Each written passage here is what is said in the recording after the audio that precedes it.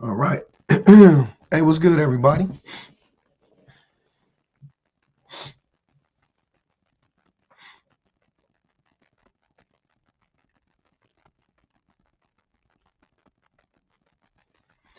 How y'all doing?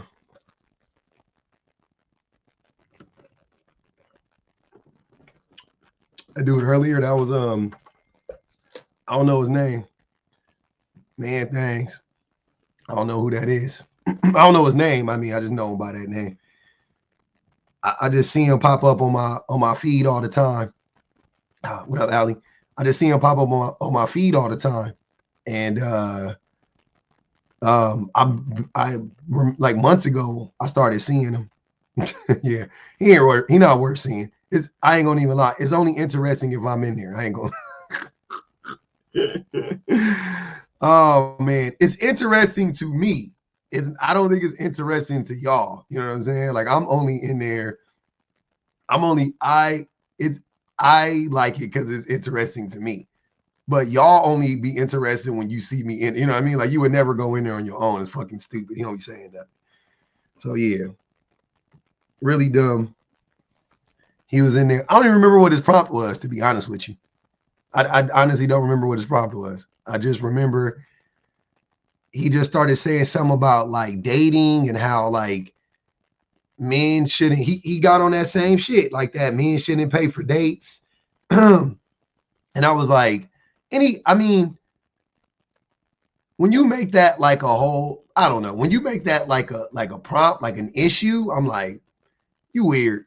You know what I'm saying? Like you can have a discussion about that. You could talk about that, you know, to some extent or whatever. But when you make that like a topic, like paying for dates is like that's what's ruining relationships. Like, nigga, the least of our worries is the fact that men still need to be paying for dates. Like that's not the problem. Who pays for the first date or second date? Like who fucking cares? The problem is what happens when motherfuckers get married or when motherfuckers get behind closed doors and they get in relationships, right? How the men treat them, and you know what I'm saying. That's what matters. Oh no, yeah, he was fried. But hey, let's talk about it, man. They can lead you wrong. Oh man. So I am starting to come around. I'm starting to come around to this idea that naturally women are better leaders than men. I'm really am. It's y'all be patient. Y'all be patient. Don't judge me. I'm starting to come around to there might be something hardwired where women are actually supposed to be leaders. You know, this is kind of crazy. What makes you think that? History. History. All right, educate me. Yeah. What part? Like how terrible the world is right now, how terrible the world has been for the last, I don't know, millennia. What part of history do you want me to point you to help you understand this better? Well, it just seems kind of strange. Like, yeah, can you give me a community that's because I'm uneducated. So can you give me a woman-led community that's kind of been prosperous? There aren't any currently. That's the point. But I could give you. It's not about naming a community of women that is naming a community led by women. It's about looking at how men are leading right now and have been. So you want to compare it to women? Are you saying like, well, men are doing just fine? Is that because that's what I would argue. Are men actually doing good? If you want to use that point, you can say that children would be better leaders than adults. We should put children in government just because, look at the way adults are running the world. Just, maybe we should give children a chance. No, that's stupid. Wait, what? You haven't seen a children-led government, so how can you say it's dumb? Oh no, we've seen the world. The reason why I don't like going back too far is because history is weird, right? In that it's not really true. It's not really reflective of what really happened because of the people who wrote the history, right? So I kind of shy away from talking about like too far back. You know what I'm saying? Like I'll do like a generation or two, and then I'll be like, let's go from there. But at one point in time, scientifically proven, there were more women on the planet than men, right?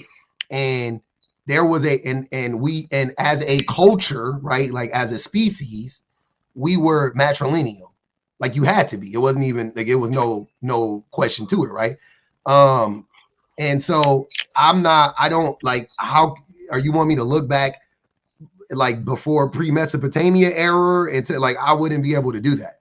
That doesn't make sense to me. But I could tell you that when women lead in other areas, the outcomes are significantly better.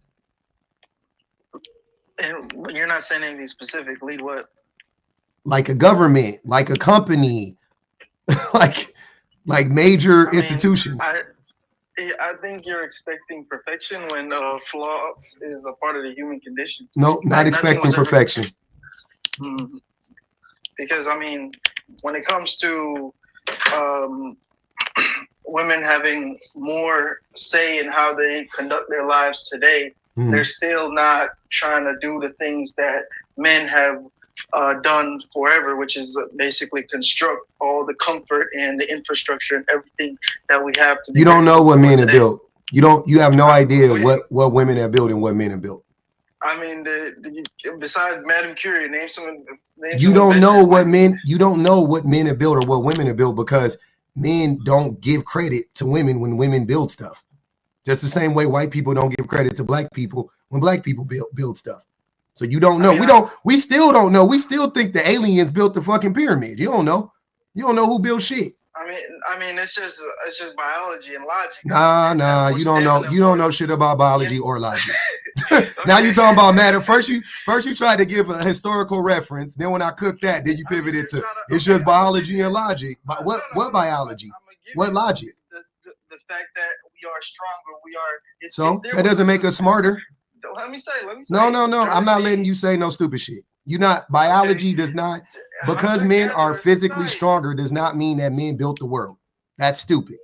Really? Yes. So when it comes to blue collar jobs, who is the dominant? Yeah, this point gets cooked every single time.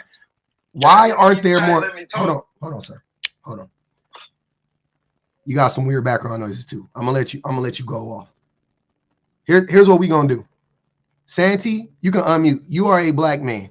This is gonna be for you too. I think Viking Corn is a white man. So this is gonna be a good conversation for both of us. For both of us to have. You said what? I'm Hispanic. Hispanic, okay. That's not a race, but I got you. So Santi says, who does all the blue collar work? All right, Santi. You a black man, I'm a black man.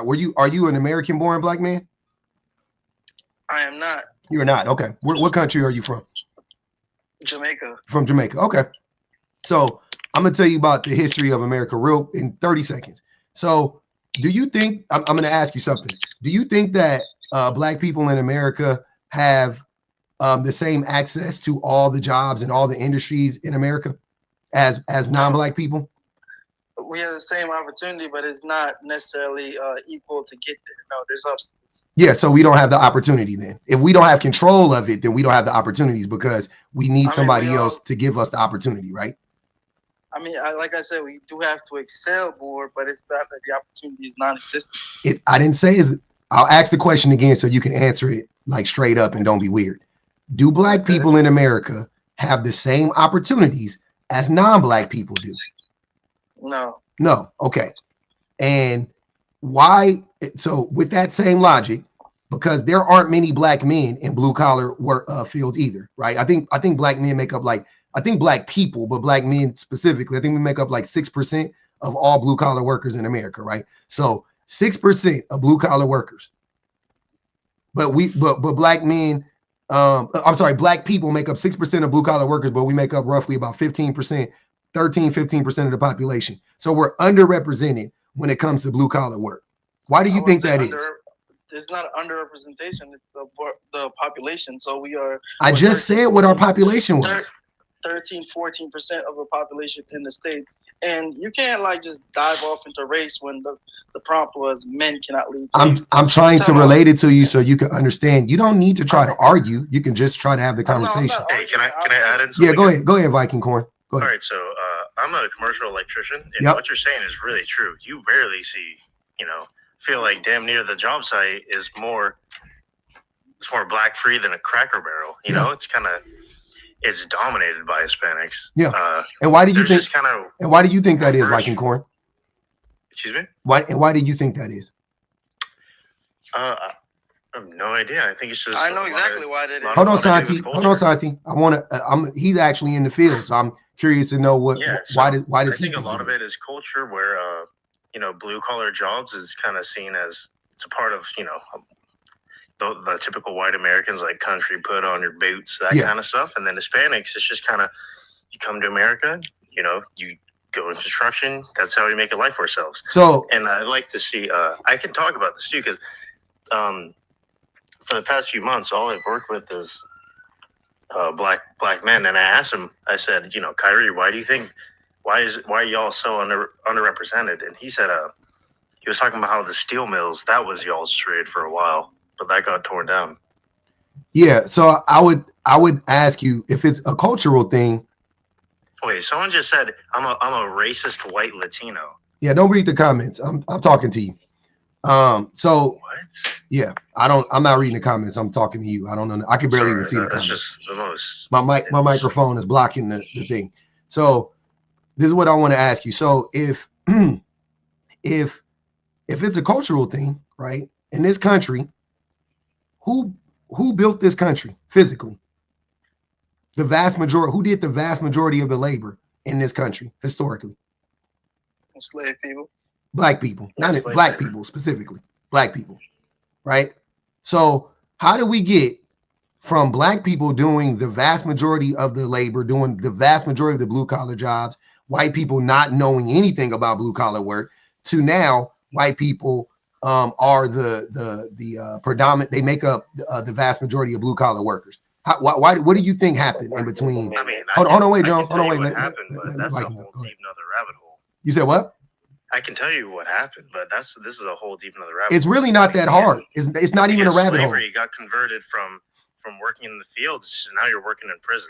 No, so you missed over a whole thing. So this taking too long. You guys are it's not that hard.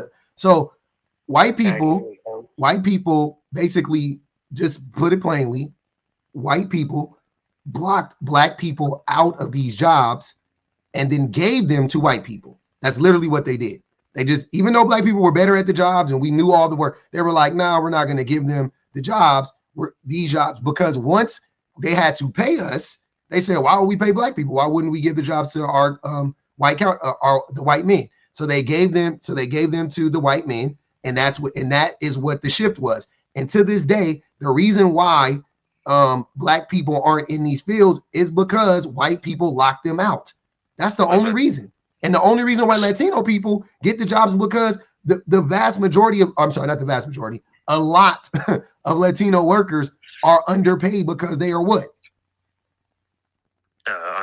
Undocumented workers, exactly. If there wasn't an influx of undocumented workers, there wouldn't be many Latinos in construction and whatnot. I don't think that's true. It is true.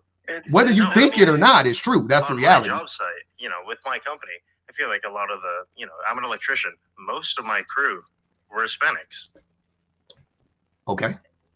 And maybe that's just a person. I haven't looked at the total demographic of all American work task force, but I can tell you on my job site, it's mostly Hispanics. Most of us are documented. I'm not understanding. So you're going to take your. So you're saying that white people took away black jobs and gave it to Puerto Ricans? They weren't black jobs. They took away jobs, though. They locked black people out of jobs, gave them to white people. Locked them out how? Just didn't hire them. If you want to build something, hold on, wait. If only white people could build a building, let's say, I'm just for an example, right? If white people want to make the Empire State Building or the Sears Tower or something like that, whoever is paying for that gets to say who works the job, right? It's simple as that. And then they just was like, we're not gonna hire no black people. We just gonna hire white people to do it. That's like, I don't know why y'all. This is not rocket science. I mean, obviously there's gonna be those barriers back in the day, but if we're sir, talking it about now, is today. It's the same thing today. Hasn't changed. It definitely has to do with your education. For you to even be an electrician, you have to do an apprenticeship. They don't want it. Your high school diploma, your GPA. Black people don't even want to get educated in it because they are locked out. Like, that's what I'm trying to tell you. Like, a lot of black men, a lot of black women, a lot of us don't want to do stuff because we see historically that we are being locked out. We see it happening over and over and over again. That's what I'm trying to tell you. Like, it ain't like it ain't like they can't be an electrician. Of course they can. They can. Black people can do whatever white people can do. We can do, men and women can. It brings me to my point. Women can do whatever men can do. Right? Oh yeah. Let's go back on that. So why aren't there more women in the? For the same reason, for the same reason, there's not more black people, because men lock out women. And white people lock out black, but it's the same group of people. White men lock out everybody. Period, point blank. And if a man is in control, he is going to lock out, he is going to discriminate and lock out marginalized groups of people. He's going to lock out gay people. He's going to lock out trans people. He's going to lock out black people. He's going to lock out age. Like, that's what you would do? No, that's not what I would do. If you were the head, but you're a man though, so you. That is not every man. Man is general, not every, sir. You don't understand context clues? I didn't say every man would do that. I said men. If a man is in control. Yes, in general, generally speaking. Y'all are something else, yeah.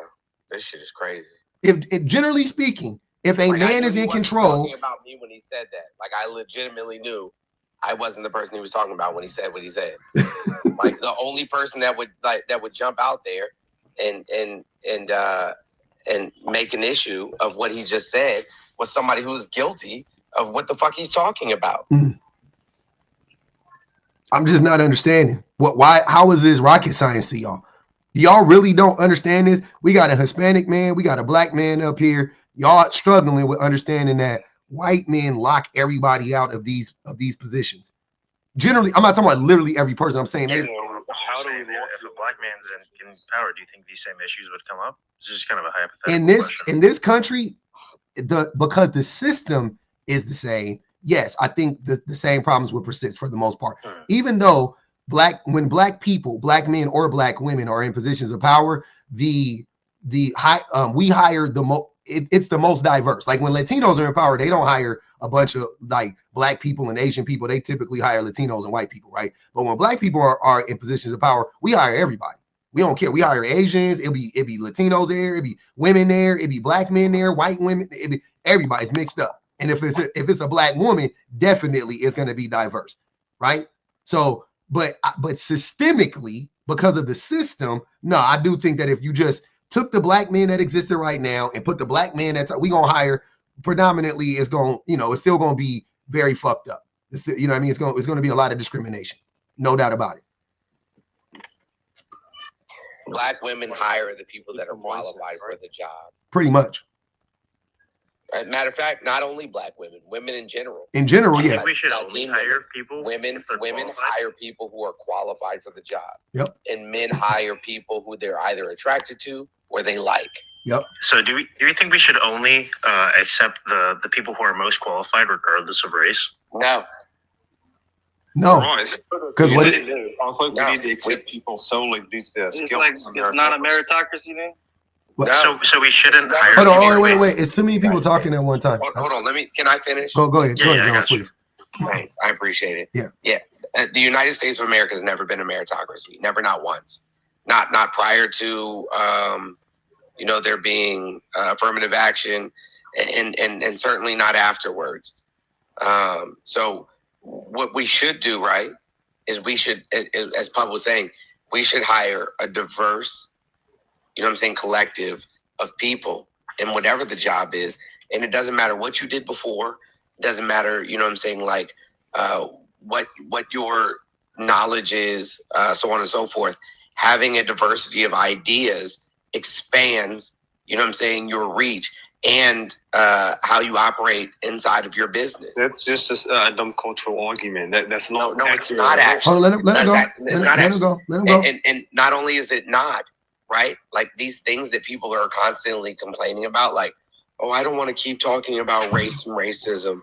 I don't want to keep being bothered by X, Y, Z.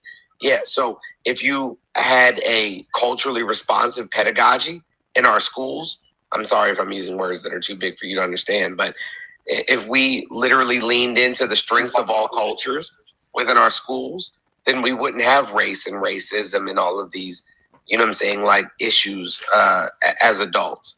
Also, go ahead. Go ahead, fam. No, I was going to say, so, and just to that point, also, if you, the way that I look at this, I want to also do this. I like to do parallel so people can understand it better. So do you guys know why there are laws against you sleeping with your biological mother, father, sister, brother, things of that nature? Why it's like highly frowned upon for human beings to sleep with their biological family members, especially the ones that are closest to them. You guys know why that is? Yeah, it makes sense. Similar blood is gonna lead more to disabilities. Yeah, exactly. Yeah, right. Okay, cool. So the healthier, the if you want the outcomes to be healthier biologically, what do you need to do? I don't know. Diversify. You need to diversify. Okay. So why do y'all think, to Mr. Charles, why do you think that when it comes to social problems and social issues, that logic wouldn't apply anymore? So I'm saying, even when it comes to marrying, you just want the partner that's the best for you, right? And that goes genetically as well. So for a job, it should be the same thing. It's not the person that's most different from you. It's the person that's most suitable. And you should look at this. We know that, your sir. Your analogy fits this perfectly. The reason why I could say that I would not want to do incest is due to the fact that it's not the best for me genetically, right, or for my children. And the same thing in the workplace. It's not about the person's race or ethnicity. It's about, are they best for the role? In practice, that would work, Charles, but that's not how it's actually. But why are you advocating? Well, you're advocating for that. Hold on. Okay. What did you say? Hold on, wait, Charles. Let me ask a question. Lynn, go ahead, Charles. Ask the question. So I'm saying, why you saying that? You're like, for example, what's his name? Jones was saying we need to not do it as a meritocracy. So if America historically was not a meritocracy, and that's why it's bad, why would you like to not have those values going forward in the future? You know, you're trying to bring the same racism, but just give it to a different group. I think that as Americans, we should just instead have a meritocracy. And if the black guy is the best, then he should be in that role. But if he's not the best, then you got to go home and pack your bags, right? I don't think anybody is arguing against that. I think that's exactly what we're saying. Why are you guys? No, you're saying men shouldn't. There should be women. I was in the middle of saying something. That's how it would work in practice. But that's not what they're actually doing. You can say that, and I can tell that you're YT by the way that you say that, because as a YT man, you have the privilege of saying that's how it should be. But that's not how it's practiced in our country. We very much so work off of a caste system. Black people are at the bottom of the caste system. We are not given opportunities. Sounds like based you're victimizing yourself. Sir, it's not victimized. Look at the presidential election. Hold on, y'all. Before we get too far off the nobody is victimizing themselves. You don't victimize yourself. We are victims first and foremost. And all we're doing is recognizing our victimhood, right? Do you mind? So are you saying recognize your privilege? All black people solely because of their skin? Say it again. What'd you say? Are you saying that are you generalizing, saying that all black people in America are victims due to their skin? Yes. All people of color, basically, right? Yeah, 100%. Okay, so even can you give me an example? You're generalizing, so basically you're saying all of them experienced it, right? Every black person has experienced racism. Can I give a good analogy for this that I feel like explains it pretty well? Go ahead. So, Charles, me and you are gonna play Monopoly real quick, okay? For 200 years, you're gonna not only roll for me, but whatever property you land on, I'm going to take from you. I'm talking about... You're going to roll on your turn. You're going to roll for me. I get it. But I'm saying for today, I'm talking about modern times. Yeah, let me this I don't know why you... wait, hold on, real quick. Charles, it still applies. I don't know why you guys think like we're post-racist. I'm not done. Or some shit like that. I got you. 200 years, we're playing Monopoly, and he's rolling for me, and I'm getting his money and his property. And then I say, oh, wait, that's bad. That's not really fair. Here, you can start taking your own turns. But if I already own the entire board and you built me all of my economy, it's still not fair to play the same game. You have to start new, right? So can you repeat that question again? Oh, my God. If we're playing Monopoly for 200 years... Yeah, I get that. I'm saying just repeat the question you said at the end. How is that the same? Even though I'm still now letting you take your own turns, how is that a fair game? Well, I would say that's obviously not a fair game because that's the rules of Monopoly, right? But in real life, yeah. So you're still a victim, even though there's still no rules against you. You can take your own turns, but you're still not fair. It's more like you played that game for 200 years, or your ancestors did, and now you're given the opportunity to play a new set of Monopoly games with a new set of people. It's a whole different game because you're not. No, it's not. No, it's not. For example, it's the same game. I wanna jump in and say no one's disputing racism. I was in the middle of saying something and I was cut off by Charles. Okay, go ahead. Can I say this and look at it like this too? If Black people, we've been locked out of systems, so the monopoly analogy actually works. We don't own any of the major businesses, corporations. Therefore, we can't afford people who look like us the opportunities that we need in order to gain economic advancement in a system that, we were designed strategically to be at the bottom of. Therefore, even when Black people do get ahead, and let's say the only thing we can do is to own the businesses, but we're also socialized to not think that we're able and capable to have said businesses. Yeah. Therefore, we are in a lose-lose position all the way around. And like I said, you're coming from a place of privilege, Charles, to sit there and say that Black people just need to buckle up their bootstraps, tie up their bootstraps, and work harder. And I don't think that it's fair for you to have this conversation if you don't have the range to understand that you're privileged. Because it's disingenuous. What I'm saying is, you said Blacks do not own the major businesses and companies. Now, do you think we should just give them rules? How yes, about they make a company? I think they should. This is what I think they should do. They should give. Hold on, wait, Charles. They should pay. They don't have to give Black people ownership of anything. I'm with that. What they should do is, they should keep their promise and give every Black person reparations, and then when you do the act of repairing something, you change your actions moving forward, right?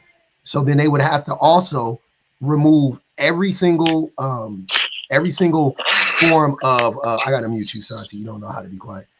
Systematic oppression that exists, and just allow Black people and women and everybody, to be honest with you, to just actually be free.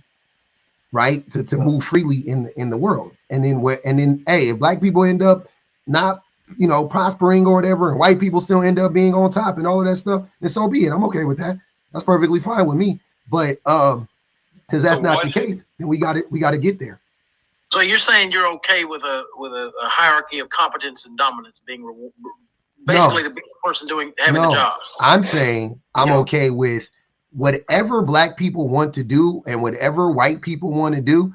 If they don't want, like, I'm not a leader. Like, I don't want to be some fucking leader. I don't want to be no CEO of no company or anything like that. You know what I'm saying? And I'm perfectly okay.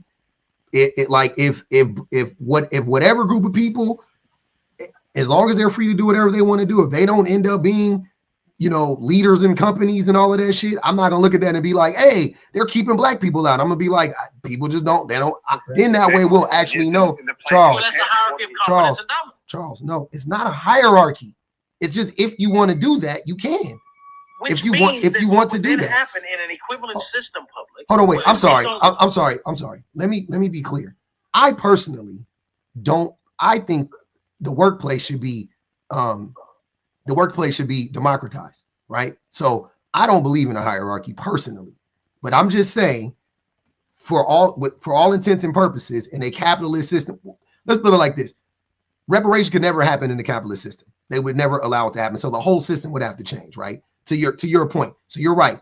If that's what you were getting from what I was saying, I apologize because I wasn't being clear. Yeah, that's what I was. Yeah. The whole system would have to change. Okay. The whole entire system. That's what I was trying to understand. Yeah. No, the whole system. You couldn't give black people reparations and then keep capitalism around. It wouldn't exist. You know what I mean? Capitalism would fold if you gave black people reparations. Hence the reason they won't give black people reparations. I understand your point. It wouldn't fold, but I understand. No, I don't get it. Can you explain that? No, it wouldn't. Yeah, if you gave black people for capitalism to work, there must be a permanent underclass, right? Black people are that permanent underclass. So if you gave black people the quote unquote permanent underclass, capitalism, gave black people reparations, then the capitalism that we have right now would fold. It wouldn't exist. It would have to be something else. My question would then be along that line of thinking, why are you saying that capitalism would fold, assuming that black people got reparations? Because according to the most viable data on that we have, every black person is entitled, based on the book From Here to Equality, $250,000 for the cost of slavery. Supposedly, that's what Dr. Sandy Darity and others have calculated. So let's assume. What is it? Charles, why are you talking so much? Hold on. So assuming, again, and have you read that book, Public From Here to Equality? Nope. Well, that book calculated the cost of slavery for, I think it was $20 So it calculated black people were we should get a check for $250,000. Let's assume that every black person that could trace their lineage back to chattel slavery got that check. Are we really having a conversation with this? How does that happening eliminate communism or eliminate capitalism? Excuse me. If you $250,000. Can I address this, please? Go ahead. Well, I was asking public, Mr. Jones. Yeah, nobody asked you who you were asking. Go ahead, Mr. Jones. So spicy today. The election must be getting to you still, huh? Making sure you're done. Go ahead, Mr. Jones. Thank you. So, when black people talk about reparations, or talking about being, given reconciliation for the things that they have gone through, we can throw slavery out the door. It has nothing to do with fucking slavery. It has everything to do with after slavery. So it has to do with black codes. It has to do with vagrancy laws. It has to do with Jim Crow laws. Which is all to do with slavery. Why are you talking while he's talking? He interrupted me. Shit. No, he didn't. You asked me a question. I stopped and I let him answer it. Nobody interrupted you. Slavery, is it not? Only no. Let him finish. I don't know what part of what I just said you don't understand.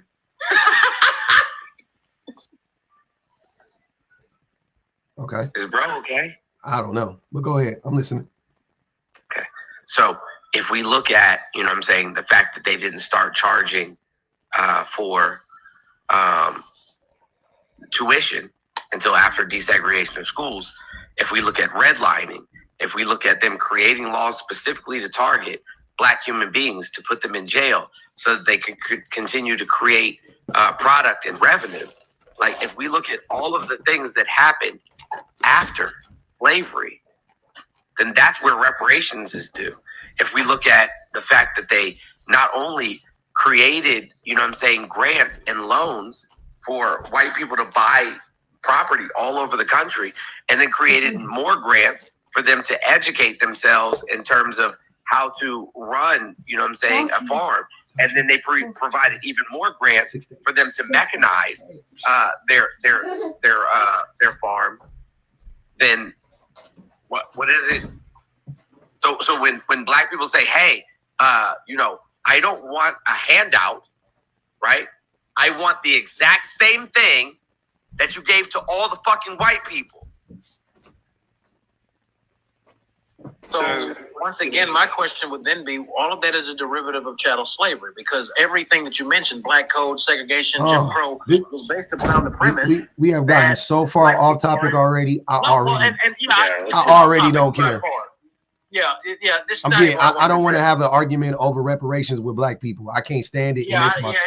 It literally makes my stomach turn. Like, I get sick. It's not even what I came in here for. Yeah, okay.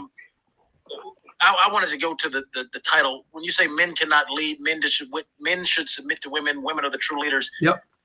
I'm curious as to what you base that on. History and what's happening right now. What's the history? Well, what history? What the hell history are you talking about? World War II, World War One, slavery, like we were just talking about. Charles, you're just saying I'm not understanding why the fuck are y'all why do y'all ask me questions and then start talking while I'm talking? That shit got to be studied. It's crazy. It's almost as if you guys don't actually want to hear my response. It's almost as if I don't know why Charles came off mic. I don't know. It's almost as if y'all actually don't want to hear what I'm saying, though you asked me a question. So you can go talk in the mirror, but let me finish what I'm saying. So at all of these, I don't call them failures, but all of these institutions that are failing the people, right? Because they're meant to fail the people, that have been set up and controlled by men are proof that men aren't suited to lead. So what proof do you have that men can lead is the question. Well, I'm okay. Well, let's look. Well, first of all, hold on. And again, you mentioned World War II. You mentioned slavery. Mm-hmm. You naming historical events in no way indicates that women are the true leaders. It doesn't indicate that. It indicates that men aren't capable of leading. That's what it indicates. Men led the conflict. Men led the conflict of World War I and II. Men started the conflict of World War I and II. See? Okay, but public, that doesn't, them starting it also means that they led it. It doesn't, you don't make sense. One negates the other one. What you just said doesn't mean anything. Like, hold on. Let me help you understand how this works. If women are actually wait. I gotta help you. I help you out. This is how it works. If men want to consider themselves to be the leaders, right? They cannot. It's not about the best things that men do. It's about the worst things that men do, right? That's how you have to look at it. And you guys like to always highlight, like, oh, we led the conflict and da. Both sides were fucked up in World War I. That's a defeatist argument. That's literally. Hold on. Both. Hold on, Julio. I need for you to stop talking while I'm talking, because I'd let you talk, but you got to let me talk. Okay. So what I'm saying is that it's not a defeatist argument. That's stupid. It's just a reality. You have to judge people based on, and you have to judge the group based on the worst that they do, not the best. Because the only way that men were able to shine is because men were so terrible. Like, if men, it's always about the floor, not about the ceiling, right? It's always about the floor, not about the ceiling. So basically what you're saying is like, there are men to protect us. We need men to protect us. And then the response to that is what? Always to protect you from who? From other men. So the problem, the cure isn't we need more protectors. The cure is we need men to stop harming people, right? That's always the cure. And we wouldn't need protection if men weren't harming people. So it's always about the worst thing people can do, not the best thing. And men not being logical enough to understand this is another reason why I think men aren't suitable for leadership. Because men think that it's our jobs to be heroes. And I'm telling you, it's not. Your job is to leave people the fuck alone. That is your job as a man, as a human being. Your job should be not to harm people. That's it. If you harm people, you are not healthy for society. You are a net negative on society, which men are. So what are you guys not understanding about that? You keep asking me, what are the examples? The examples are all around you. It's wealth inequality. It's slave. Go ahead, Charles. You can respond. So I would have to say, just because we have some evidence of poor male leadership, that doesn't mean that females are going to be great leaders. Of course, there's bad on the male side, but historically, could you name one female leader? There are many female leaders.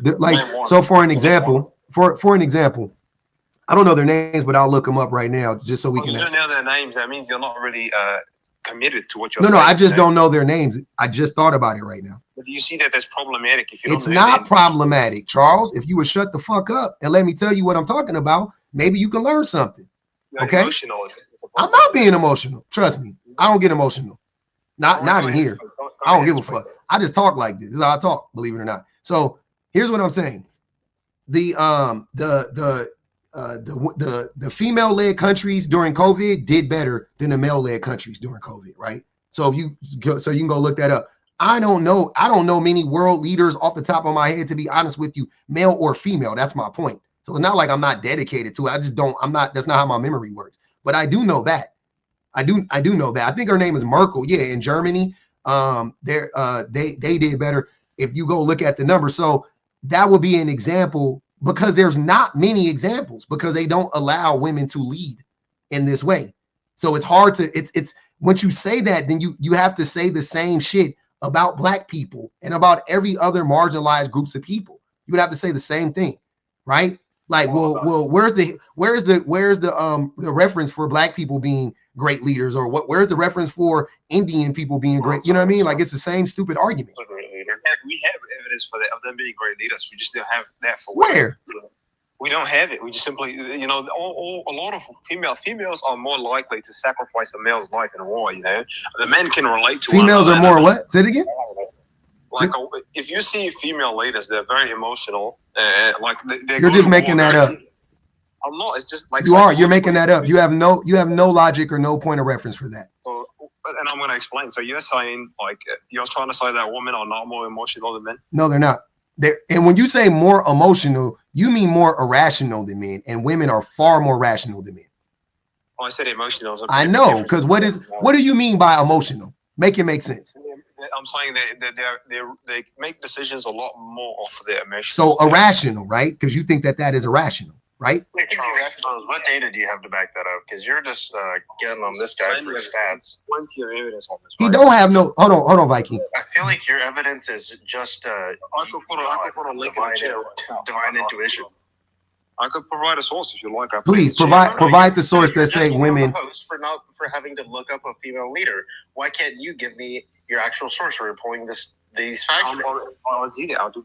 If you can give me a moment, I'll do that. I'll pull up the source. No, that's so hypocritical. You're just getting on this guy for not being able to name a female leader, but then you can't do it yourself. You couldn't name a leader, you fucking idiot. What are you saying?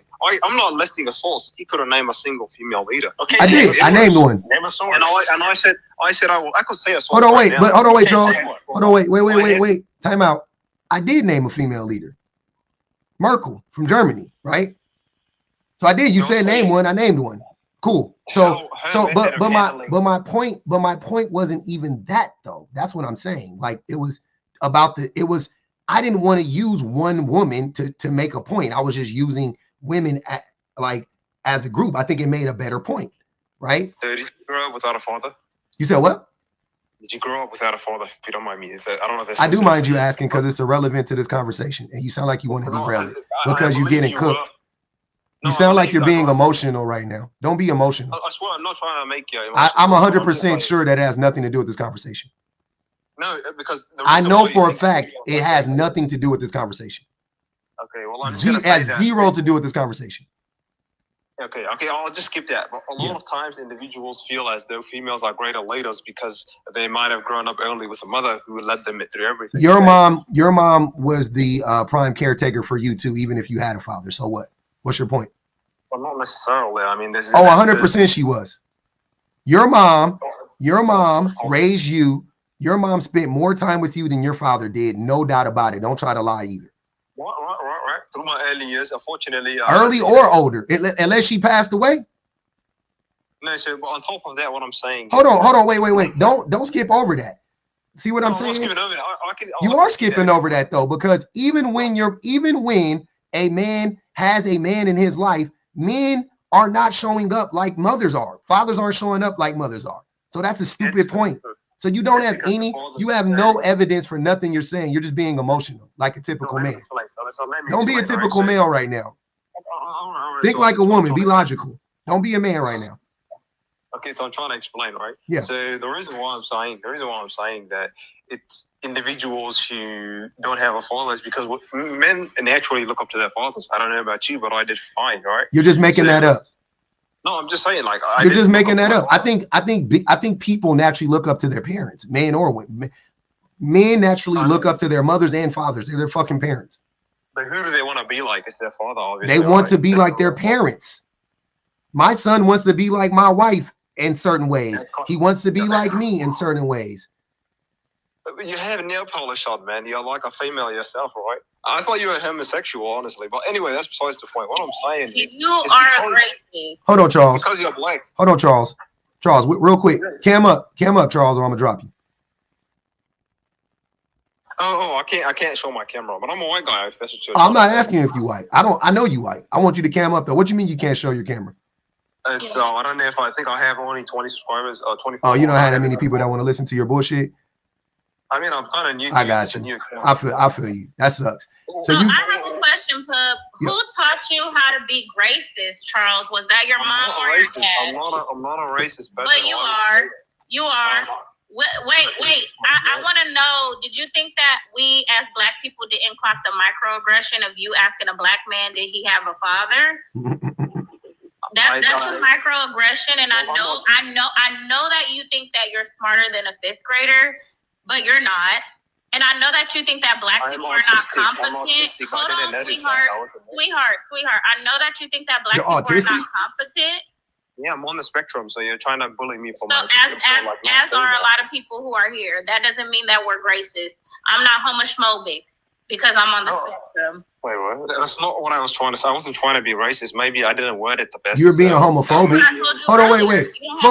Fuck the racism. You was being homophobic, and you're being sexist. I was saying that, you know, I thought you were one. What makes you think I'm a homosexual? Because my nails are painted? I will slap the dog shit out of you in real life. Why would you be violent? See, this is. No, I'm just saying. I'm saying. No, here's what I'm saying.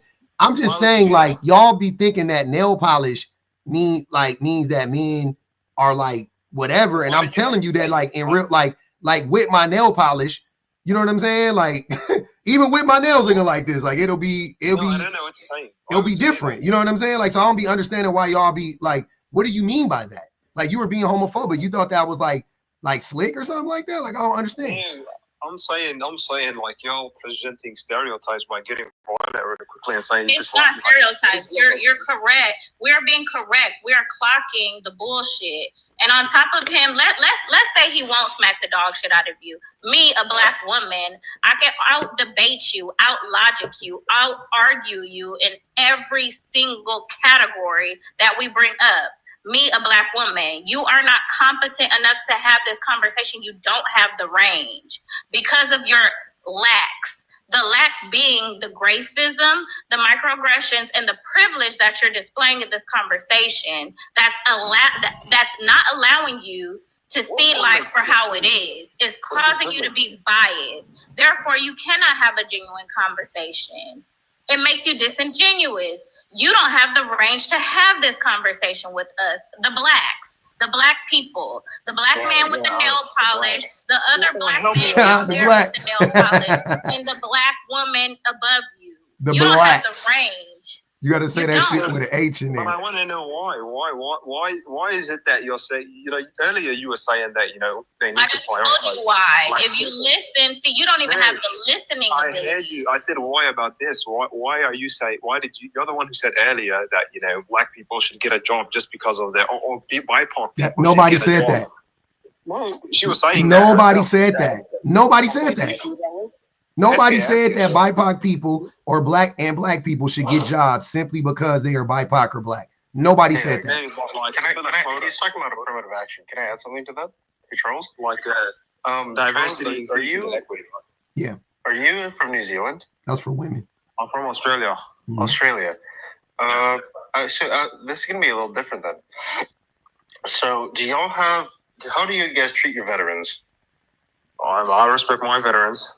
Do you think do y'all have a thing when you file out a application where you can file as like, oh, I'm a veteran?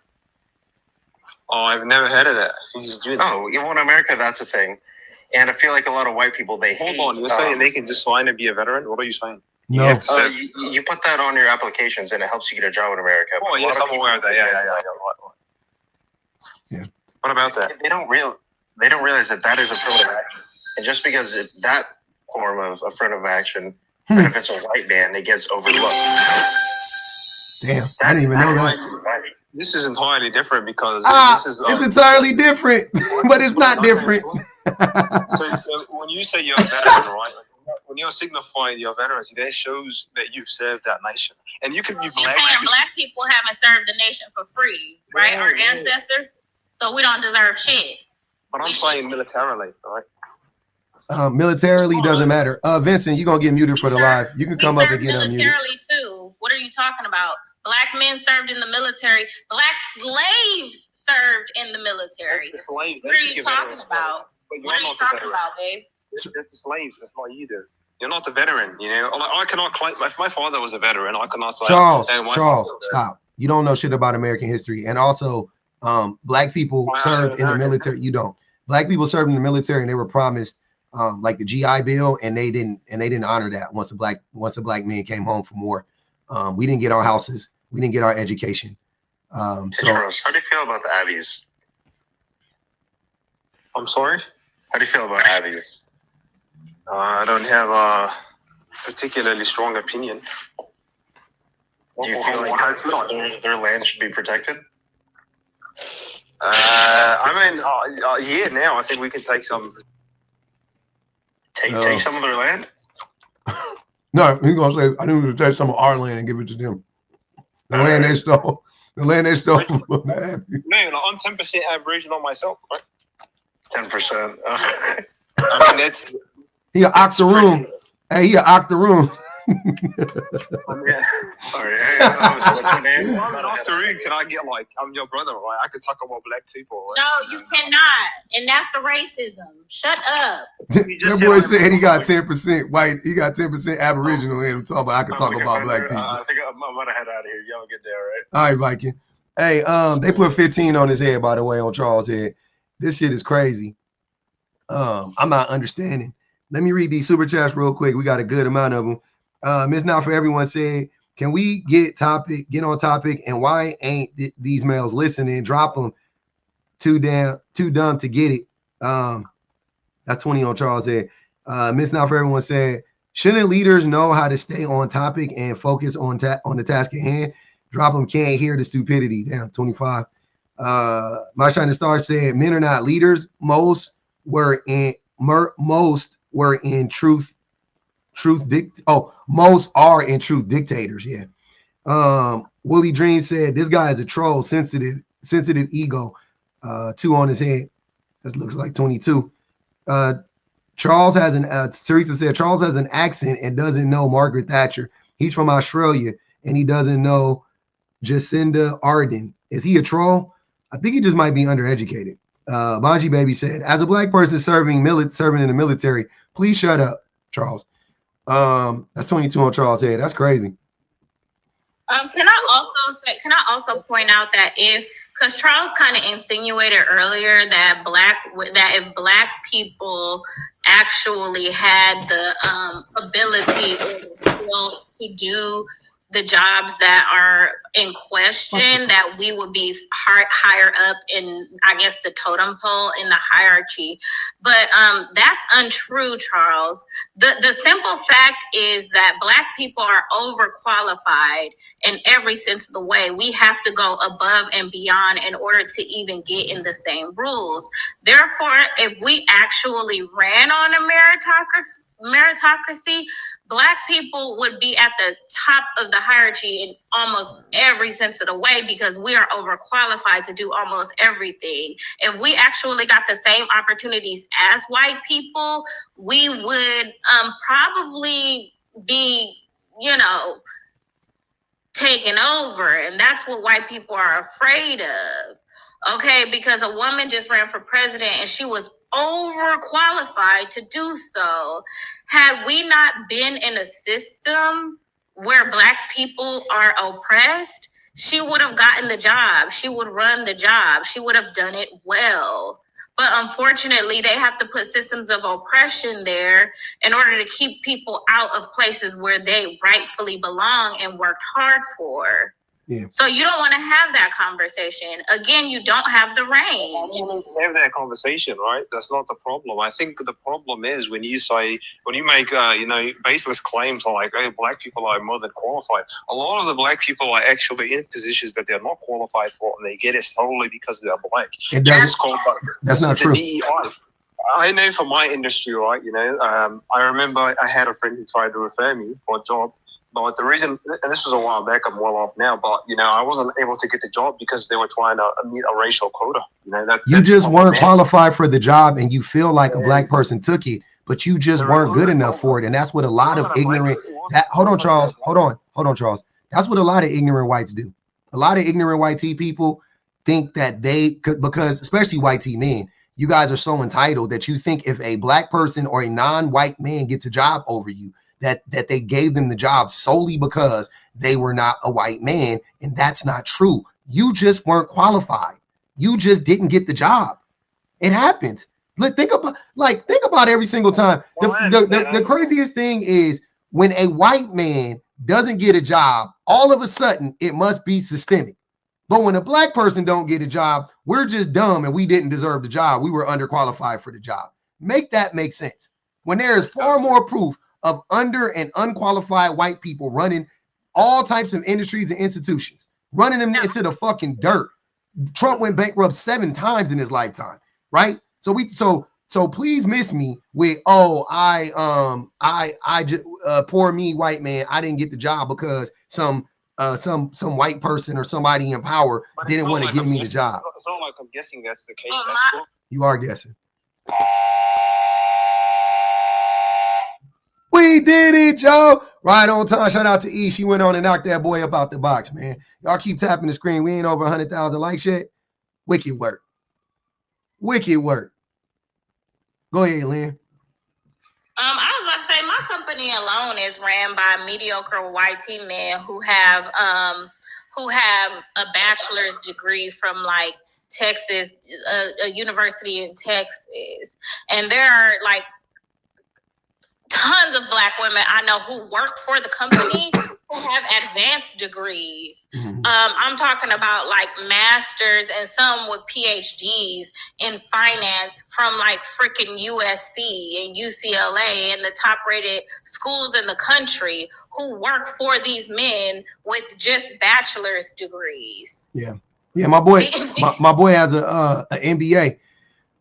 My boy has an MBA, and there's people, he talks about it, how there's like people getting hired in positions higher than him, barely, some of them just got promoted, no degrees whatsoever. Some of them had bachelors. This fool got a whole MBA. He started off higher because of his MBA, but he hasn't, you know what I'm saying? Like if he was a white T man, he's like, yeah, I would be, like VP by now, and he would be. I guarantee he would be. But since he's not a white T man, he ain't. He thought, and he don't even want to see that shit. He not even that dude. He be like, I be the one. I've been telling him forever that it's because he black, and he just now, like the 3 or 4 years, he been like, man, you might be right about that. So he not even that guy. Go ahead, brown sugar. I just want to say that it's crazy. Oh, we can barely hear you, man. Can y'all hear me better now? Like pretty much can't hear you at all. Sounds like you're like really far away from your phone. Go ahead, Pumpkin Gnome. Oh, hi. Thank you for having me again. Just to get on the prompt, it's like kind of for men listening, it's not that, well, it is that men have proven their inability to lead effectively. Mm-hmm. In other words, when you lead effectively, everyone has housing, everyone has food, everyone has educated. That's sort of at the top of the concern list. And whenever women are in power, what we do, just like what Kamala Harris wanted to do, is make sure that you can get a home, make sure your children are fed. During COVID, she issued the child tax credit, which decreased child poverty to an almost historical level. It was almost at 0. And we want to make sure that you're properly educated and that even if you necessarily are not working a programming job or a regenerative AI job, or you don't have an MBA or you don't have a Juris Doctorate or a doctorate or anything, you are still making money at a livable wage, meaning a wage that corresponds directly with inflation. Mm-hmm. There should be no year when your wage is not going up. That's ridiculous. Mm-hmm. Your wage should be on par with what you're paying at the grocery store or at the gas pump. Yep. And that's really only possible through putting people first and, like Public said, truly democratizing the workplace. Now, I know a lot of the time that's thoroughly correlated with socialism, which it is. That's not Marxism, that's more socialism. But that is what we're saying. Now, one guest brought up World War I and World War II. I did. The accomplishment. Yeah, okay. Now, the accomplishments in World War II that a lot of men look to are, it was the first war where weaponry was highly mechanized, meaning they developed a weapon where you could kill or you could unalive, I apologize, tens of people at once. You could kill, unalive. You could do that to 50 people in 35 seconds. To me, that's not an accomplishment. Now, it's a fact of our world, but this is also why we have children not coming home at night, or children not coming home from school, or adults not coming home from school, or old people, elderly people who went to the grocery store not coming home from doing that. I think what a lot of men consider an accomplishment, they have to realize is not one. Yeah. Now, it might cement the hegemony of your country.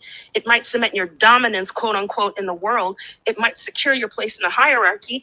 And I said this in the comments, a hierarchy only indicates that a society is truly insecure, because hierarchies are primitive and insecure.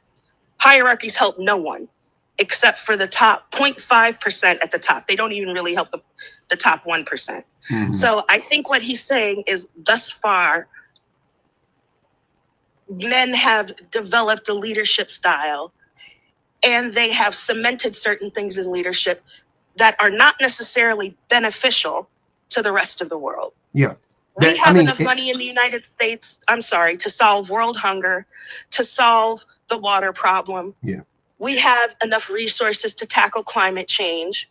And all of those things are not being done because we consider tools from Lockheed Martin and Booz Allen more important than people having vaccines, and people having water, than people having housing and education. What's his pastor's name?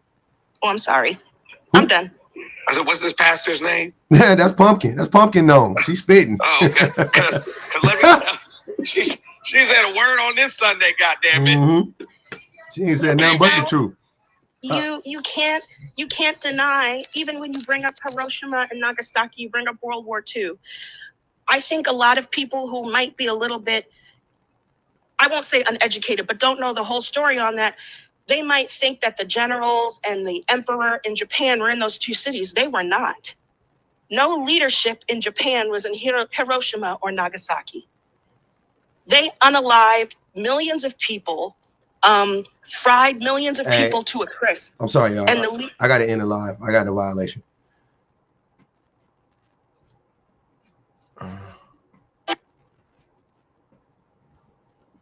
I apologize. The live had to end.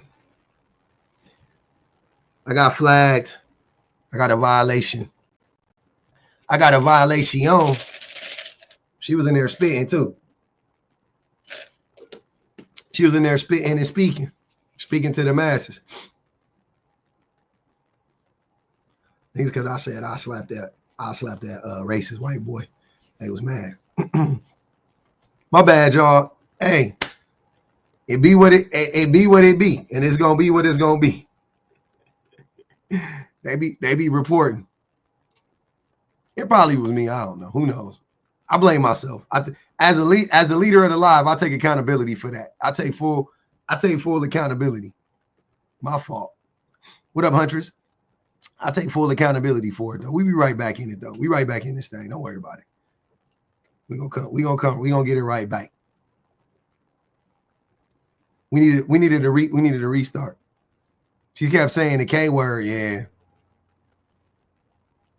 she did. Yeah, women in male fields is one of the funnier things on the planet. I've been keying at that for 72 hours straight. What up, Sean? I literally told you that. Pay attention to the comment. I literally told you that some of those people, because they know how TikTok and the algorithm works, they pretend like it's their first time on TikTok. But Charles, he was trying to get your live banned. Once he threw out that A word, the AD thing, and started saying, so y'all are discriminating against me because of my disability, I already knew he was going to report the live. So whenever somebody starts getting kind of like antsy about shit like that and starts throwing around that stuff, it'll get you flagged faster, because what TikTok will do is play it back, and they'll say, well, they were kind of talking about they were, calling him out about his ASD. So yeah, just them kind of people, you got to drop them and block them, because I already know he's going to report. Yeah, that's fact. He's going to report. What'd you say, Touch? I said, what's up? Chilling, man. What's going on with you? All right, so men cannot lead. Men should submit to women. Women are the true leaders. I feel like instead of living in a patriarchal society, it should be more egalitarian. You know what I'm trying to say? Because men have proven that they are not the best leaders, but also when women were in positions of power, they were equally as likely to wage war. So I feel like it should be like both ways. No, they weren't. You want me to give you the source? You wouldn't have a source for it. I do have a source for it. No, you don't. Go name it. I bet you. Without even guessing, I know it's not true. Go ahead. Watch. Go ahead. I'm gonna come back. And Nah. You should know it right now. If you don't know it, then you don't know it. You just guessing. You don't know it. I looked it up. Okay. Then what did it say? Can I come back and put it in the comments? No. Tell me what it said. I want to know. Bro. What did it say? Just come back. No. Just tell me what it said. Have the conversation. Tell me what it said. What did it say? I'm gonna come back and I'm gonna show it to you. Nah, bro. I'm not about to sit here and look it up. You tell me. New Harper, what's good? Hey, what's going on, man? Chilling, man. Yeah, I'm just checking out your post. Just saying, so you believe that men should submit to women? Absolutely. Okay. Well, what's your premise? That men are terrible leaders, and women are far better suited to be leaders. They're smarter. They're more logical. They're more rational. They care about. They're more empathetic. So my question to you would be, in a relationship, how many women do you know that are comfortable in a relationship being the leader over a man? And does that relationship last? The vast majority of the time, the women are the leaders in a relationship. Really? Okay. Because I would argue with you that you won't even make it to a marriage if you allowed, your woman to lead all the time. I think it should be a partnership. I totally agree with you there. If you're saying, and I don't argue with you off the fact that women are smarter. Yes, my wife is way smarter than me, and I defer to her all the time. Don't disagree with you there. But what I'm saying is, I think it should be a mutual thing. And I think as a great man, I think a man who knows his equal or knows his I don't think it should be mutual. I think it should be. I think you should be. I think you should be there for support for your wife, and you should just let her lead, and you just support her. Hold her purse and shut the fuck up. Right. Yeah, I'm really at that. Like now, in a different world, when men develop and we start to evolve, then I would say that I would agree with you, right? Like I'm like, yeah, for sure. In the future, I do hope that we can get to some level of egalitarianism, right? But I'm saying today, right now, today, you gotta let the women lead. Well, Joe Budden, come up. I don't disagree. I'm sorry. No, bro, I can't hear you. I'm having a conversation now. All right, Forbes and Quiz.com, and basically these sources were basically saying, even though there are more men who wage wars, like the percentages were like equal when it came to like who was likely to start wars between. You didn't read it though. I did read it. Then what did it say? That's what I asked you before. What did it say? That's what I just told you. What it said. No, you didn't tell me what it said. And I put it in the comments. Hold on, sir. So, what women were they talking about? Queens. What queens? Okay, so monarchies, right? Okay. Yeah, queens. So they still existed in a patriarchal system, just so you know. So it wasn't like still wage wars though. So you're not understanding what I'm saying, and this is how I know. Okay, I get what you're saying. You're saying what matriarchies, right? You're trying to compare matriarchies. Yes, it would have to be. It would have to be women being in control of the institutions, and then being proven that women were just as violent as men. And then I would say, okay, but if a woman, it's just like Obama. Obama was the president of the United States.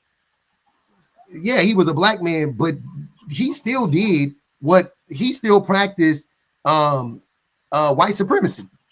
All around the planet, he exercised white supremacy because he pushed the American hegemony all around the world, right? He didn't stop dropping bombs in Africa because he's a black man. He dropped the most bombs in history up until that point as a black man. So is he excluded from accountability due to the fact that he was working under white No, supremacy? you're missing the point. He wouldn't be you wouldn't say, well, if a black man was a leader, he would do the same thing as white men. You don't get to say that using Obama as an example, because guess what? He still existed under a racist patriarchal system. So he still had to act like a white racist person, essentially, to be a president. That's what I'm saying. So it doesn't matter the skin of the color of your skin. The system is going to dictate how you move. So if women are the leaders of a country, but they still have to abide by the rules of the system, then why are you acting like women are better? That doesn't make any sense. Or worse, I'm saying, or the same. I'm sorry, in this particular instance. Why the same? Okay. Why would that prove that women are the same? That's what I mean. So you didn't. So instead of you have to look at it from a holistic standpoint, right? Oh, I get what you said. Not an individual. That was my fault. Yeah. Right. The way I was supposed to present this argument, I was supposed to compare matriarchal societies to patriarchal societies. Yes. All right, I get what you're saying. All right. In that aspect, the reason why I did that was because in matriarchal societies, it's not revolved around oppression and oppressing groups of people. It's more like equality. So I wouldn't be able to even exactly. Which proves my point. That women are better leaders than men. Yeah. Wouldn't that prove my point? So public, hold on, wait up, Tut. Go ahead, New Harper. No, okay, so now I'm getting the gist of the conversation. I apologize. So I don't disagree with you that women are better leaders in a perfect world where there's no violence going on whatsoever. Doesn't have to be perfect. In any world, women are better leaders. In this world right now, currently under these fucked up systems, women are better leaders than men. Even right now. Wait. Here's the thing, though. This world is messed up, and in situations where we might have a woman leader who's leading actually a quality, a quality country. There's other leaders like Putin out here that would try to take what is happening, in America from us. So I don't disagree with you on the sense that women can lead and they can lead better. However, this is a violent world, man, and that's the issue in and of itself. Like, the reason why men became the leaders of women is because, guess what? When the cavemen were in power, guess what we did? We hit them over the head, and you know what? We took women. So I'm not understanding the relevance of this. I think you should have stopped once you acknowledged what I said as the truth. You shouldn't have said but, because everything you're saying after that is irrelevant. So I hear, look, like you stated, when it comes to being a leader, women can lead and they can lead efficiently. But this is a violent world, and men create violence. If women were the leaders, the world wouldn't be as violent. That's the point. So stop saying it's a violent world. You're assuming that all women all across would have to be leaders for it to happen. Yes. It will never. This is a made-up scenario, New Harper. Okay, that's Jesus Christ. This is a made-up scenario. Okay. My apologies. Hypothetically speaking, if you let women lead, the world would be better. Period. Don't disagree with you. Don't disagree with you. That's all I'm saying. What the fuck? Where's the patriarchal society? You say so? If women still led under the patriarchal society, it would still be better. It would still be better. Well, it wouldn't. I just gave you a source that told you that even when they lead under a patriarchal society, they are just likely to, cause harm. That's one, sir. That would be, first of all, that would be one aspect. Second of all, there's not proof of that now. So I don't know what happened during the monarchy. I don't know, and I would have to read that and try to. Well, I'm saying there's already been research. I got you. That proved my point. Let's see Lou. Let's see Lou go, and then I'll come back to you. Hey man, hey, you got a good thing. I do disagree with you. And I got a question when they done, Pub. Okay. I disagree with you, man. I don't think women are better leaders than men. overall, like just by nature, better leaders. I believe a woman can be a good leader, and she will be able to lead in whatever situation she's in until she comes up with a situation that she can't overcome, like maybe a more powerful. Let's just say if you have a woman leading you, right, she's gonna do a good job leading you until she runs into a more powerful man than you and her. And then at that point, she's gonna acquiesce for survival to that more powerful force. What are you talking about? Following what I'm saying? No, because you're just talking about violence. Like men always have to boil leadership down to violence, which further proves that men are not really suited to be leaders. Like, because men only think in violence. That's all we think in. Everything is rooted in violence. No. Tut, please stop. It ain't necessarily violent. It ain't necessarily violent. Then what are you talking about? What do you mean more powerful man?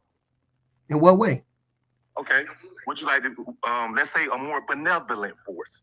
It could be a force that's more benevolent than her. What do you mean? The force could be more benign, and she could be impressed by that force. She could be like, this force is more benevolent than we are. What do you mean by that? What do you mean more benevolent? What do you mean? What are you talking about? Well, you said violence when a greater force. Yeah. A force that's greater than the force that she In what way, CeeLou? In what way? What way do you want to talk about? Anyway, but you said it ain't violent. So in what way? Well, yeah, so let's say they're playing ping pong. Let's say they're baking cookies. Let's say they're raising children. Let's say they're writing books. Let's go with poetry. All right, say you got a woman and she leads you in writing poetry.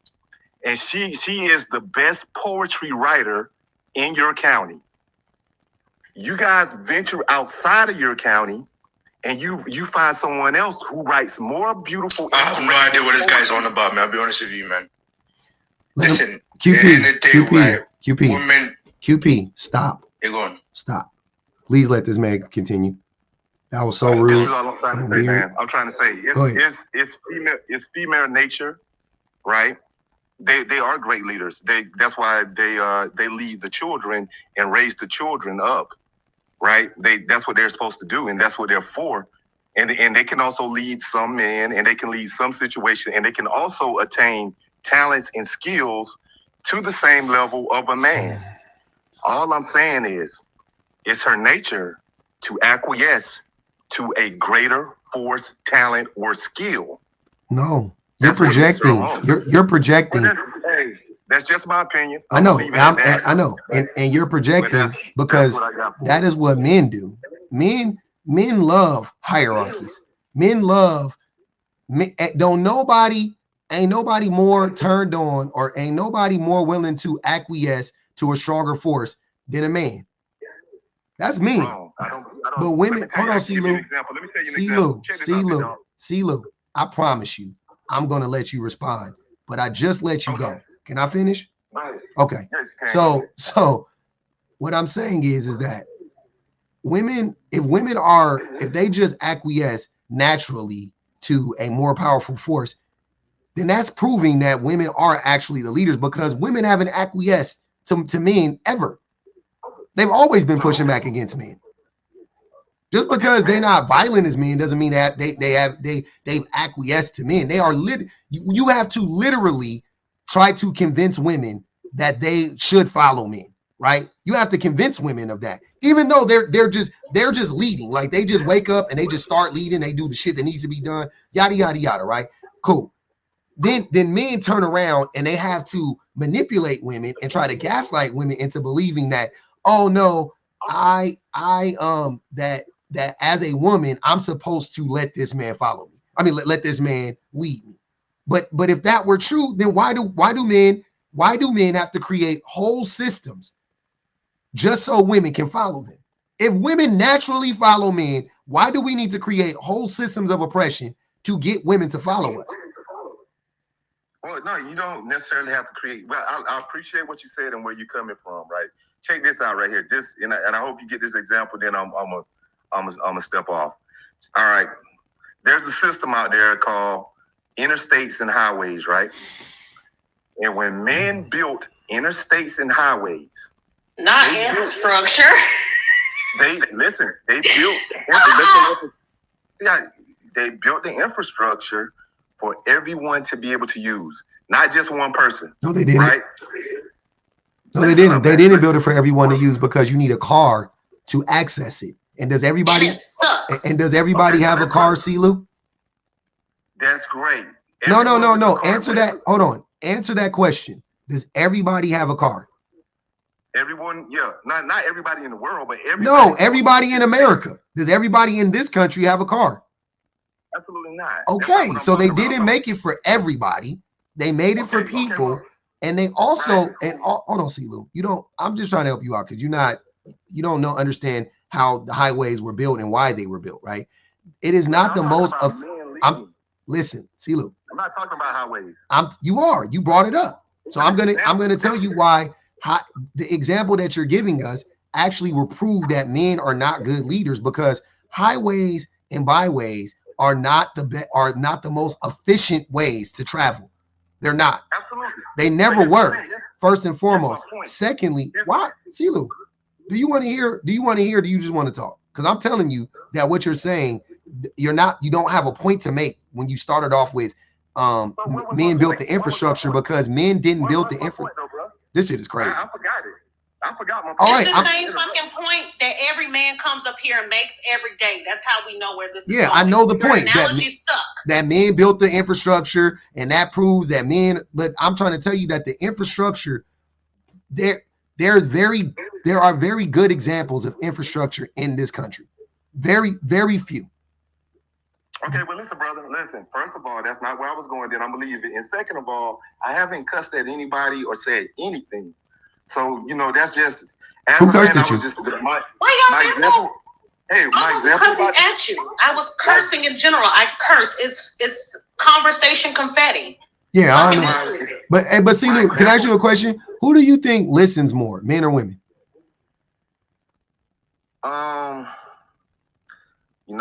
That's hard to say, man. That's hard to say. Take a guess. It's been studied, but I'm just curious as to what do you think? You can tell me. I don't know that. Women listen more than men do. That's a good thing. Exponentially more. Yeah. Do you think that listening would be a great? It's like you see how you keep talking while I'm talking? That I don't trust. I would never follow a man that doesn't listen. Like me personally, that's why I follow women the majority of the time because women listen. Women listen so that they can understand, and then I'm like, oh, I trust her now because I know that she has put in the time to actually listen to what's going on. You know what I'm saying? Right. So all I was trying to say before I was interrupted about the infrastructure thing is right. Go ahead. It's going to be a man's nature to build for a community and not just for themselves. And it's going to be in a feminine nature to build for just herself and her group. And that was my whole thing about the infrastructure. Yeah, which is a lie, CeeLou. Okay, it's just unequivocally a lie and false because men don't, sir. And you're telling me that in 2024 specifically, I like using this example, right? So, do you know who buys more homes? Right, single women or single men? Who buys more homes? Tell me the answer. Don't just tell me the answers because I like to. It's to make you think. So I don't want to just do the work for you. It's a thought exercise, right? So who do you think has buying more homes right now? I believe that you want me to say women, but I don't know. I mean, why are you trying to guess what you want? I want you to tell the truth. Well, I don't care what it is because I'm not like you. I don't say stuff that I don't go against logic and facts. Like if it's a fact, it's a fact. I'm with it. But anyways, my point was this: men are like this. Men only do things that benefit them as a group. Men only want to do things that benefit them, right?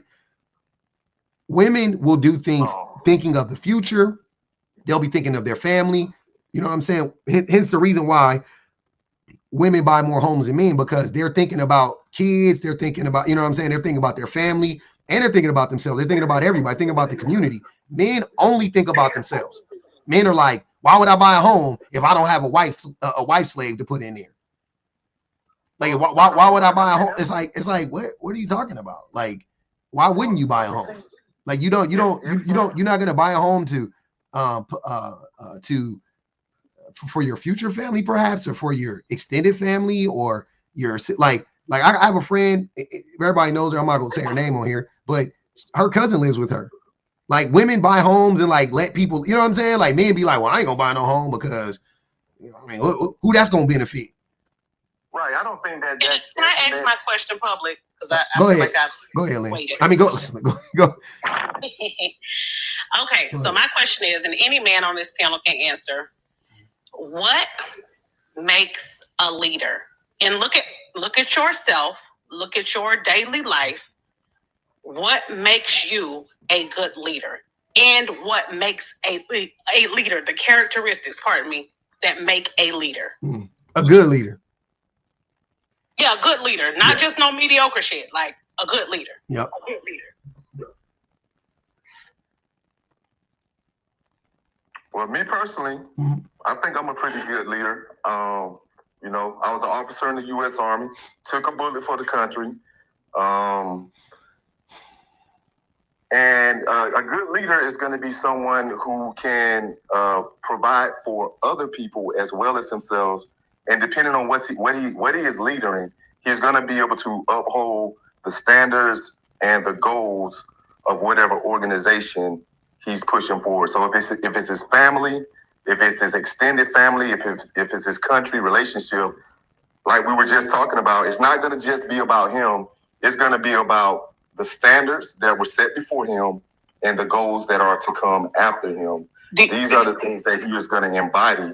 And characteristics, please, not just actions. Characteristics. Well, I don't know what characteristics are.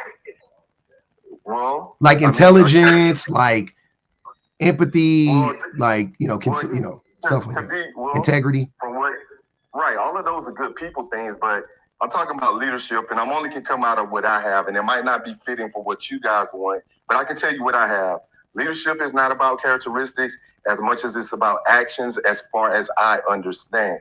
And it's all about being able to empower other people to be able to work and maintain a system that anybody can plug into. And what's another word for empowering other people? I told you, man, you got to tell me. Motivation. So you think a good leader should be a motivator, which would be a characteristic. That's what I'm saying. So it is about characteristics. I don't know what you're talking about. The characteristics is the easiest way to talk about it. You would have to itemize every single thing, as opposed to just being like, I think a leader is somebody who can communicate well. Someone who has integrity, because why would you follow someone who doesn't have integrity? Someone who is responsible, someone who is accountable, because you can't just take credit for the Hold on, scroll back. Don't make me laugh. Yeah, you gotta let QP go, because you're gonna give him all the answers. Go ahead, we listen to QP. Don't make me laugh with accountability. When I say women taking any accountability, right? Okay. First and foremost, that's number one, and number two, right? Women, right, can't even lead themselves. Just chaotic. That's not what she asked you, QP. Solution. QP. She asked you what characteristics make for a good leader. That's what we're asking. That's it. Okay. It's not your time to start attacking me. I'm not even attacking. I'm just stating what's okay. Truth. Just answer the question. Please. But anyway, I'll answer the question. The characteristics that makes a good leader is someone that can make a decision, right? So decisive. Someone decisive decisions. Yeah. You want a person that's decisive. And, okay. Go ahead. Yeah, of course. Yeah, you need that. Okay. And women can't do that. Women are not decisive. Okay. At all. Okay. They can't. Right. They don't even know what. Just name the characteristics. Stop pivoting to attacking women. Just name the characteristics. I'm not attacking. Jesus Christ. What makes you think I'm attacking women? This shit is stupid. Meanwhile, you're illiterate. This shit is crazy, bro. Just answer the question. Anyway, what's wrong with y'all? Anyway, back to what I was saying. Before I was rudely interrupted. by the lady. Go ahead. Oh my God, this shit. I'm about to fucking in the live. I can't do it. Right now, another characteristic that makes a good leader is someone, and you already mentioned already, right? But I'm going to say it again: motivation, right? Able to motivate. Yeah, able to motivate people. Okay, a motivator, decisive. Name one more. They got 10 on QP head. Courageous. Okay, so courageous, decisive, and a motivator. Okay. Zay, go ahead, brother. You can answer the question too, since you just came up here. Perfect time. Give us 3 characteristics. Wait, 1 minute. No, QP. We gonna come back. We gonna open it up. All right, fine. All right. I promise. I just want everybody to answer the question. I think it's a great question. Go ahead, Zay. Yeah, what's going on? It's okay. All right. Let me gather up the patience to explain this shit. Anywho, I think what makes a leader. So let's start off with that, right? A leader, period. What makes someone to be a leader? Yep. A leader sets an example. That's the first thing. When you set an example, you have people that are going to look at that. They're going to be like, oh, okay, so this may be the way. So they may follow suit, right? Lead by example. That's the first thing. Okay.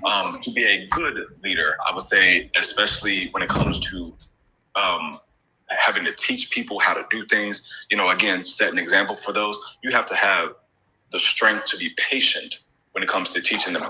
So patience. Okay. Yeah.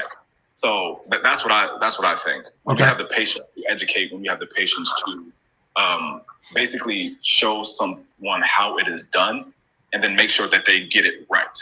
You know what I'm saying? And then you be able to pass on that knowledge to other people and create more leaders. I think that's what makes. So being able to communicate the information. So being a good communicator.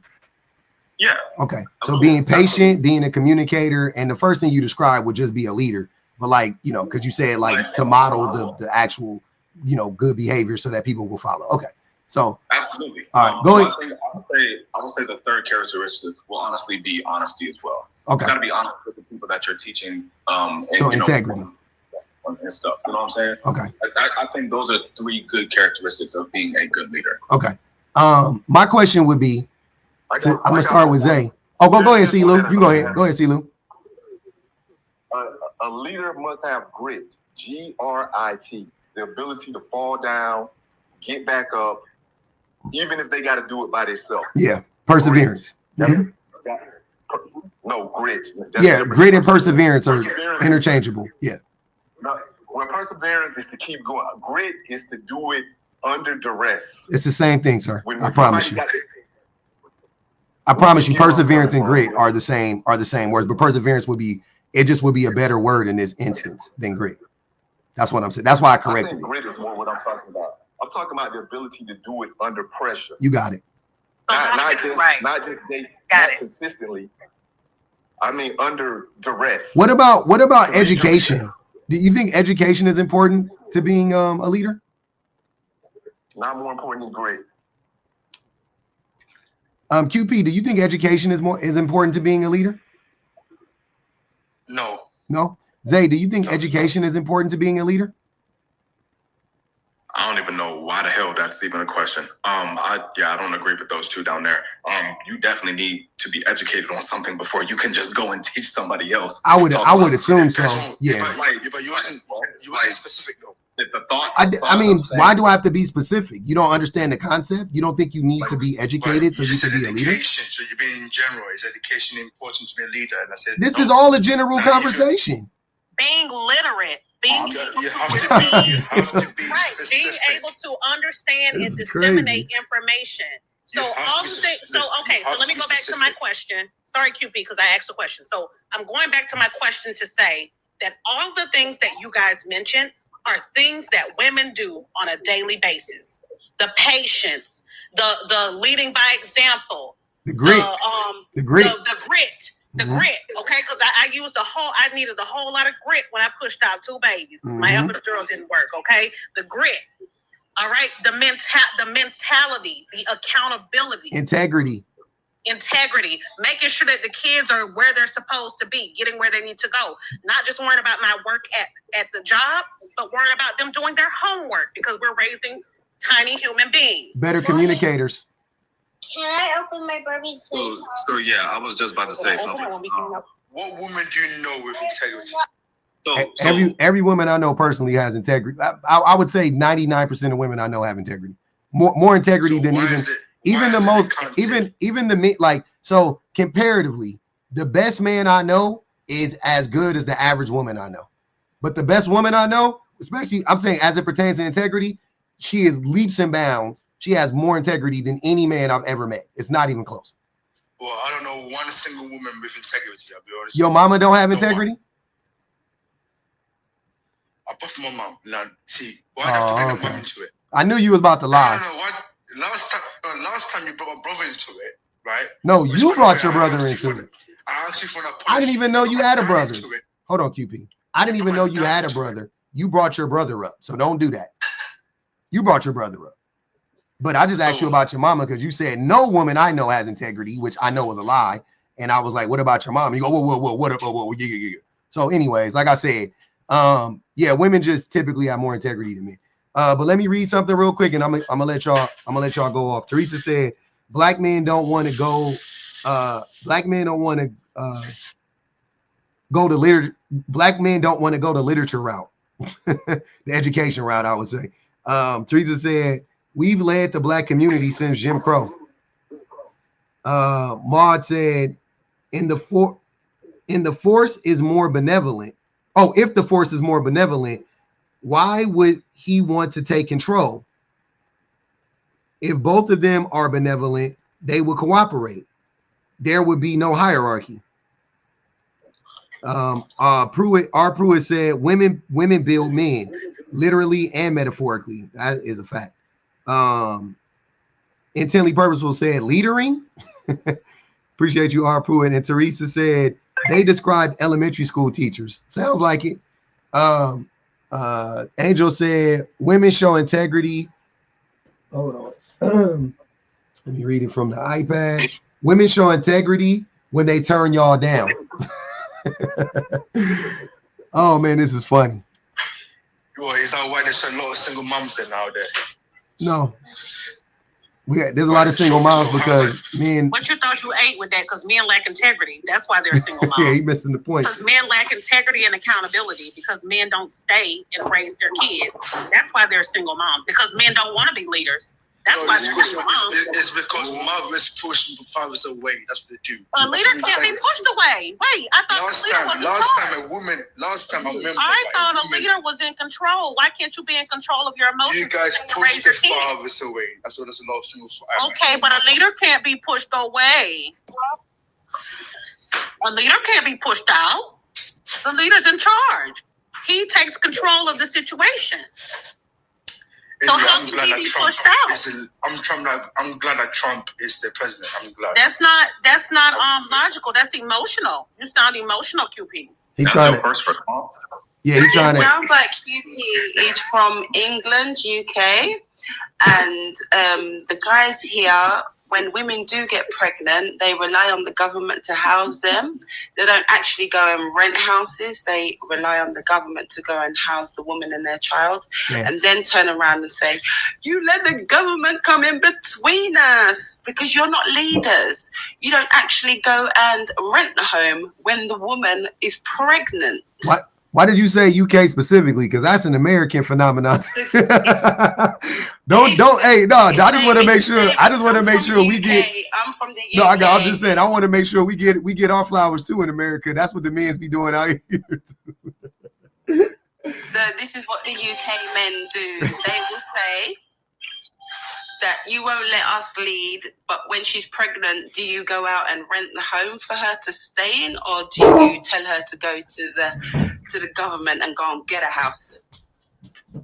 And they can never answer this question because it's always left down to the government doing this. It's a global pandemic. Appreciate y'all. But you know what, Public? I love your work. Keep it up, Public. I just came up here because I heard a UK dude there, and a load of nonsense is coming out of their mouth because majority don't even have 9-to-5 jobs. The majority that don't have jobs, they rely on the streets and the roads to get their little money. Hey, wait, see, I don't know nothing about the UK. That's what's going on. Tell it, hey, hold on, spill that tea. I need what's going on out there? They broke? Because QP sound broke as shit. He can barely speak English. Yeah, they are. They are. Because rent here is expensive. Yeah, okay. Hold on, let this woman. Rent is expensive. QP, who do you live with? I was about to say who you stay with. Don't worry about that. Your mummy? No, I don't actually. Your brother? Do you live with? About me. You don't know nothing about me. That's why she's asking you. Who do you live with? I'm trying to find out. That's why she's asking you. Why? Well, okay, who do you live with? How about that? I live with myself and my partner. Yeah. Like, yeah, we rent. But who do you live with? Because I know England, the rent is absolutely sky high. I just answered the question. Me and my partner. You and your partner, what's his name? Oh, do they rent? What's his name? That's not how I roll. That's not how I roll. Oh, you said your partner. Hey, mama. Hey, brother. That's not how I roll. Hey, brother. I didn't know partner in crime. What kind of partner we talking? I didn't know, brother. You knew exactly what you was doing. I just asked the question. If I say me and my partner, my partner, that in my country, that's your homie. That's your homeboy. I didn't know. Yeah, that's true in America. We use in America it might be different, right? In the UK, the partner a domestic partner over here is a same-sex partner, honey. Yeah. Domestic partner. It's all right. Go be sensitive in them comments. We did it, Joe. Hey, shout out to Raja. She said, drop QP, please. Never procreate. God damn. They don't want you hunching on nobody. Yeah, never. They said free them women. So you saying that these niggas is brokies out there, Black Egyptian? Yes, they are. They are. If they don't have majority of these Black men do not really have 9 to 5. They rely on the roads, de-work, dealing, and all of that. Damn. Damn. So pretty much niggas across the pond ain't shit. And even a man with a 9 to 5 can just about afford a room to rent in a shared house. There ain't none of them renting out full properties. It's like 1,600 for a 1-bedroom flat. They ain't making that much with a 9 to 5. Damn. All right, damn. So we doomed everywhere. Okay, go ahead, Zay. I'm listening. You're good. So here's my thing. For somebody like QP to call himself a leader, he sure pivoted real fast to say, "Oh, I'm so glad that Trump is now president."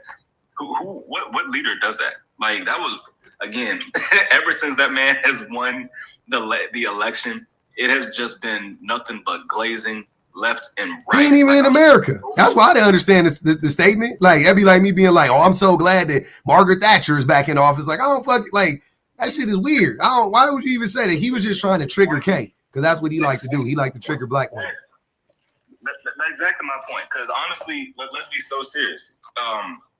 To me, you're not a leader if you have to go out your way to keep calling yourself a leader. The same way you are not no high value man if you have to continue telling people or reminding people or shove it down their throats that you are somehow a high value man, but you keep on pushing the same rhetoric stereotypes of, the same old misogynoir and misogynistic tendencies that you constantly hear left and right from the same old men that you keep listening to, right? Mm-hmm. Like, you're honestly not a leader. You're not a high value man. You're nothing.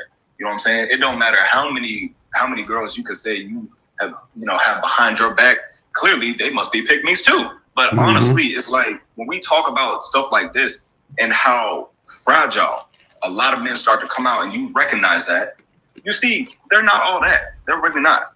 They absolutely don't practice what they preach. And simultaneously will get on here and look at you, like men like you and I, and call us simps, or we're the lesser man, or we're more feminine because we do something completely different, or we are not aligned with how other folks think. I'm definitely more feminine than most men. I try to be though. It's not easy for me. It's something that I have to consciously do, and I'm talking about internally. I don't even give a fuck about the external. I try to be more fit. Like, I'm trying to get more in touch with my feminine side, if you will, or whatever you want to say. Like I'm actively trying to, because it's been the healthiest thing for me. Like I think if men are too afraid to go, if men are too afraid to go to the doctors and go get diagnosed, and you know what I'm saying, and actually go talk to somebody, the quick route is just try to be in your feminine, quote unquote. If you just try to practice feminine, like on some real for real shit, you just try to be feminine and practice femininity and take it on as an identity, right? Like adopt it to your identity. That'll cure a lot of your ills. That'll knock out a lot of that shit, a lot of them issues you got going on, and you trying to figure out like, man, I just can't seem to be able to get over this and get over that. Go on and, you know, try to be a little softer, right? Try to do the things that you know women do, right? And how I look at femininity. So I'm trying to be more nurturing. I look at my wife and I look at the women in my life and I'm like, oh man, look how nurturing these women are. Let me try to be more nurturing and be more patient. Oh, absolutely. I'm a hop down pub, but not for nothing. It's wild to me that he spewed the same rhetoric that Black American men do. That because the mom pushed him away. Okay, but if you're the leader, lead your ass down there to the child support office and put yourself on and get a plan, put it in place. You lead the mediation and get a parenting plan in place. You lead when it's time to buy school clothes and make sure the kids have what they need. You lead in making those doctor's appointments and keeping up with what your children have going on. That's where you lead. Yep. But you defer to the woman because you, at the end of the day, you know, when you lay your head down on that pillow, like Shannon Sharp say, bitch, you ain't no leader. He ain't no diva. Hey, Intently Purposeful said they are Pookies and Ray Rays here too. Go figure. Oh man, go ahead, Vanity. What's good with it? Pookies and Ray Rays are global. No. They're everywhere. They know no race. They know no boundary. They know no borders. They are everywhere. Like cockroaches. I can't think of a place other than Antarctica where they are. That's the only place. That's the only place they're not at, is in Antarctica. That's it. They're everywhere else. I actually requested up when Clueless was up here yapping because Clueless he had said a thing. You kept calling him Silu. I think he wanted to call himself Clue, but he's actually Clueless. That's how I interpreted this. I could be wrong. That's wicked work. But I'm still going to call him Clueless. He was trying to make a point saying that women would acquiesce or, defer to a stronger whatever. So it's like if a woman's leading and a stronger man just edged his way in, she would automatically drop said man that she was leading to follow a stronger man. This coming from a demographic of humans who is known to every time that they are conquered, first thing they do is start to barter and trade with their women's punani in order to get resources. The minute a stronger man enters a man's domain, the first thing he does is start selling his women in order to make sure that his life is more comfortable. And Clueless, he just full, other than being absolutely full of it, not being able to lead himself to a dictionary, a book of thesaurus or anything like that to learn the words, so you have to keep telling him what everything means. Him as a leader, especially when he's talking about, ex-military, will he be the one, selling your behind to other people? No, he will be sitting there acting as a guard for the man who is selling you behind if he ever approached by stronger men. That is who he is at the core, and there are too many of them like that. And they have too much mouth. They're always yapping, and anytime they start talking is like, behold me, see who I actually am.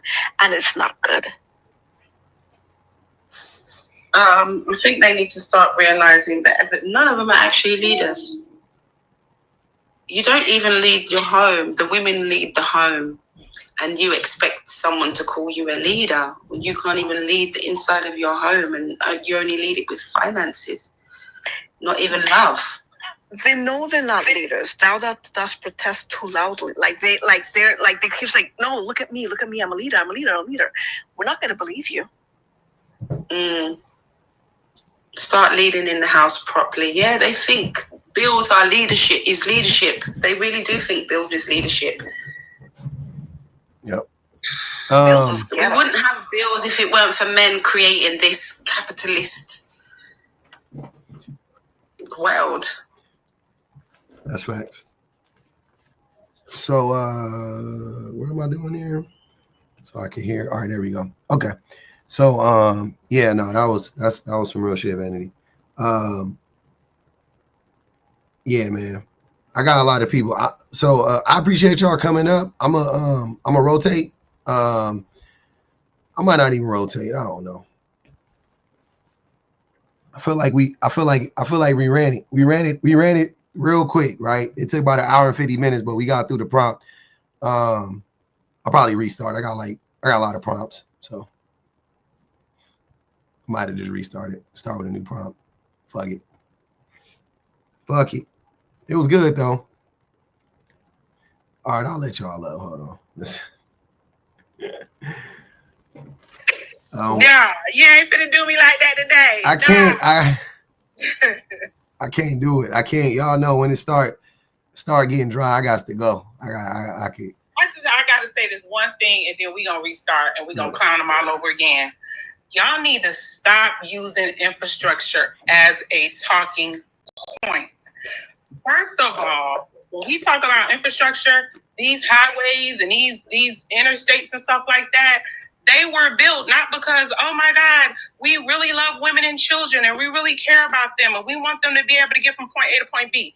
No, it was built because of capitalism. You're talking about leadership and you're using that as a talking point. The leadership created the infrastructure because of capitalism, because they wanted to be able to carry goods and things back and forth, right? So they can build their empires and make money. That's what men are doing. Mm-hmm. And then also, y'all, listen, y'all talk about building something, y'all can't even change a tire. If it wasn't for AAA, a lot of the women that y'all claim y'all love and y'all protect, they'll be on the side of the road somewhere unalive because y'all don't even know how to change a tire. Like, let's be for real. And if y'all do, can you help me? Oh, I'm way on the other side of town. Don't you got AAA? Like, y'all need another strategy. Y'all need another talking point because everything y'all coming up with, it ain't work. So go back and try again. That's all I wanted to say. Facts. Yeah. Niggas is inept. But yeah, hey, I appreciate you coming up. Yeah, y'all know what I'm gonna do. We good over here on the YouTubes. We jumping. y'all keep it jumping. Look, we couldn't even get over 100,000 likes. Wicked work. But yeah, I'm gonna go on it. I'm gonna go on and hit it and spin the block. Cause I could tell. I know what it looked like. You gotta read the tea leaves. You gotta be proactive and not reactive. I'll give it a few more minutes. We'll see. If the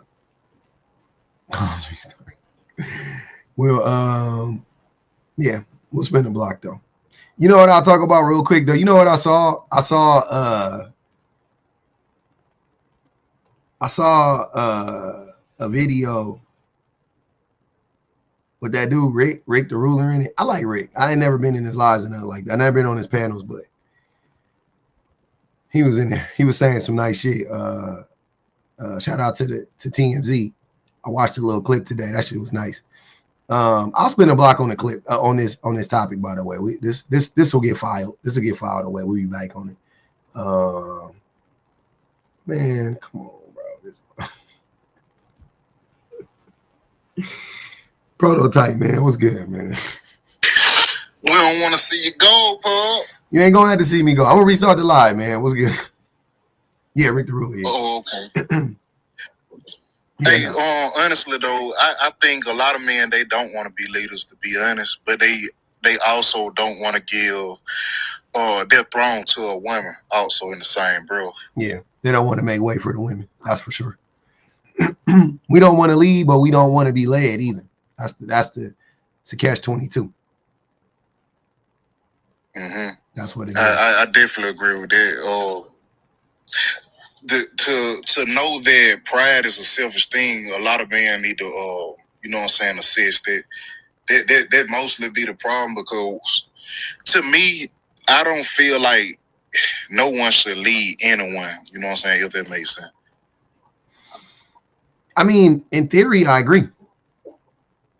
I would love for us to get to like it's crazy because when I talk about women being leaders, that people like the men were coming up here talking about, oh, the world ain't perfect and da da da da. I know that in a perfect world, egalitarianism would be the best approach. In a perfect world, right? But in this world, with the people that we have that are already alive and breathing, I disagree with that. Like, I don't think that would be the best. I don't think that. I think women are better leaders. Like right now, you know what I'm saying? Like right now, today, women are just better leaders, objectively speaking. Yeah, I definitely agree. They definitely make more sound decisions. Yeah. Like you said, we're more. Hold on. My bad. Go ahead. My bad. I gotta answer the call. Okay. What up, Jeff? What up, Emma?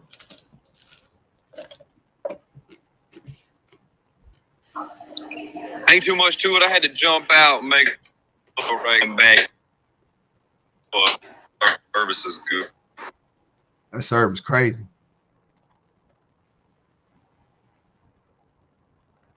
They got y'all in the snow.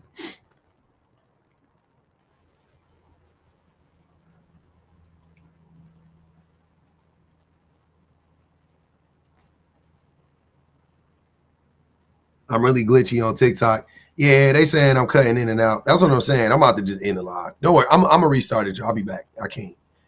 Y'all saying it's glitching. They were saying it's glitching on TikTok. I'm gonna go on and just do that thing real quick. Don't worry, y'all. We got it. We gonna reload on them. We gonna reload on these whole ass niggas.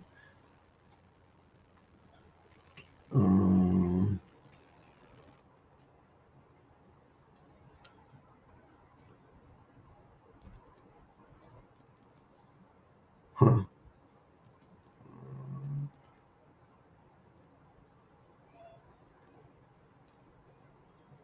Huh. It's a good one. Fuck it. We're gonna run this one.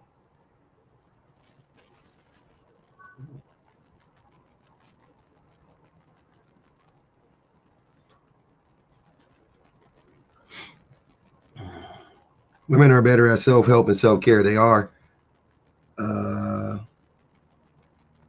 They are. Women are just.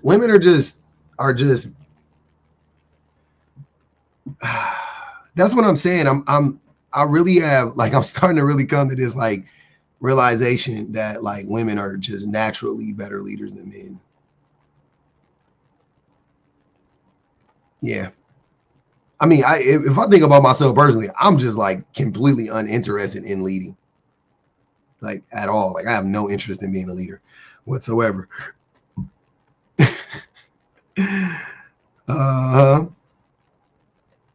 Oh yeah, we over 18,000. I didn't even know that. Thanks, Julie. Yeah, I have zero interest in being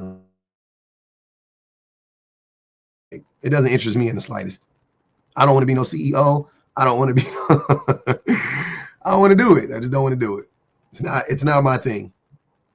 It's not my thing. I'm not organized enough. I'm not empathetic enough. I don't listen well enough. You know, I think I have some decent leadership qualities, but not interested. Not interested. Yeah. So we're gonna spin the block. The reason relationships don't work, men lie to men about women, and women tell the truth about men. That's why relationships don't be working. That's why they failing left and right now. That's why we can't get no better. That's why we can't get no better as a group. Men keep lying to other men. I'm starting to look apart. What do you mean look apart? I don't know what that means. I like how y'all say stuff, but don't ever be one to actually have a conversation. Y'all be so scary. I thought y'all was men, man. I thought you was a man. I thought men don't come in the comments to just say weird shit and then run. That ain't what men do. I'm a confrontational SOB. I ain't gonna even lie. I'm very confrontational. I live for the smoke. Online, offline, I live for the smoke. I love it. I'm confrontational as fuck. So I don't be understanding that shit. I don't be getting it. I don't be understanding how y'all can like say stuff and then run away. I'll be like, what the fuck? You have to work at relationships. Yeah, you do. You do. But the problem I'll speak at colleges, high school. Nah. Why can't men see that they are a disaster? We can. We just blame women too. The craziest shit is when you talk to men about this stuff, men will say they rarely deny what I say anymore. They say stuff like, but women do it too. Like they don't say like, no, that's not true. Like they do say that some. Don't get me wrong, they do say that sometimes, but like a lot of times they just say, but women do it too. So they'll acknowledge that men do it, but as long as women do it too, then that is the reason why that gives them the right to not try to get any better. You know what I'm saying? Like as long as women do it too, then why would I? Because I'm not a leader, right? That's the whole thing what I was talking about the last time. Because men aren't leaders. So they go, well, women do it too. That's what it is every single time. I'm like, yeah, that's funny.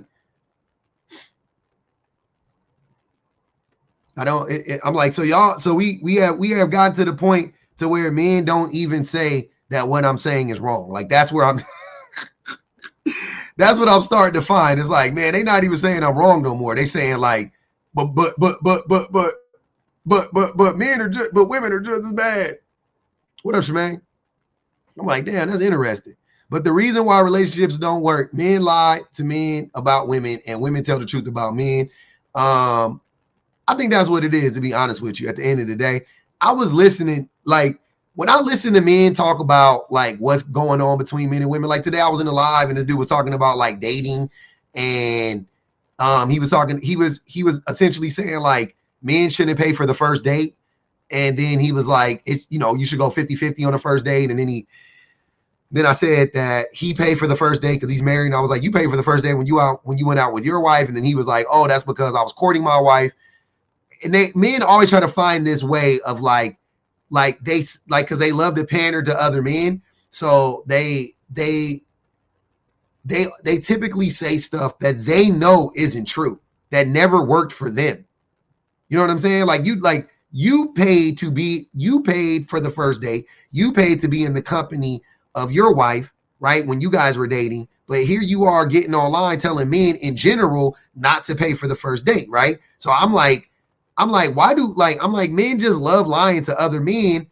We just love telling other men a lie. And it's like, and here's what I'm saying. It's not that men are going to stop paying for the first date because women control, I really need for men to understand this.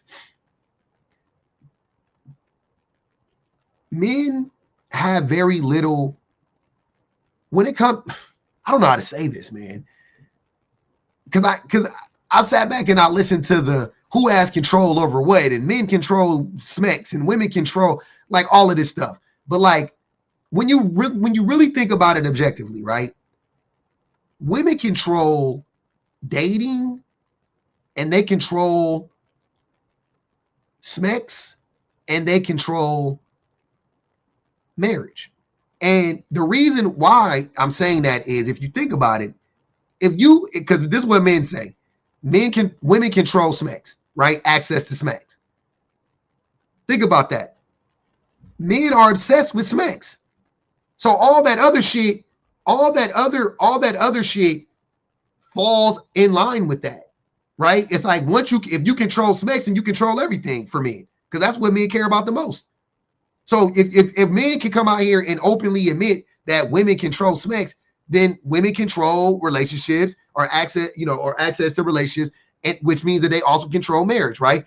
The reason why the marriage rate is down isn't because men don't want to get married. It isn't because this new generation of men are less interested in marriage than other. That's not what it is. The reason why the marriage rate is down is because women aren't interested in being married to men.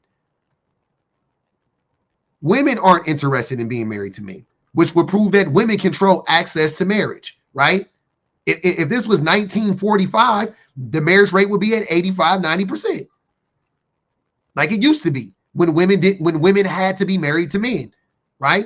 But as soon as women didn't have to be married to men and they had autonomy, since then, the marriage rate has been going down and down and down. Same thing. The divorce rate has been going up. Well, right now it's not. Right now, the divorce rate is not going up, actually, like in this, like right now. But historically, for the last 40 years, right, when they, the less taboo divorces have become, divorce rate's been going up. The more power women have, the more in their relationships, the more power they have economically, the divorce rates have started to go up, right? Women don't control, but the thing is, women don't control divorce. And when I'm saying that is, they're not the catalyst for the divorce. That's my point. They're not the catalyst for the divorce. Men are 85% of the time the catalyst for divorce. Right? Just being fair, being honest. 85% of the time, men are the catalyst for the divorce. The women may file the paperwork. That doesn't mean it was her fault. It doesn't mean that she controls divorce. Women are, I've said this, you guys know that this is what I believe about relationships. Relationships are, they could reach success. They could reach success in two ways. They could reach success in two ways, right? Relationships can be viewed as successful in two ways. A lot of people look at relationships based on longevity, right? The longer a person, our parents were together for 50 years. That generation was together for 50. They always talk about that.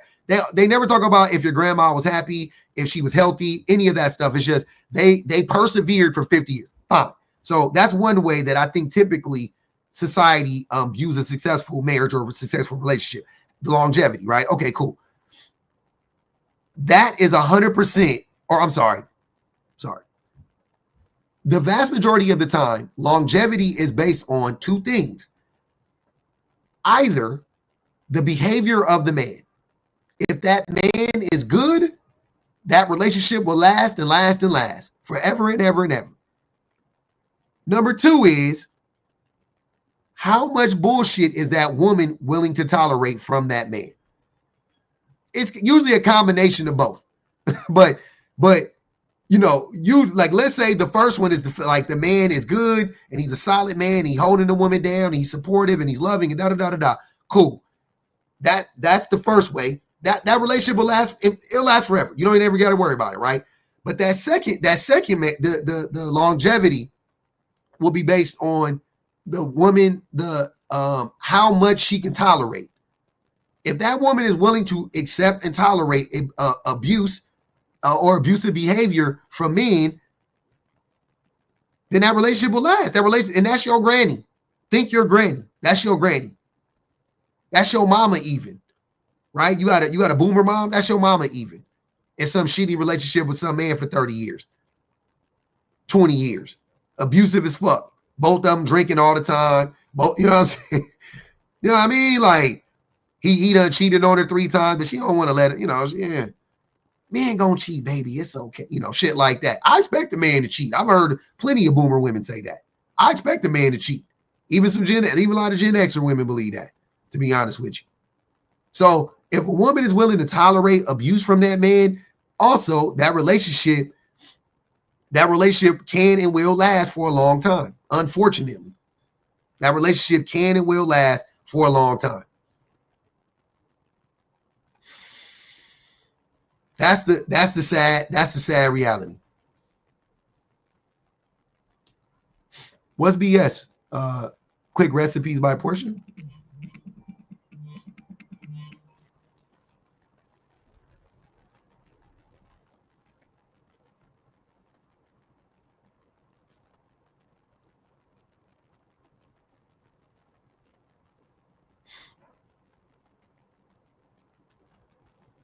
I've been abusing the comments and I'm not going to tolerate it anymore. Good job, QP. Stand up for yourself, man. I don't know what you're going to do to fight back, but you can try.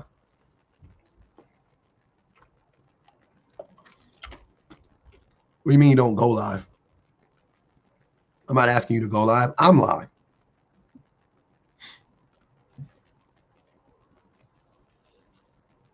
Yeah. I might have misinterpreted what you were saying. Yeah, you're not going, you wouldn't be going live right now. You would just be joining my live. I'm live. It's not your live. I'm live.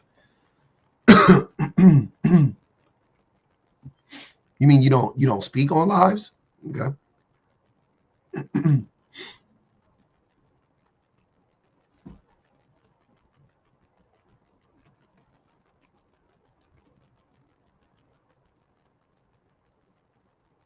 These niggas can't fight. They can't. I don't know. So what's the whole point of this conversation then? Oh, I like your name. I like the cut of your jib there, pal. Stability, security, and love 50 times. Great messaging, huh? Put it on a shirt. Put it on a shirt.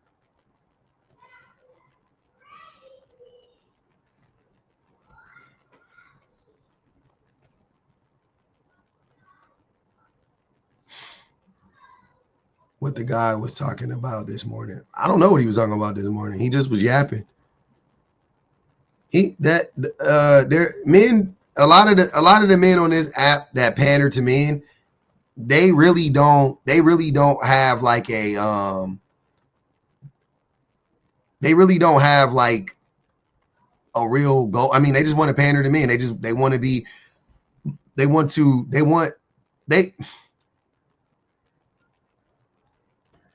Men see men as easy marks and easy targets. They see men as easy to manipulate. Honestly, they do. So, you know, they come with these like bullshit messages and then you know, and they just hope like women or men like, you know, follow them and give them the attention they're seeking or whatever. You know what I'm saying? But yeah, they don't really, I mean, they don't really believe that what they're saying is helpful in any way. I'm on both sides. Yeah, they don't actually believe like what they're saying is helpful to any degree. They just, yeah, it's a grift. They're just saying something that they believe will attract men. Like I remember my guy came in here. I forgot his name. I think it's like the gentleman or something like that. I remember he came in here and he like literally laid out exactly what he was doing. Then why do so many men disagree with me? You can come up, fuck y'all. Here, I invited you up twice. I'm gonna mute you because I'm not having a conversation through the comments. You can come up and talk to me if you want to, though. I don't know why y'all be so scared to talk. I would never understand that. I would never understand why y'all be so scared to speak in a, you know, when y'all be quick to type some shit out and run and hide. I get it because you can run and hide in the comments, but yeah, have the conversation. You want to know the answer? I'll answer the question for you openly. I love it. I love to have the conversation. I don't be getting it. Thought y'all was leaders. What were you gonna say about Rick? No, I was just saying, Rick. I just listened to like a clip of his today. It was the first time I really ever sat, you know, like actually listening to him for an extended period of time. It was interesting listening to him because I've never seen him in my live before, and I've like almost never go to his lives, and we like essentially say like a lot of the same stuff. I like stuff like that.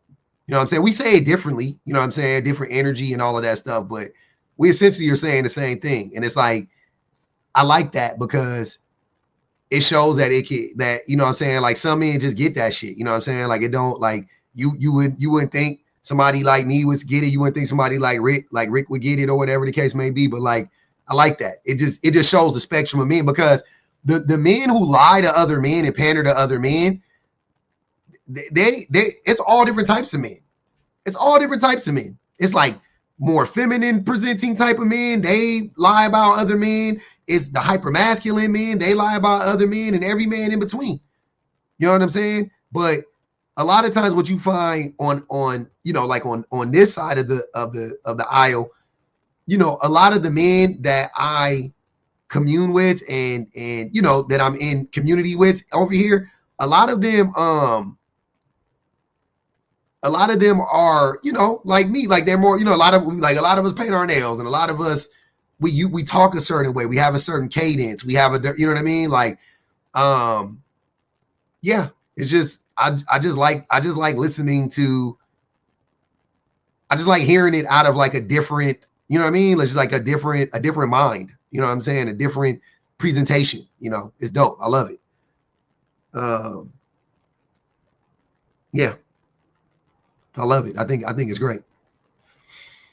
Oh man,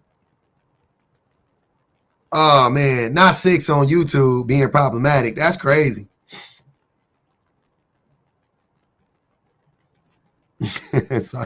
Sorry says she don't trust nobody. Well, I appreciate that you're here, man. Thank you for joining. You could be anywhere else in the world tonight.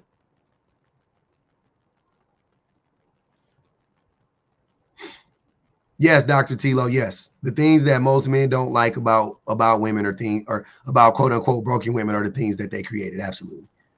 Absolutely. It took you some time. As it should. I don't be trusting people on the strength. I side eye everybody. So we good? All right, y'all good? We're done. Y'all not coming? Y'all scared? Okay.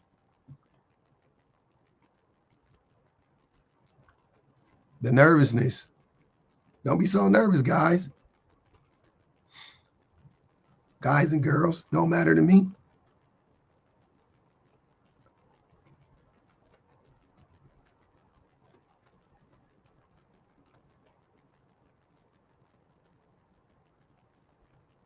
Fuck it. We gonna run this one. More. Nikki scrolled past the live. Me too. I scroll past everybody's lives for months, weeks. Very rarely do I join new lives. Pay attention. I got to see you I got to see your face a few. It's like advertising. I need to see it a few times. Y'all hosting this topic in Tara's live. That's funny.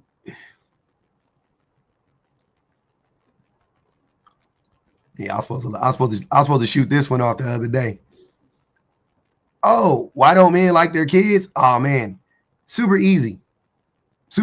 Because of misogyny. You can't like your kids. You can't hate women and like kids. You can't hate women and like kids. It don't work. Unfortunately. That's the problem. You can't hate women and like kids. It's tough.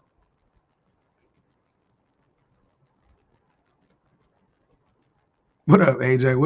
What you talking about? Why can't you hate women and like kids? They don't care about kids, actually.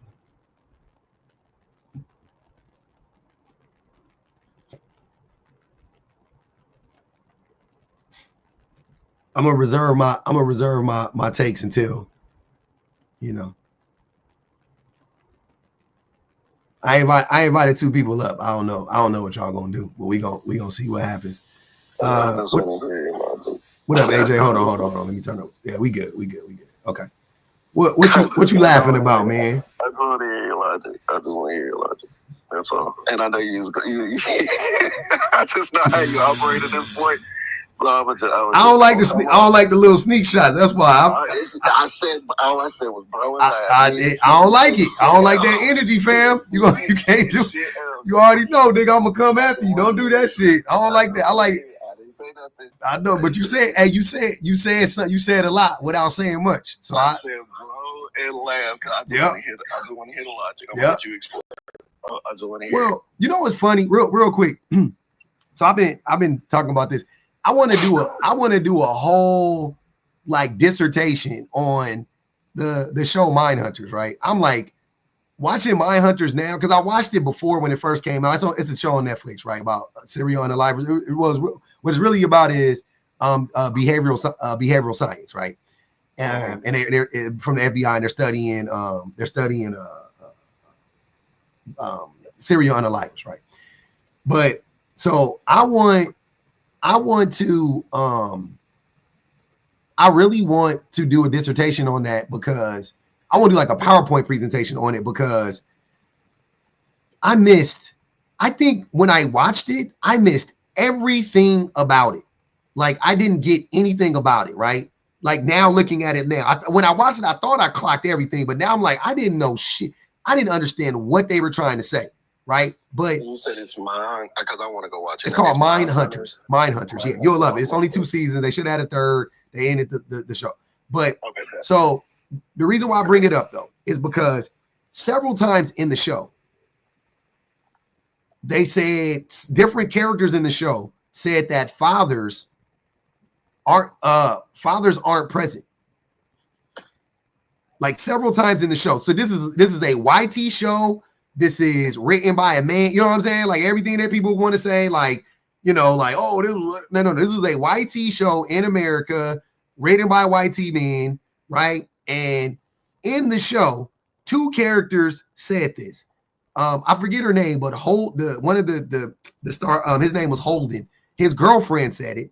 She said that all fathers like ignore their kids, or don't pay attention to their kids, or are neglectful of their children.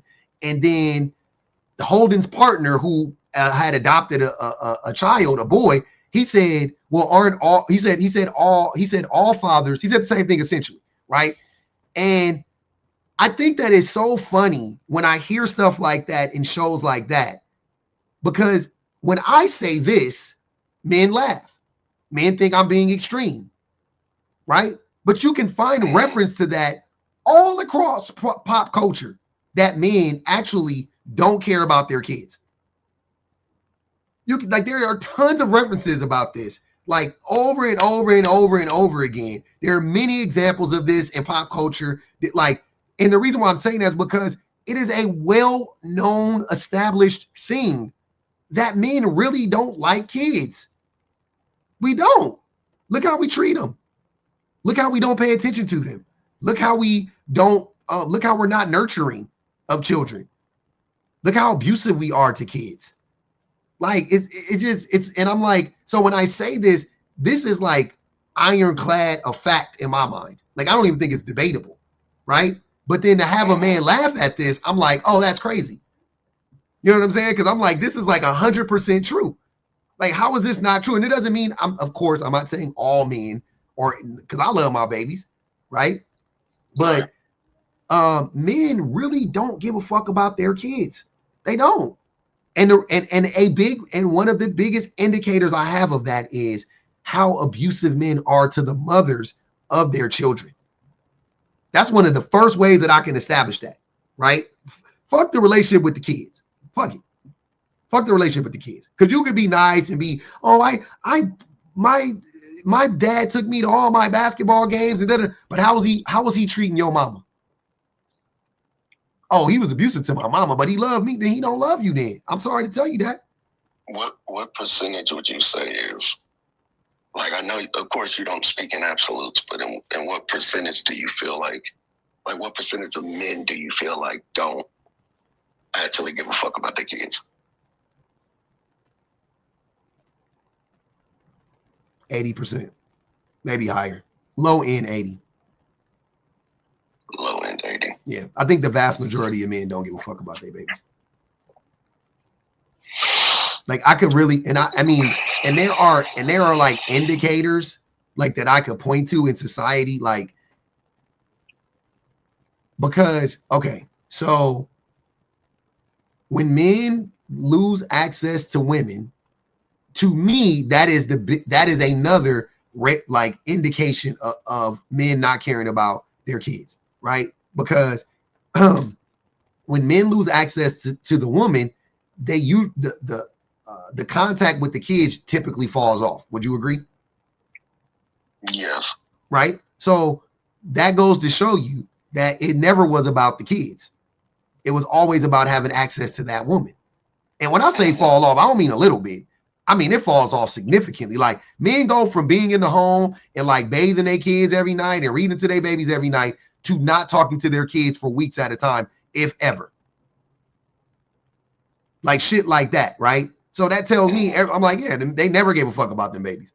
It was performative the whole time. They were doing it to appease the woman so that, you know what I'm saying? But then once they weren't able to keep up that mask with the woman and the woman kicks them out, then they also dropped the mask with for the children too, like because they were keeping up a mask for the kids too.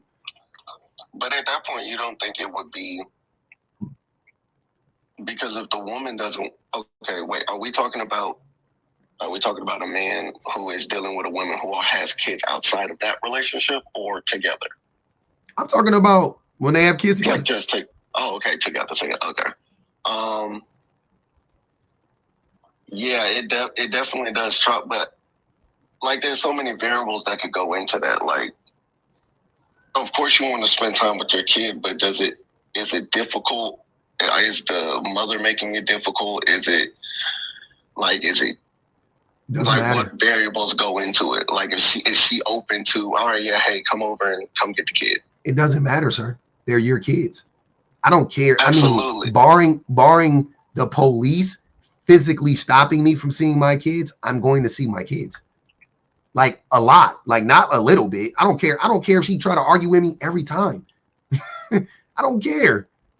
I'm not even gonna argue with her. I'm just going, hey, I'm here to see the kids. You dirty. Yep, I hear you. Yep. I'll be putting them in the back seat the whole time. Yep. Excuse me, let me get their bag real quick. And you ain't pay.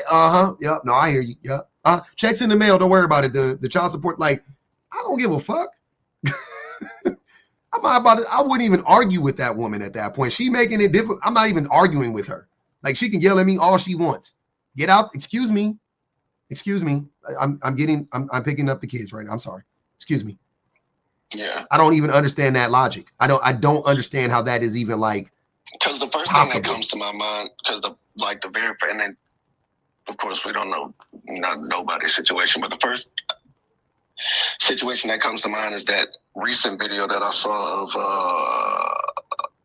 what's the man name? The Love and Hip Hop dude going to try to go see his kids, and the video surfaced from the Ring camera of the baby mother just being the Love and Hip Hop, the one who used to talk to Nicki Minaj. Safari. Yes. So that video surfacing of him, his baby mother was like, oh, you don't see the kids, and the video surfaced of him going to see the kids and her just being extremely abusive to him. Is that a situation where you're like, well, if that happens every single time, that becomes draining at some point. Like that becomes, and that's even, and I think that was like, is that court ordered visitation too on top of that? Yeah, that's what I'm saying. But here's what I'm saying though. Cool. So she does that. It's on the Ring camera. Hey, police, she's abusing me and she's trying to physically stop me from seeing my kids. So I want to arrange it in court. I could just make the arrangements. We're going to drop the kids off at the police. We'll meet at the police station and we'll drop the kids and we'll do the exchange. Like they're so like, it's so, especially as a man, I'm saying, I'm sorry, that's the difference. Right. Especially as a man, I don't give a fuck what this woman talking about. She physically abusive. I'll stay away until we until we work it out in court, right? Because I don't want to put myself in harm's way. I don't want to put her in harm's way, and I definitely don't want to put the children in harm's way, right? Because if she tries to physically attack me, something may happen. I don't want to deal with that. Cool. So she tried it before. Why am I showing up? That's Safari. So that was Safari. He was antagonizing her, right? And I'm not blaming how she reacted was, from what I saw, she shouldn't have done that, right? Especially in front of the kids. That was crazy. I'm gonna 100%. She shouldn't have done that. But I'm saying that wasn't the first time she had done that, according to him. So why do you keep going over there? You haven't figured it out. You haven't. Because I want to see my kid. Like if I'm saying, hey, I'm gonna come over. Go to court. No, but I'm saying if they had an arrangement beforehand that says, hey, I'm going to come over here and I'm going to come get my kids. Go to court. And then boom. I'm saying, even with the arrangement in place, in place, she's not adhering to the arrangement. Hey, she's not adhering to the arrangement. Pull up with your phone now, ready to record. Like, what? I'm hopping out with the phone recording. You're being recorded. I'm here to pick up the children. Are they ready? Like, what are we talking about? She comes out. She want to act funny. You're saying you're denying me access to my kids that I have legal access to. That's what you're telling me? Bet. Don't even trip. End the recording, get in the car, go home, petition, go to court, make your petition, and fucking get the kids. It's like, what the fuck are we talking about? Shit is like, me be acting like it's so difficult. This shit ain't difficult. You got a woman that is that abusive. Yeah. I'm pulling up with the phone recording. That's it. And I'm getting my babies. Why am I leaving my babies with an abusive woman? That's crazy. I'm getting my kids like that, like gone. Like they're as good as gone. Like you know what I mean? Like I'm getting court appointed liaisons. Like you're gonna have to have somebody come and show up. No visitation without a chaperone there. Like you become violent with me ever, but definitely in front of the kids. Oh no. But at that stage, because I think he mentioned that, you know, she had always been abusive, or she had been abusive multiple times before that. You don't think at that point that he had mentioned that in court in previous proceedings, though? Obviously, he didn't. Because if he did, he would have custody of the babies. Obviously. Or was it more so he just didn't have proof of it? No. You don't need. They investigated. Brother, men really got it. Men really have to understand how much power we have in court, right? I look at Safari. He strikes me as the type of man that would. I don't know if you ever seen Don't Be a Menace to Society While Drinking Your Juice in the Hood, when Shawn Wayans was like, Keisha, I came over to see my son. And then he walked in the house and he picked up his son and then kissed him on the forehead and put it back down and was like, all right, I'll see you again next week. Like, that's how Safari strikes me as a father. Like, he doesn't strike me as like an involved father. You know what I'm saying? So because if he is, go get your kids. Like, involved father is not allowing a woman to do that or a mother to do that to their children. This nigga went to the internet before he went to the police. Like, what? Make it make sense. Why are you on the internet? Why are you quick to go to TMZ, but you're not quick to go to court? You better go talk to them people. Well, that's just a small, because that's, you know, that's celebrity shit as far as that. But you brought it up, but I'm just saying. I know, but like, if we lower that down to just a regular individual who may or may not be in that same situation, and they don't go to the internet, like, if you're trying to go see your kid, I mean, of course, I can understand the whole, you know, recording, like, hey, I'm coming to pick up my kids, you know, just to have that type of proof. But that mindset just don't be coming up. That is so in those situations. You know what? I'm gonna give it to you. Same thing you asked me. What percentage of women do you think are Erica Mena? Probably about 25, maybe 30. But you think like 20, anywhere from 20 to 30%. You think maybe 1 out of 5 to 1 out of 4 women are Erica Mena? Like, what? Please be for real. That can be maybe not argumentative, but argumentative is something completely different. Yeah, I'm talking about like Erica Mena. Mm-hmm. Yeah, like being quick to anger, like upset with their baby's father for whatever reason. Because he's abusive. I can see it. Yeah, I can see it. 1 out of 5. I can see it. If you lined up 5 women and they're all mothers and they all are, you know, estranged from their baby fathers, and say, hey, have you ever, you know, had a physical altercation where you were, you know, and if they're honest about it, have you ever had a physical altercation with your baby's father at any point since, you know, y'all have been together or otherwise? I think one out of those 5 women would say 1 out of 5 women that had physical altercations with their baby fathers. I think so. I don't think that's a crazy statement. I think that is very high. I think that's so high. It's not crazy if by physical altercation you mean they're being abused by their baby father. No. He's saying the woman is the aggressor. So that's what I'm saying. Yeah, no. 1 out of 5 women have physically attacked their baby father. Like what? Like that's so high. I don't think you understand how high that number is for what you're describing. Like maybe maybe 1 out of 100. 2 out of 100, 1 out of 5. If you lined up, if you had 100, I could see 2.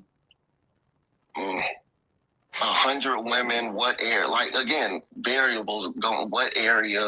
In whatever. I don't care. You line up you randomly pick 100 women, black, white, whatever. What percentage of them have physically attacked their baby daddy? Yeah, I could see 3 of them. No, 1 of them. I could see more than. Definitely more than 5, more than 8,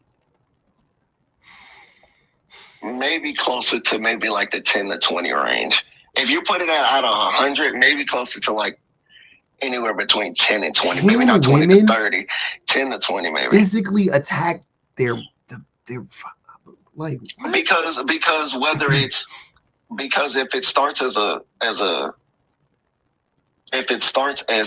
verbal altercation and it gets heated to the point where they're like, okay, well get the fuck out there, push them on the side of the head, push them in the arm. That's still like any type of physical contact of that nature that's aggressive is still considered in my book abuse.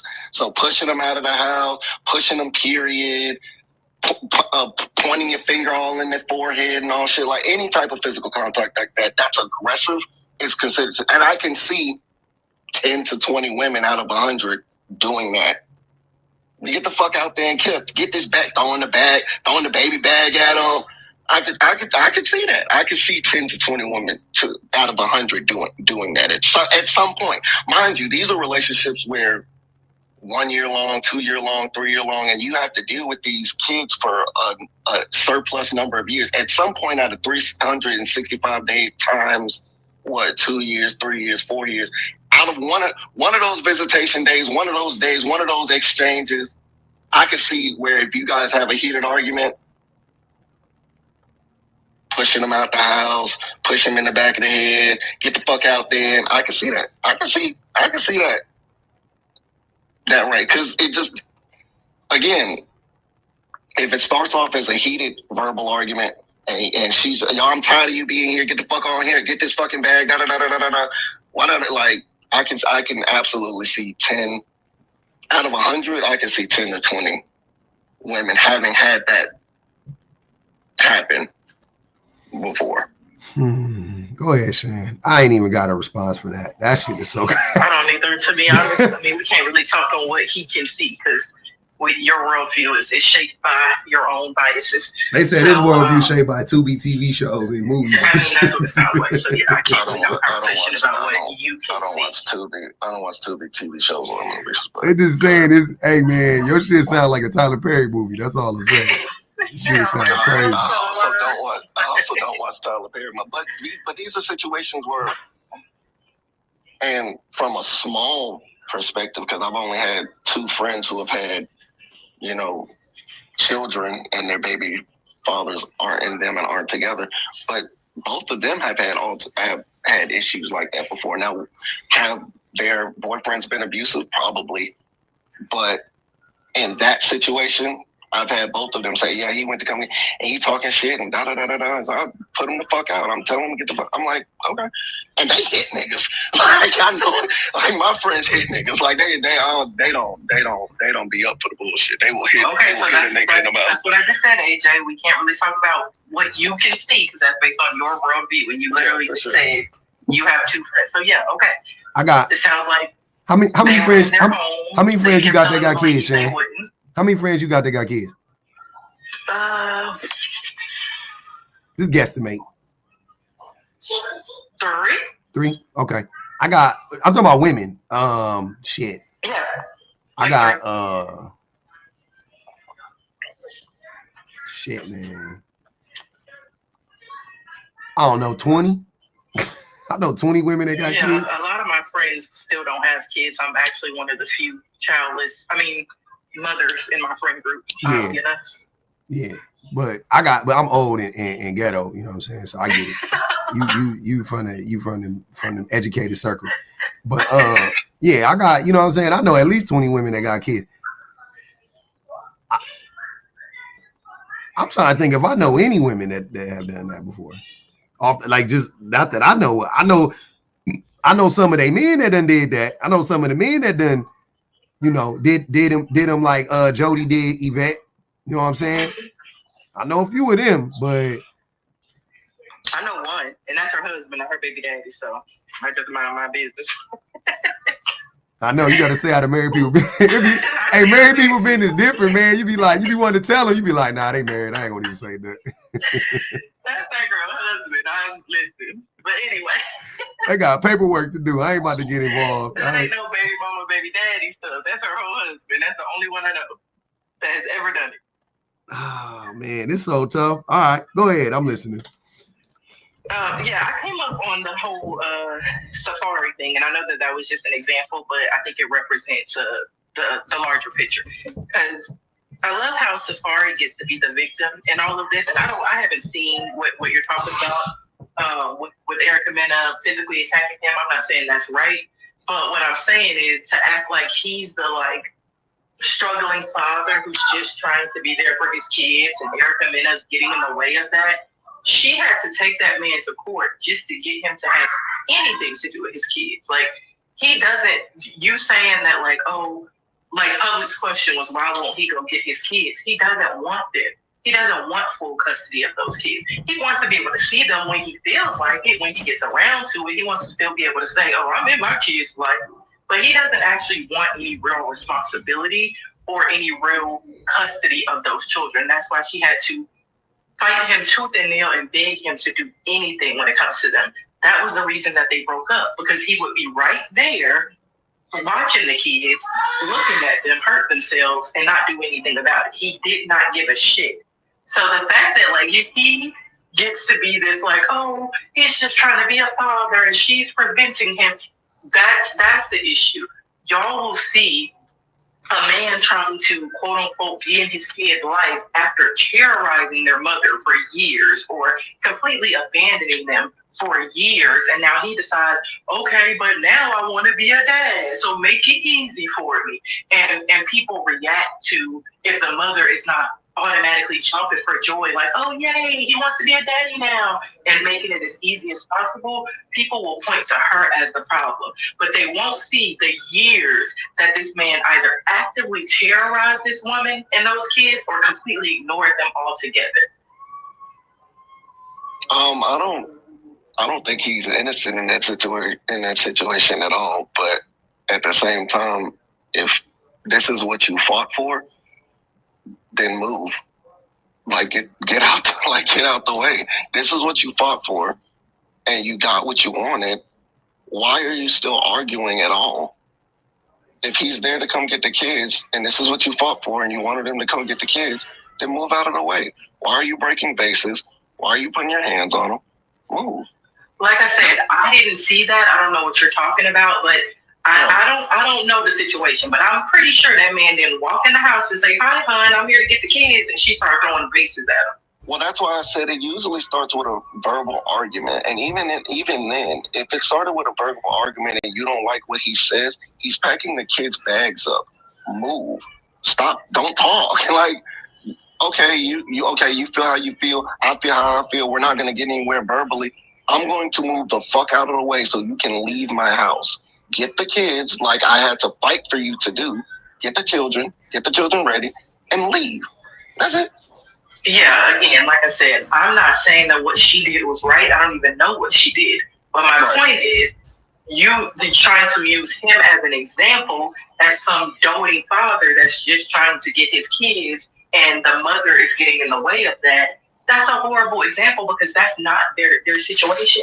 He's not some loving, doting father that just wants his babies. That's not his story. And that's not the story of most of these men who lie and paint their baby mama as a barrier between them being with their kids. They don't be wanting them kids. And they like to put on for everybody else and pretend like they want to be the loving father of the year when it's convenient to make her look crazy.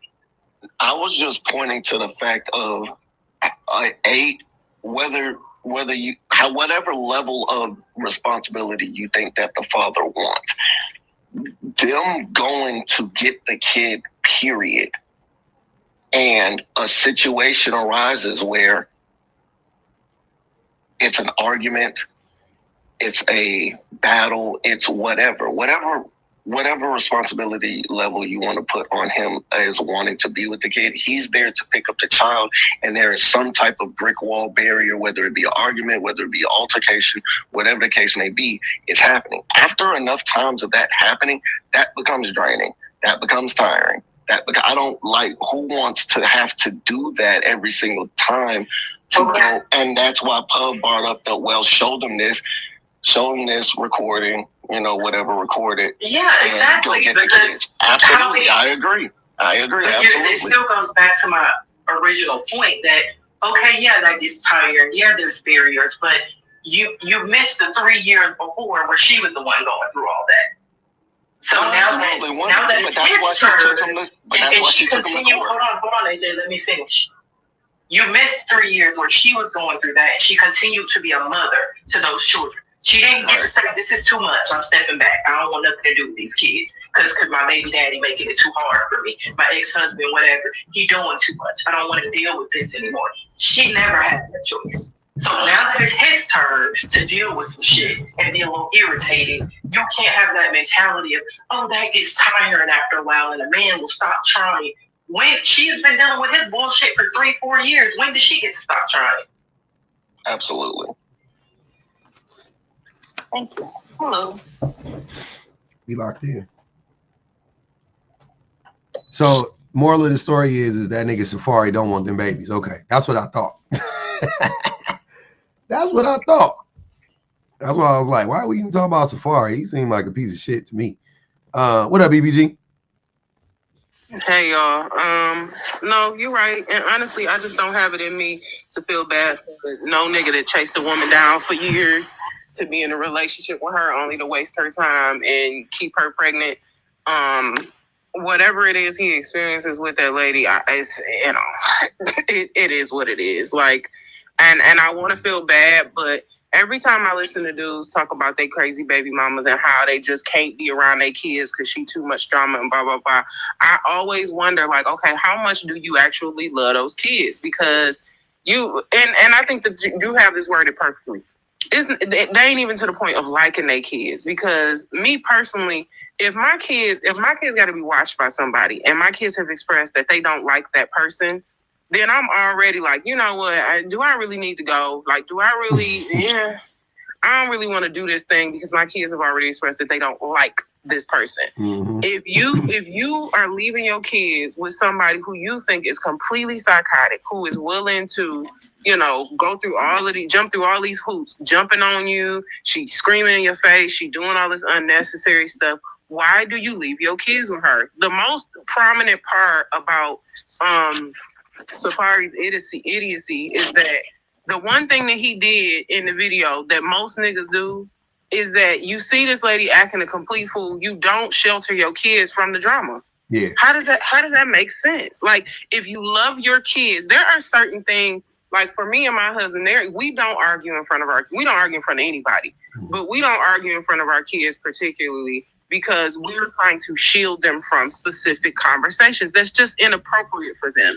And that's from care and concern. They should never see us just at odds with each other all the time. It's not saying we don't have those. I know what you mean. A certain level of argument is like, no, we got to have this in private. We got to have this privately. And it's because kids don't know how to differentiate between, like, is this something that's serious? Are my parents about to break up? Blah, blah, blah. Like, that causes distress to them.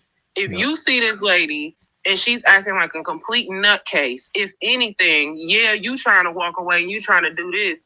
But at some level, okay, you picking up the kids and you like, you know what? You real irate right now. You tripping right now. I tell you what, I'm going to take the kids because I'm supposed to be the calmer one. I'm supposed to be the rational one, the logical one. I'm going to take the kids. I'm, like you said earlier, I'm buckling them up. I'm putting them in the seat. Oh yeah, you true. Oh okay, yeah, that's not. Yeah, I'm not shit. Oh okay, that's cool. Yeah, I'm not working for doggone. And I'm taking my kids out of that situation, not just because I just want to take my kids, but because you are being irate. Yep. Like if you're being irate, my kids can't be there because you won't properly take care of them. What men don't want to admit is they don't like them kids. They don't want them babies to begin with. That's just what it is. Y'all can try to. Hey man, y'all can tell me everything you want to tell me. I'm like, you know, when white people call the police and they just be sitting there with that face like, that's how I be feeling when men get to talking about it. Like not all men and men really. I'll be like, sure, because I'm not seeing it. I'm not seeing men liking kids. Men, look, man, it's the same thing I was talking about earlier. When men ask me where do I get this from, look at the state of children. From men. Like, look at the state. Seriously, look at the state of children. You want me to believe that men love children, right? Y'all want me to believe that. It sounds crazy for me to say men don't like children. Okay. Are children not being blown up right now on Gaza Strip? Right. Are children not being starved right now in America? Are there not? Are children being left in the system, given to abusive parents, abusive what are those people? Not chaperones, caretakers and things of that. Like, we don't protect children. We don't protect children, right? And when I say we, I mean men, because we created these systems to not, and they don't protect children. We can actually create systems to protect children, but we don't. We don't give a fuck, right? We live in a capitalist society where everybody got to work. So that means mama got to work. That means daddy got to work. That means kids are going to be left alone to be abused, right? If you really love kids, make sure that they always got somebody there to help them. They always got somebody there to protect them, right?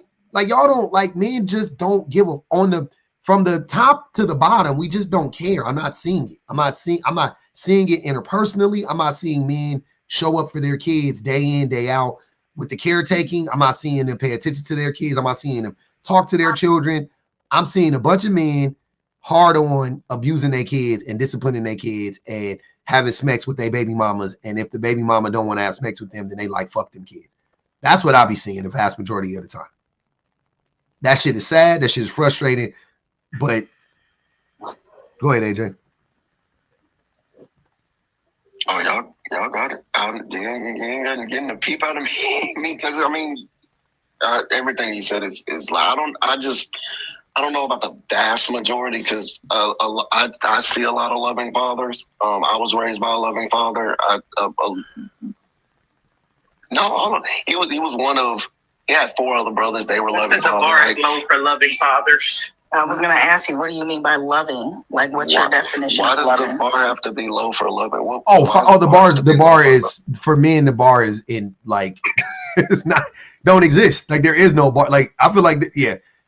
Hey, man, all men got to do is claim their babies and everybody be like, that's a good dad. That's a good pappy right there. I'd be like, he just said that them is babies. Just show up and be around them. See one video of a dad with his baby. At least he's there. He's there. I'm like, what? That's okay. Cool. AJ asked an interesting question earlier. You asked, okay, like the man is finally stepping up and like, why won't you get out of the way and let him do that? A lot of times, like we've been describing to you, these men are broken, and their idea of what it means to be loving is much more about like raising them in discipline and anger and to be just like them, to be another mini angry man. Mm-hmm. So a lot of times you have a fear of letting your child go with this person who's finally like, damn, here, let me take these fucking kids. Like, damn, that's crazy. I would not want to hand my child over to somebody who I feel is resentful of having my child. You don't want to do that. So a lot of times when you think about it, you're thinking of it from the perspective of, oh, they're finally getting what they're asked for. And it's like, no, you're not getting what you're asking for.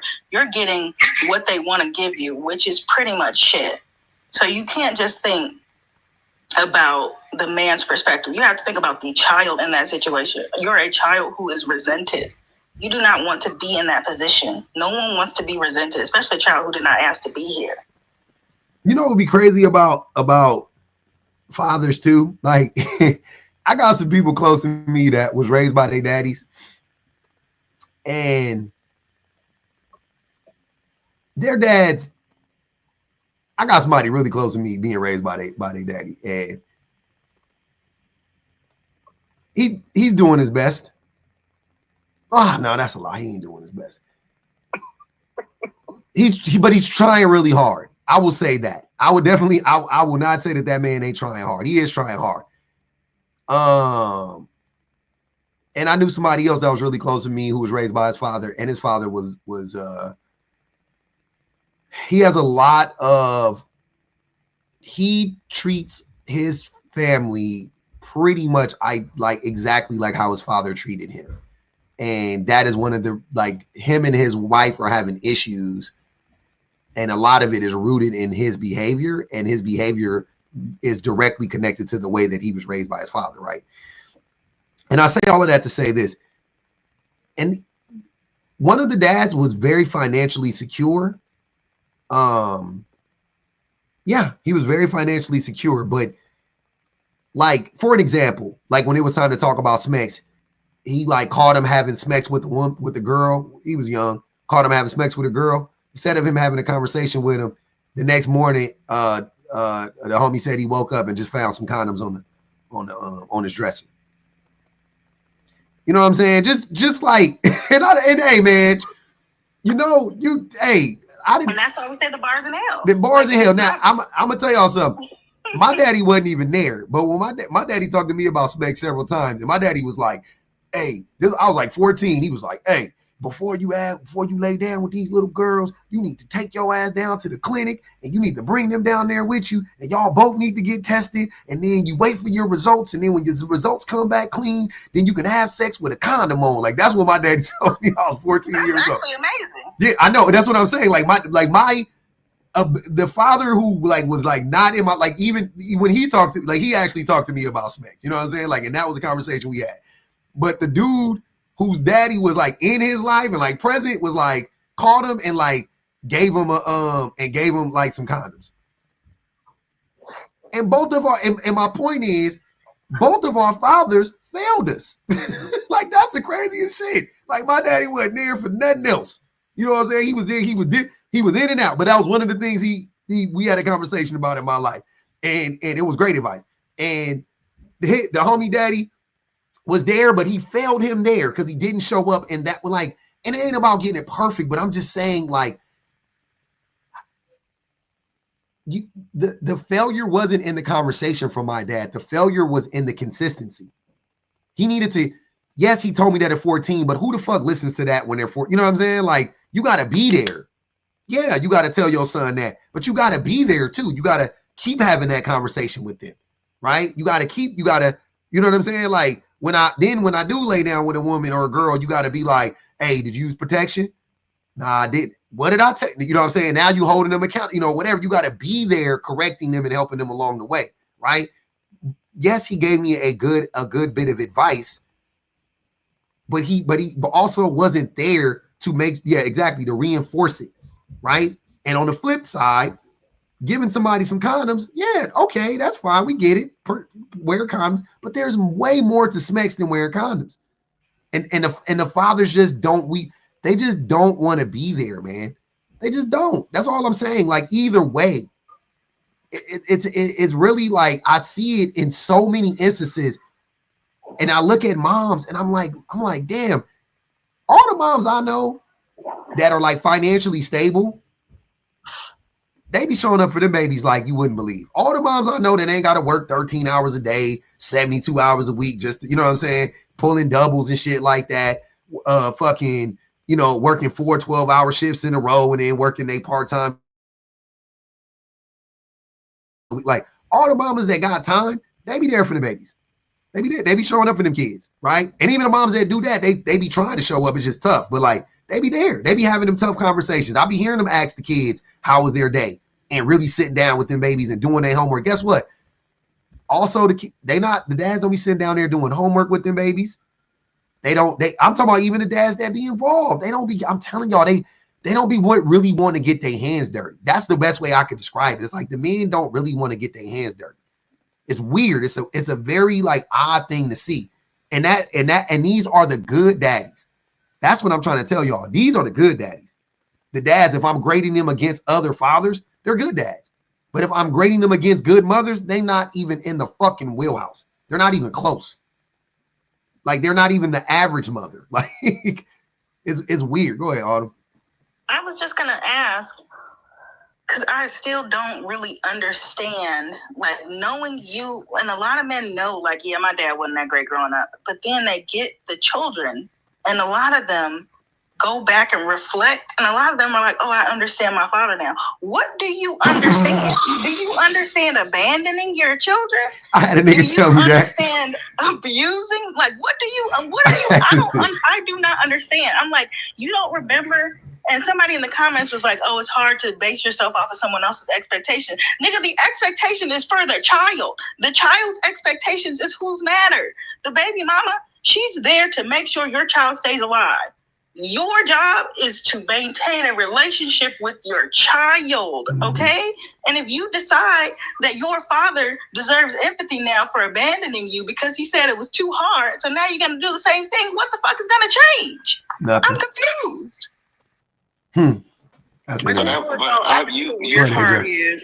Oh, hold on. Let AJ go. Then go ahead, BBG. Go ahead, AJ. No, I was just gonna have you heard you've heard a man who father abandoned him, who is now have a kid, and say, "Oh, I get my dad now." Yes, AJ, I've heard it. I have heard it firsthand. Yes. What do you like? Just was it like their dad? What that? Because it's mom. That's crazy to me. But that's where it stopped. You've heard a man. You've heard a man whose father was not in his life at all, like absentee father. Mm-hmm. Now have a child. Mm-hmm. And say, "Oh, I understand my dad now." Yes, AJ. That's the crazy. Oh yeah, how is he understand his dad and his dad wasn't there? I had a nigga. I got a video on my I stitched a comment on my. If I wish I would find it right now and play it for y'all if I could, but I'm sure it'll take too long. I might do it on my iPad. But the dude said, "I see why my dad left." Like, what? That's the craziest shit I ever. He typed it out, bro. He typed it out. He sent it. Like, it's even more different than just saying it in the conversation, I think. Because that could be like a reaction. This nigga typed it out and pressed send and didn't delete it when I stitched it. Like, he stood on it like, yeah. I was like, what? Yeah, that's insane. I've never heard no shit. You didn't have a father, like actual absentee father, and then when you have a child, you go, I get my dad. That's crazy. Oh no, they don't. No. He didn't have a child yet. He didn't have a child yet. He was married. He didn't have a child yet, and he said that. So I don't know if that's if you're trying to make the distinction. Even then, that's still nuts to me. Yeah, that's what I'm saying. I thought it was crazy either way, but that's what he said. And go ahead, BBG. It's more than believable. I watched my own dad. This is the craziest part. Like, men have room to be able to, like, quite literally mess up and then pick back up, mess up and then pick back up. Like, they can be inconsistent. And I've watched people who talk about, well, if he want to be around his kids, you can't block him. No, if he don't want to be consistent, he can't have access to my kids. Like, that's just a flat out, no, I would never put any of my kids in a position where they feel like they have to wonder if their father will ever be reliable. And because I think that's the worst thing about having the kind of dads that I feel like a lot of kids that I know had is that you get to a point where you believe in your dad like other kids believe in their dad, but when it's time for you to lean on them, you can't. Mm-hmm. And that's the worst thing in the world for a kid. Because I remember being really little, and maybe I was like 8 or so, and I asked my dad, like, because he would go through these bouts where he would be around, he would be consistent, he would be a married, happy man, and then he would just disappear. Mm-hmm. And I asked him, I was like, well, what's the deal with that? Like, where are you going? Why aren't you here? Do you care that, we know that you're gone? And I'm 8 years old. And he was like, out of sight, out of mind. And literally just like walked away and was like, that was it. And this is the same person who taught me how to drywall, taught me how to paint, taught me how to change my oil, like taught me how to build walls. These are the same kinds of people. Men have the ability to have a lack of consistency and a lack of care and compassion for their kids that women just cannot have because of the fact that women have to constantly pick up that ball. And I think that the other part that you said was like so poignant is I watch my mom now. She was hard. I like the version of grandma my kids get and the version of mama I got is insane. Completely different. It's completely different. But I think as a woman, I understand more now of what she was going through and why she was honestly so aggressive with us. And it was because of the fact that she was trying to figure out how to balance two separate sides of the same coin. Mm-hmm. And that's very difficult for any person to do. But I'm watching her in her latter years really be able to flourish. And it's because of the fact that for whatever she was, we called her aggressive. We used to call my mama, her nickname was Justice when we was a kid. We used to call my mama Justice. And she would literally take care of anybody's kid, but she would cuss anybody's kids out and whoop anybody's kids. But now she's at the point where she never has to ask twice for anything. Mm-hmm. She never, ever has to. She don't got to worry about nobody calling and checking on her. She ain't got to worry about nobody, figuring out if she gonna eat or if she's sick or whatever, because of the fact that she had that level of consistency. We always knew that my mama was gonna figure out some kind of way for us to eat. We always knew that if we was homeless, I'm sure we didn't know, because she was always gonna find some place for us to stay. She was always gonna get a job. She was always gonna do whatever she could. Mm-hmm. Too many men are relying on being inconsistent and then wanting to reap the benefits of, I tried my best. Okay, your kids is trying their best. There you go. You want your kids to be more consistent with you in your latter years than you were with them, and you trying to figure out why you got all this hell and all this hellfire coming to your life all the time. And it's because of the fact that you mistreated the people you created, and now it's just coming back to you. Like that's all that is. Mm-hmm. That's always gonna happen. Once you burn, you know what I mean? Like you keep burning that bridge. I mean, shit. What you expect? What you expect, man? The people you're supposed to take good. The people you're supposed to take care of, you are abandoning. I mean, there you go. Your mother should have tried harder, boy. You know what? I'm glad that you said that out loud, because I was about to type something really inappropriate in the comments. But basically, no, I would never. I love the fact that me and my sisters all get to go up to my mom's cabinet every so often and just talk all the trash we want to right at that little box, because my mom is winning at this point in life, and I love that for her. Damn. Okay. Damn, we ain't even got over 100,000. Hey man, let's tap the screen, y'all. Please, let's get up over 100,000 right briefly. Do a little short intermission. I'm gonna have some people up here. Y'all can definitely join if you got if you disagree, or if you just got something you want to add, some angle that hasn't been covered, that's not a personal angle necessarily. I would love to hear it. Let's try not to center ourselves.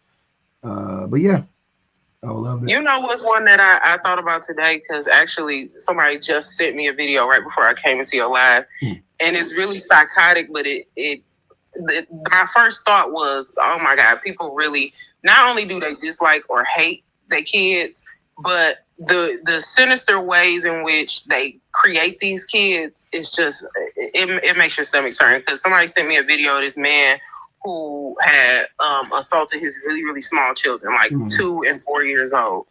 And it disturbed me so bad, but it made me think of like how often these occurrences happen, where not only do you have men who dislike their kids or don't love their kids, but they literally create those kids in order to create little victims. Yeah. Like that's the sole purpose behind why they even create another life, is so that they can have immediate access to a victim. I want some kids so I can abuse them. I want some kids so I could control them. Yeah, I know. I could see that easily. Yeah, it made my stomach turn, and I felt bad for the mom, because she was trying to explain the story, and you could tell like she was kind of almost in a daze trying to understand, like, that this was her husband that had done this to his own children. But what a lot of dudes really will miss, and I think they intentionally miss, for whatever reason, is that a lot of these guys, they aren't invested in these kids at all. Like, and it sounds very surface level, but like when you really think of the ways that men can create up in their minds of the things that they are willing to do to their own kids and other people's kids, you can't fathom how deep it goes when it comes to men not wanting to be fathers or what they are willing to do to the children that they create. That's facts. Yeah. Shan, it ain't me. I think it's you because it kicked you. I didn't kick you. And it's not letting you up right now. Great. You got a little bit of an echo, Penelope. What's good? Oh, sorry. You good? Hey guys, how you doing? Good. I just wanted to say men don't like their kids, so give them someone else's. Make paternity confusing again. Penelope, please help me. What are we talking about? What do you mean? Give him somebody else's kid. What are you talking about? What I said, like, find a man he respects and give him, like, drop off that man's kids. If he don't like his kids, don't give him his kids. How you gonna pull that off though? You kidnapping at that point. No, that's your baby. I'm saying make paternity confusing, not maternity. Oh yeah, okay, I hear you. Okay. All right, yeah. See, that's risky. I ain't gonna play that game. Not with these men. These men is crazy. I'm not gonna say you can do that though. If you want to say you can, I ain't gonna even play around with that shit. No, that's fair enough. I'm just saying they're crazy either way. They are. So, you know. They are. Hey, I'm not gonna lie. Your profile picture makes me want to go back and watch that movie. I love that movie to this day. I ain't seen that movie in like 6 years. I need to go watch that movie for real. What movie is that? Undercover Brother. Oh, I ain't seen that shit in a cool time. I ain't seen that shit in years. I ain't seen that shit in a good amount of time. Where you at? You on the I don't know what happened. What up, Elizabeth? Hello, how are you doing today? Doing great. Well, I mean, honestly, I agree with that statement behind you wholeheartedly. Okay. I've seen it for myself more times than I'd like to admit, of men creating the life, but then once they lose access to the woman, no longer caring that it even exists. Mm-hmm. And then getting upset when she asks him to become a father, and then fight her, demonize her on the street, all types of crazy things, and then tries to run to his homies and say, she's doing it. It's her. Yep. Like, are you kidding me? Are these men not tired of being victims? Like, y'all victimizing your children, but yet then you try to turn around and play the victim. How does that work? Men, I mean, I ain't gonna even. I got a whole prompt about how men are the biggest victims in our own minds. We stay playing the victim. Men got a victim mentality, for real. I mean, I have 3 children, children, and honestly, for me, the way I look at it, their father don't need to be there. I'm here. He only sees them twice a year. God damn. What do he do? An astronaut? What do you do? He's an astronaut? No, he's busy with his girlfriend. Oh, yeah, that happens all the time. And her kids and her grandkids. Oh, niggas love raising other people's kids. We know that. Exactly. So honestly, I'm done with it. I make more money than him anyway, so I ain't tripping. It's just a simple fact, like, it's funny to me. How old are your kids? You doing all, huh? How old is the oldest? My oldest son? He's 10 years old. Okay, so they're really young. Damn. Wow, he only sees them two times a year. Oh my God. Like, it's crazy. Like, I just sit back, I just laugh because I thank God that I'm financially secure to take care of my children by myself because I make good money. But other than that, like, it's insane. Like, I've also ran into situations where there were fellas that were jealous of their women because they made more money than them, And it's like every chance the man got, he tried to demonize and talk down to this woman, until she finally left him. And then after she left him, he didn't want nothing to do with the kids. Mm-hmm. This shit kind of making me depressed a little bit. I ain't gonna even lie. Go ahead, Todd. Let Mr. Todd get in here real quick. Yeah. What's up, Republic? Public. Yeah, I'm good, man. How you doing? Yeah. Hey, let's keep it cool, man. I'm always cool. Okay. I react to abuse. I don't abuse people. Okay. All right.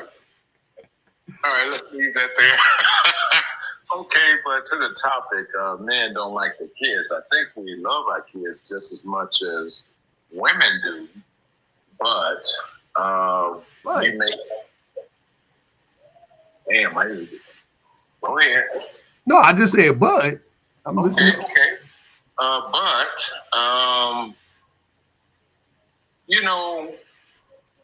There's a system in place, man, that doesn't allow us as men to have the same access. You don't know this because, from what I know about your story, you're married and you have your family and all this, but there are some of us who have had children with women, and everything was good in the beginning, but at a certain point, they decided they don't longer want the man for whatever reason, or the man didn't want them.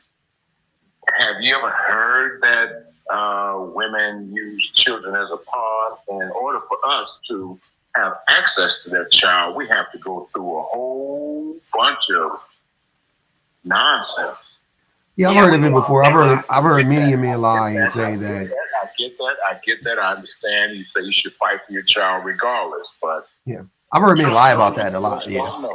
If you don't know, you just don't know. You haven't had to deal with it, so you can't be an authoritative figure on this subject. No, I can though, because I've studied it before. Because I don't rely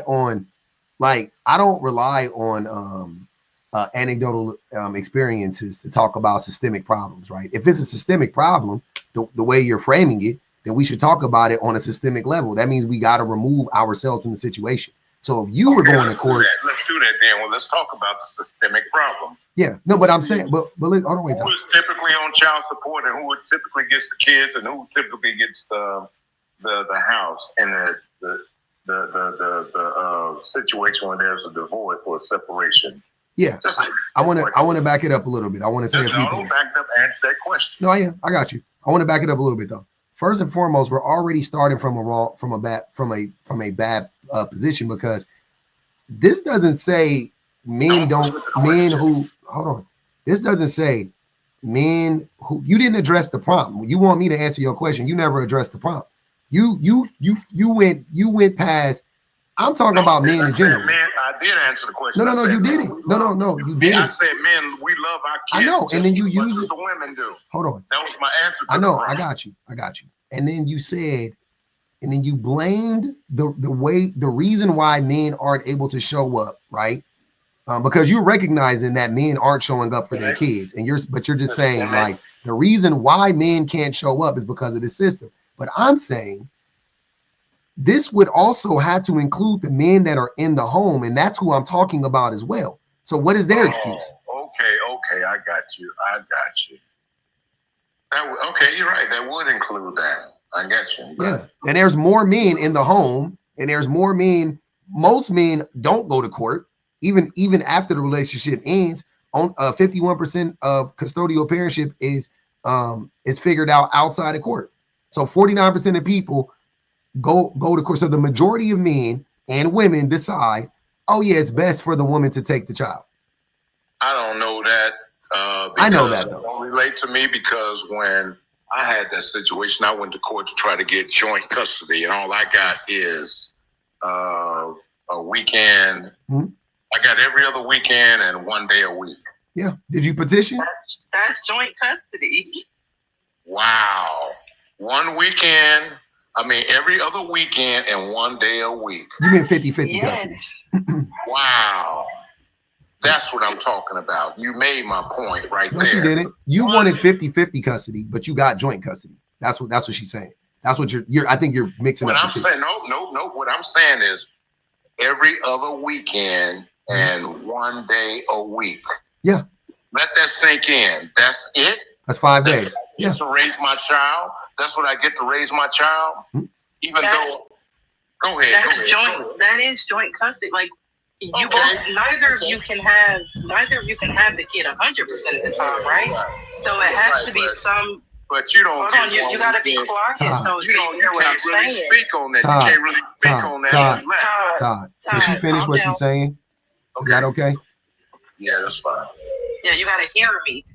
You can't. You said every other weekend. That's not one weekend. So you get 2 weekends a month. She gets the other 2 weekends a month, and then you get 1 day every week. So you get 5 days throughout the month, and plus every other weekend, and then she gets the other days. So that sounds like a kind of 60-40 split. That's like almost 50-50. Oh, really? Let me tell you. Do you understand how many days are in a month? Let me break it down how I think about it. Okay. Every other weekend, right? Mm-hmm. I get that. So that's a weekend for you. That's a weekend for me. Mm-hmm. And then out of the 7 days in 1 week, I get one of those days. Mm-hmm. So you got your kids 6 times a month, roughly about 6 days a month. All right. Oh, it's way more than that. Okay, a weekend is Friday, Saturday, Sunday, right? So you get 2 weekends a month. That's 6 days right there, and then you get them 1 day every month.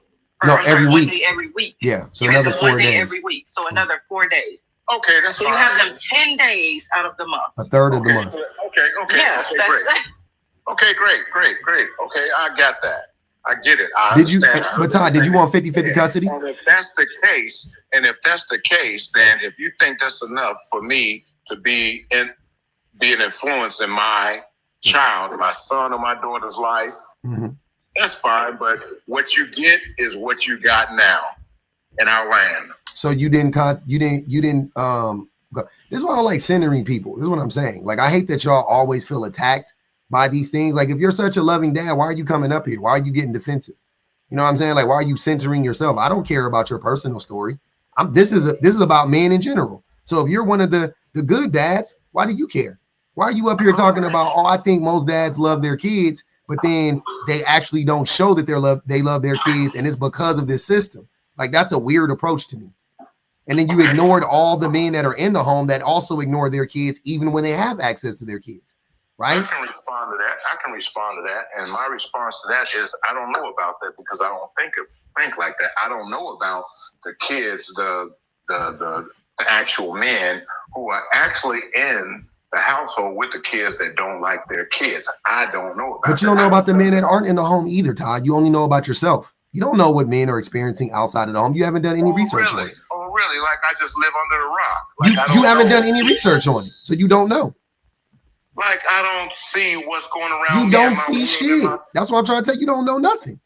You don't go to court. Right. You don't know shit. That's why I decided I wasn't gonna come to your page. You a bitch, man. You a bitch, dude. See how weird you are. Now if I call you a crackhead, you gonna crash out. Imagine crackhead. If I start telling people how you pay for crack, you're a bitch. You have to look at the facts. But I'd rather be that than be a smoker. Yeah, okay, bro. Can we get back to? Hold on, wait. I'd rather be that than be an absentee father like you. Yeah, right. Yeah, you call me whatever. Your kids think you a bitch. Yeah, my kids don't think I'm a bitch. My babies love me. So let's not do this, Todd, please. You're a bitch and you know it. Let's not get to the emotional part of the conversation because you get like being ruled by your emotions right now, Todd. Calm down. Yeah, you really are. But the point is, you said that y'all went to court and maybe you wanted 50-50 and you didn't get that. And most times, typically, there is a reason why 50-50 isn't feasible, depending on the kids' ages, depending on the school schedule, depending on how far apart y'all live together. But you got a substantial amount of time for two people who don't live together. I think that's the part that we have to be realistic about. Y'all don't live together, so it's not always possible. Have you ever heard? I'll be in the middle of my sentence when you start yours. Is that what you did at court? Yes. That's why he don't got custody of them babies. That's why. I'm sorry, but like, hey, the judge will be talking. That boy be under. He didn't call that lady out her name. Soon as they start mentioning them days. Like, come on, you gotta have some self-control. He started biting the benefits you wanted to get, and that's why you were so adamant about having them kids. Because it don't sound like you genuinely want your kids. It sounds like you have an ulterior motive. It does. Let Shan go. Go ahead, Shan. Yeah, I was simply saying that typically there's a reason why it can't be exactly 50-50 down the line, but you got like a 60, well, maybe like 70-30 split. And I understand that upsets you, but like I said, typically depending on the ages of the kids, the school schedule, like I said, how far apart y'all live together, because the kids still have to go to school throughout the week. So it's hard to split kids up between two households in the middle of the week. So you getting every other weekend plus 1 day a week, plus whatever the holiday schedules look like, you have to add up all the time and days that you have throughout the year to see an accurate picture of that. So how many days throughout the whole year did you have versus how many days throughout the whole year did she have? You can't do a day by day kind of thing. That's not how it works. Okay. With that being said, what about the conversation about the child needs their father? And so let's take the court system out of it. If you agree that the child needs their father, whether it's a boy or a girl, especially if it's a boy and there's a son. So fuck what the court says. You know that how many days you calculated that's what I get, 10 days out of the month or whatever. Is that enough for me to bond and provide and to go ahead, you talk then. It's going to have to be because you don't live in the household anymore. So it's going to have to be enough days because you don't live with the mom. Like the child needs his mom and his dad. But if that's the case, so if the court says I get this and you as a woman, you have this attitude against me and you know that women do, maybe you don't know that women do use children as pawns. Maybe you don't know that, but if just imagine that is, you talk then, you talk. If you can imagine that is possible and that women do use children as pawns sometimes and they hit you with, oh, if you don't do this, you don't do that, you'll never see your child again. Surely that never happened, but let's assume it did happen. If that happens and then all I get is what the court allowed me to do, now I'm working, I'm a man. Ain't no telling what might happen with my schedule is trying to be a man. Maybe I can't make the 1 day a week. Maybe I'm in another city or state. Because you don't let in babies. Go ahead, man. You talk. Yeah. Honestly, you're honestly, Todd, honestly, it really just sounds like you're making a lot of excuses to me. Right. And me being a woman that actually has been in that type of situation, it really sounds like excuses because you're acting like men don't use with their children against the mothers. Yeah. Men do that all the time. Absolutely. Baji Baby said they always leave out why the woman didn't want the man. What a coinky dink. She also said he also could have been a decent partner and been able to see his kids 100% of the time in the same house. Yeah. They don't ever want to talk about that. Like what? Exactly. It's how did you end up not in the house with that woman? woman? Elizabeth, hold on. How did you not end up in the house with that woman anymore? Right? That's the craziest thing. Why are you on the outs? Like, you know what I'm saying? And also I just want to tell you something. Why would you come up here, censor yourself, and then get mad when we start fucking pushing back? Like, that's why I be telling y'all, stop centering yourself. If you don't want to smoke, stop centering yourself. Talk about men in general. Make up a story like y'all do, like y'all like to do in every other scenario, right? I just find it so odd that I get online, right? Here's the thing about being online. The things that don't exist in real life, right? The things that none of us ever see in real life, we get online and we can talk to, we just talking to a random dude and he's like, everybody I know has experienced that. And I'm like, the thing that nobody has ever experienced ever? Like, what are you talking about? Like, yes, I have 3 friends that can fly. What? When did that happen? But wait, can we clock real quick how he started off complaining about the time that he was given, And then by the end of it, he was like, but I'm a man, I have to work. What if I can't make that one day? Exactly. Court order. Exactly. That's Wait, why I what? even said, like, yo, you're making excuses. That was crazy. Like, how do you complain about not getting enough time and you can barely make the time you did get? That's why you didn't get more. Lying through his teeth. Stupid. Talking about that woman using babies. No, sir. You wanted custody to hurt that woman. You didn't want them babies no days of the week. You know that, and I know that. But you didn't want to pay child support, or you wanted to just, you know, make it difficult for her. That's what me. That's why I fucking can't stand with me and be talking about women be using the babies to manipulate. No, y'all don't like them babies. Y'all be cool with getting the babies twice a month. Y'all be cool with getting the babies on Saturday and Sunday, and picking the babies up. You supposed to pick the baby up after school. You want to pick the baby up at 10 o'clock p.m. Friday night and drop the baby off at 3 p.m. Sunday. Like, you don't even be spending 3 full days with the baby. Like, y'all, and then y'all want to get up here and talk about the women be using the babies to no, nigga. No, stop lying. Y'all so fucking weird. And kids who love their daddy are the worst people to try to use as pawns. Honestly, they really are. They are very annoying, because the first thing they're gonna start talking about, I want to see my dad. Where my dad at? If I was with my dad, like the moment, if you're a good dad, that is what they are going to do to you the entire time. So these dudes honestly be up here lying. Not to add, the way that they be coming up here and putting them red flags at half-mast and telling us that they magically went to court, and we supposed to not understand why it is the judge and that mama. Oh, okay. Go ahead. That we are all supposed to make it make sense that a judge and another parent looked at that man and said, he probably don't need to be around my kids for 2 days. I mean, there are times. Yeah, everybody coming in hot. I was about to say.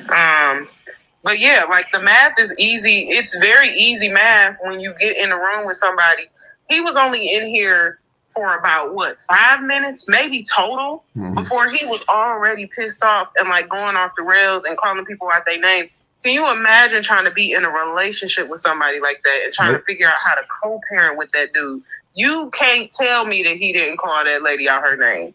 You can't. He was in that courtroom cutting up, flipping over papers, biting the damn podium where the judge was at. Like, he was in there cutting up. That man was on crack during that time. That's what he told me. I believe that. That's what he said. So that's not even like, so I don't even know what he's talking about. That man was yeah, that man was in there. that man was showing up to court biting his lip like Mike Tyson was biting them gloves in that fight. Literally. Dancing for rocks in his socks on the corner. Like, there's no way, shape, form, or fashion that you, honestly, I believe that. I absolutely believe that. Because it's so much of it was irrational. Like, and like Shan pointed out, how do you start off with, she don't want me to be with my kids and she don't want me to have time with my kids, to, well, I don't know if my schedule permits. Who can make a schedule with somebody around that? If you telling me 1 second you want to be with the kids so bad, and then the next second you telling me, well, I don't know, I got to see what my work schedule look like. Okay, then keep your every other weekend and your 3-4 days in the summer. Then, if you don't know what your schedule look like, then we don't got to argue about it. And I'm sure that after that, he probably argued with her about it anyway. Yeah. I just know babies, and I know raising kids. Don't nobody want to be alone raising their babies, man. I just want to tell y'all that I don't know if y'all got kids, but if you got kids, you already know. Don't nobody want to be alone raising their fucking kids. That's crazy. You don't want no reprieve. You don't want no, just like you don't even get a minute of, like, you don't get no air, no breath. Like, who the fuck want to do that shit alone? Like, you gotta understand how shitty of a person your partner must be for the person to come to the conclusion of, like, I can do this by myself. But like them being in my life at all is a problem. Like, that's just gonna make my, like, that is crazy. Like, what the fuck? I'm like, alienating you from the kids completely. I agree. Like, you gotta be, because y'all already broke up, so it ain't even about you anymore or y'all relationship. But she don't want you around the kids. That's for a reason. Because listen, it ain't nothing my baby daddy could do to me personally outside of abuse to keep that baby from going 5 days a week. So when it's his turn, we gonna rotate. That schedule gonna schedule. That man can call me every name under the sun. Okay, Tuesday, right? What time? I hear my G back there right now. Look. You see, and this is all day, every day. Just laugh. You go, bro. Shan said, I can't wait. The best part about being married and being a parent is saying to your kid coming and telling you something random, and you going, go ask your daddy. And don't nothing feel better than that. You just go ask your mama. I don't know. Go ask your daddy. Go tell you. My son just came in here to tell me that he beat some game. I don't know what the game is. I don't know where he got it from. And I said, that's amazing, son. I'm on the phone. Go tell your daddy. Who would want to stop themselves from being able to have that? Like, you got to be some kind of psychopath for people to be like, you know what? I'd rather just be alone and figure it out myself. I'm saying out of spite, not because I could get it if it's like the motherfucker is toxic. But like out of spite, ain't enough spite in the world. Hey Mick, or Mike, your shit is unmuted, right? Mick Blee, what's good? Yeah, my bad. I'm working on my car. Yeah, my bad. I'm working on my car. But isn't it like societal based though? What we talking about? What? Is what societal based? Like if you had like the availability to not work and just be with your family and your friends and your kids all the time, would you not have the conversation would change completely, right? In what way? It's just like why wouldn't you just want to spend all your time with your family and friends and just do everything you want to do? I mean, you gotta ask the men that who don't want to do that. I think the difference is like, I don't know what you're talking. What are you talking about specifically? It's like hold on, Mick. Answer the prompt first. If you can see it, it says men don't like their kids. I would say start there because I don't even know. I feel like you're starting at a point and I don't know. You know what I'm saying? Like I don't know where you started. BS to me. You said BS to me on the topic. Men don't like their kids. BS. Mm-hmm. Yeah. So men do like their kids. Okay. And why do you say that?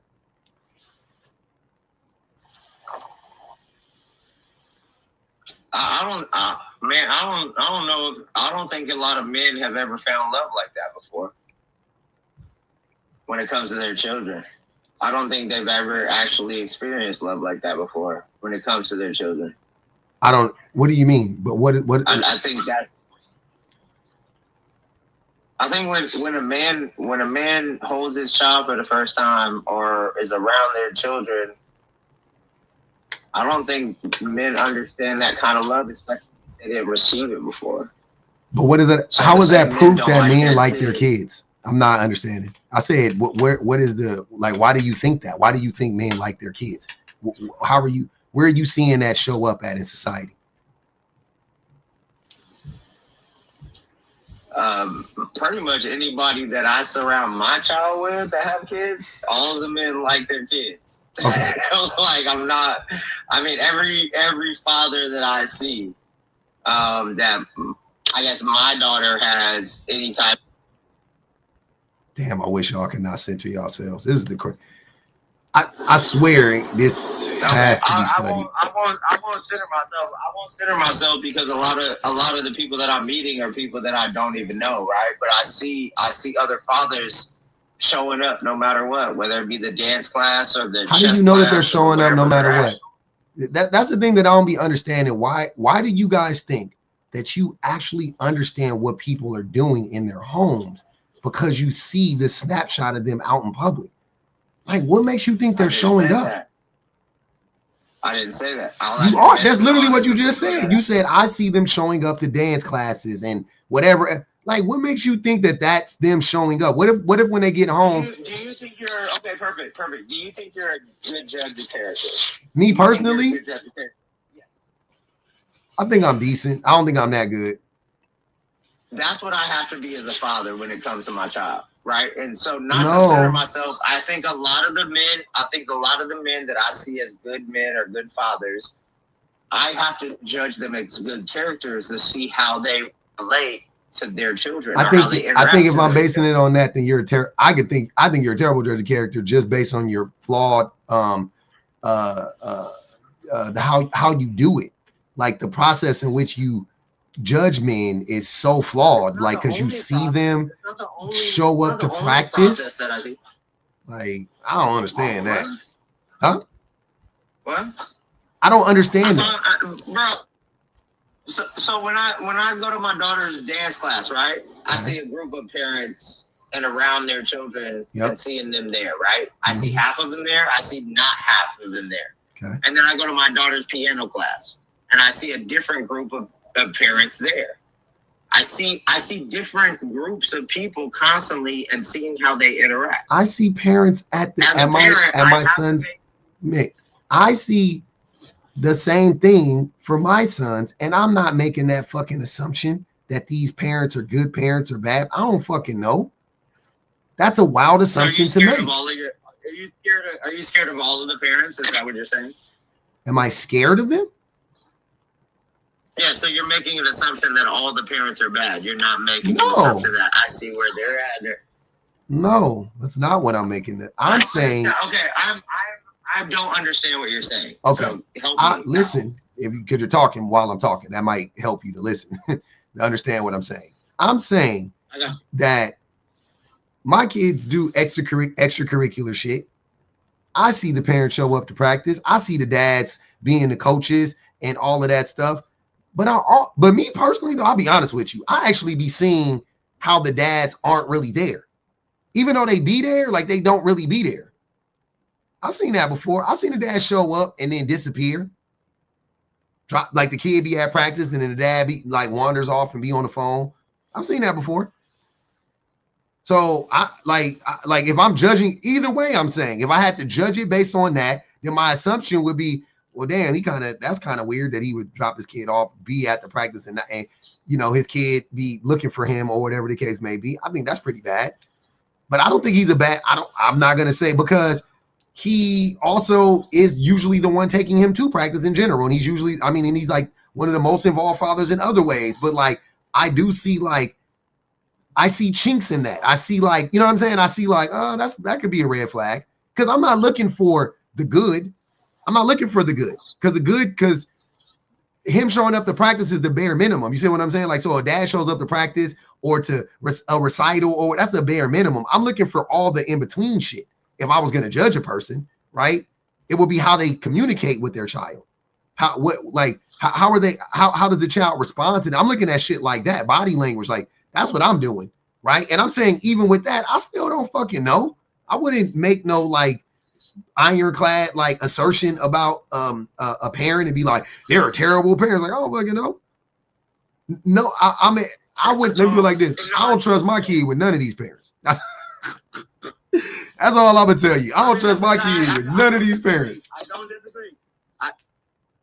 I don't disagree with you, but you said that the father that constantly brings him to practice, but he might be on his phone or dealing with something else, right? Yeah. But he's constantly there to drop them off and make sure that he's available. If that's one part of it. And then you can adjust to the other part of, you can see how that father interacts with their child, meaning how they speak to him. There's moments there get your bag, get your shoes, put your shoes on, let's get ready for practice. You can see those moments as well, right? So to just judge it based on the fact that the father drops him off, but he's not really paying attention to practice. We talking about practice. Let's do some Allen Iverson stuff, right? We talking about practice, bro. I see that it's that type of language right there for me, because mothers don't do that. The mothers be there. The mothers be present. The mothers be sitting 2 inches away from the sideline and they be watching, and they don't even got to know nothing about the sport, but they're in it because their kids are in it and they're there, and I've never seen a child have to look for their mother after practice or after a game, but I've seen children have to look for their fathers after a practice. That's appropriate. That's appropriate. Have you ever been to your child's practice? Me? Yeah, all the time. Yeah. Okay. That's what I'm talking about. How much do you insert yourself over the coach? Over the coach, never. Never. Yeah. Okay. So you're sitting there, you're just there for practice.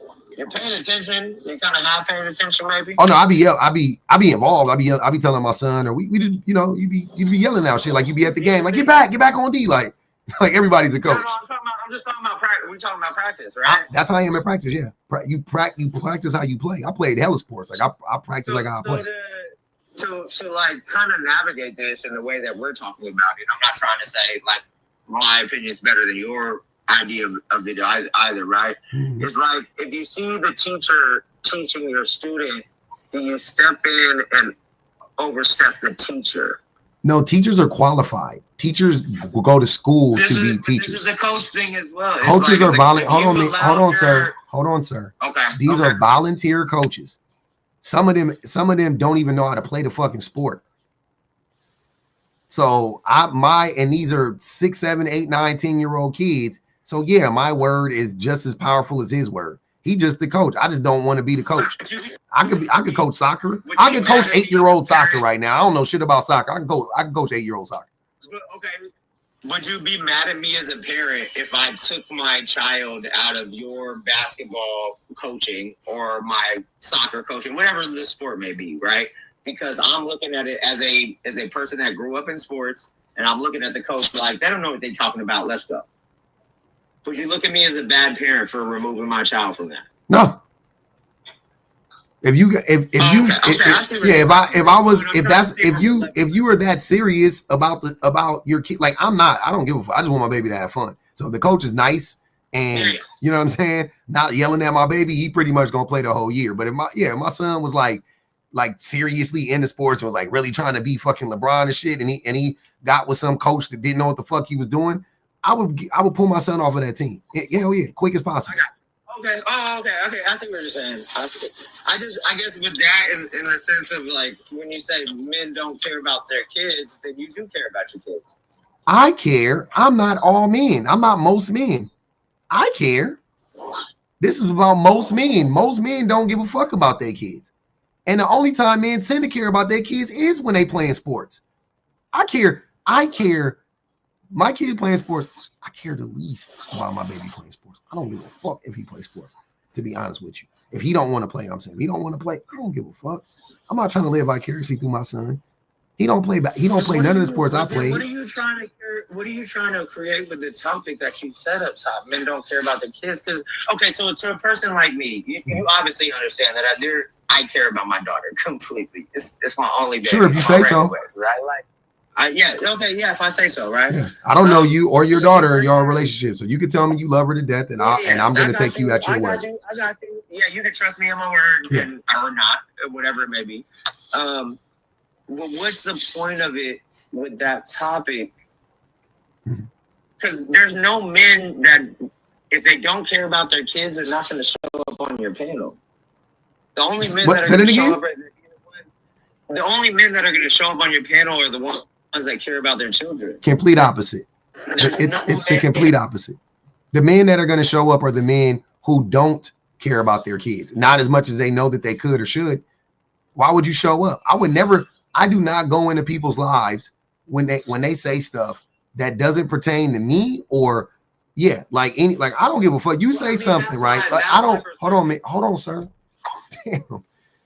I don't go into people's lives, and I don't get, in all honesty, I don't get triggered by anybody's like background. Like it doesn't, I never go approach a person or a live on the basis of like, let me defend myself. Like it's not about me, right? Even if people say stuff and it's about me, I just go, okay, that applies to me. Damn, they got me. And if it don't apply to me, I go, that don't apply to me, and I keep it pushing, right? The only time. Your topics are based on trying to get people in that are triggered by it.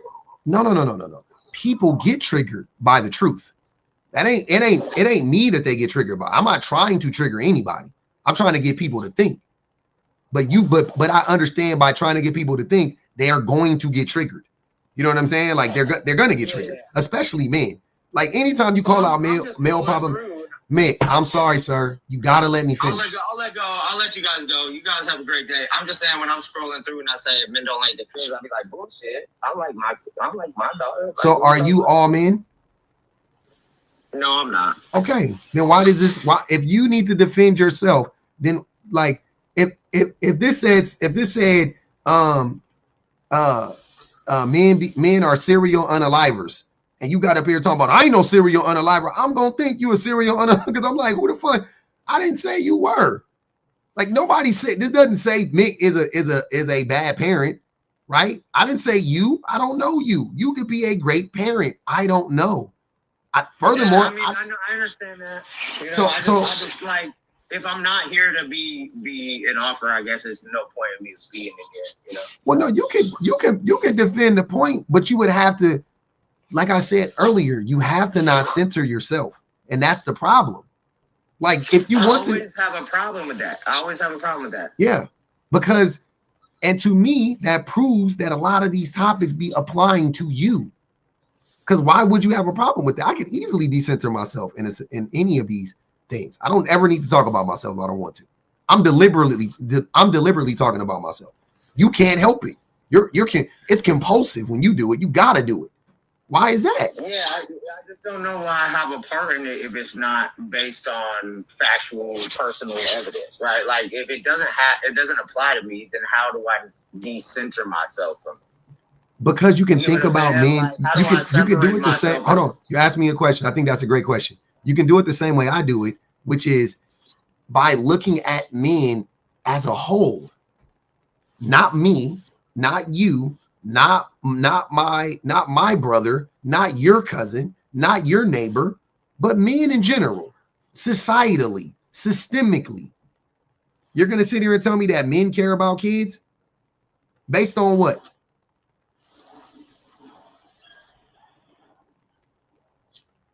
That's where my problem lies right there. I can't respond without saying that I have some kind of connection to what you're saying.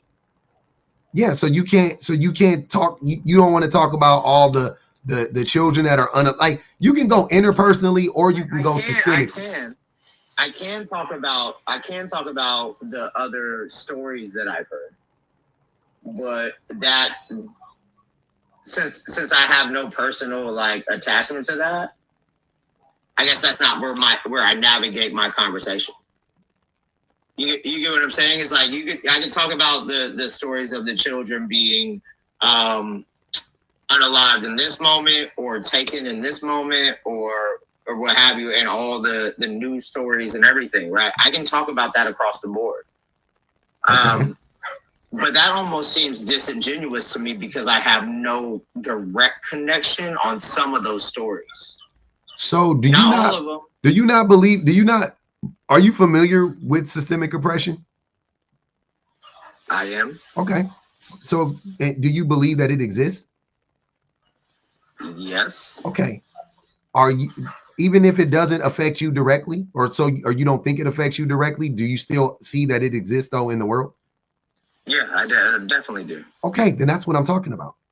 I'm talking about the systemic oppression of children that exists within the world. All the child workers all around the world, the slave labor, all the child brides, all the child unalivings, all the child starvation, all the undereducated children, all the neglected children. Like you just keep going down the line. You're telling me that you don't see any of that. You can't, if you can't connect it to yourself, then you don't see that. Is that what you're saying? I see it, but every time I connect it to myself, everybody like, oh, it's about. I'm like, nah, I just know somebody that's been through it. You know somebody that's been through what? Right? You know somebody that's been through what? Trafficking. Okay, so you should be able to connect with that. But what you're saying to me is that means I'm centralizing it on me, right? Like I have a story about my life. No. I'm saying, do you need it to be connected to you in some way directly? That's what I'm asking. No, I don't need it at all. It is just part of my life. I'm saying, do you need Do you need it to? Do you need it to be connected to you for you to see that it exists? That's what I'm asking you. Not at all. Okay, then this shouldn't be hard to understand, because this is true. If you can remove yourself from the situation, then this is true, right? They said, tell Mick Bleed he too old to try to be a rapper. Is it Mike, man? I've been calling you Mick. Is it Mike or Mick?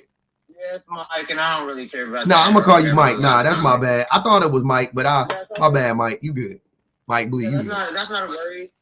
Well, when you say your topic, so let's decentralize it, right? Mm-hmm. You say this is true. I don't believe it to be true. That's not centralized at all. That has nothing to do. Let's say that's separated from myself. Separating from yourself. I say no. Mm-hmm. You say yes. You say yes. I say no. Yeah. And why did you say no? Because I say yes because women, because children are systemically oppressed by men. I'm sorry. What did you say? I say that this is true because children are systemically oppressed by men. So why do you say it's not? You're saying children aren't systemically oppressed by men? No, I'm going off of men don't like their kids. Yeah, they don't like their kids. They don't like the systemic oppression wouldn't exist if they. Tell me at what point did men stop liking their children? I don't know. I think it's been a long ass time though. I honestly can't think. Not since the birth of this country. Not on this continent. So when you're see, this is where it becomes like not centralizing it on yourself, right? Tell me a point where your father stopped liking you. I don't know, probably from birth. I don't think he ever did like me. And your friend's father didn't either? Most of them, I would say no. My brother's dad didn't like him. My sister's dad didn't like her. My mom's dad didn't like her. My dad's dad didn't like them. So we can go into the, God damn it, this sucks. I can say I centralized your life from this point, right? No. But I can go the opposite. I can go the opposite because I can say a lot of the men in the families that I knew love their children. Yeah, that's why I don't like having a anecdotal argument about something that we can. I mean, this would be anecdotal to an extent, right? Because I say men don't love their kids, but I can prove how men don't love their kids because of the level of. Hold on, Mike, please let me finish. One statement, just one time.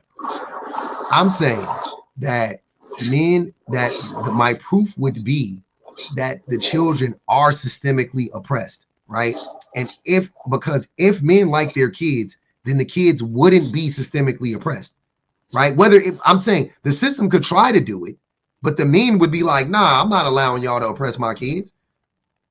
But the men don't give a fuck about them kids. Therefore, the kids will be oppressed. The men are also in the home, oftentimes the oppressors. They're the abusers.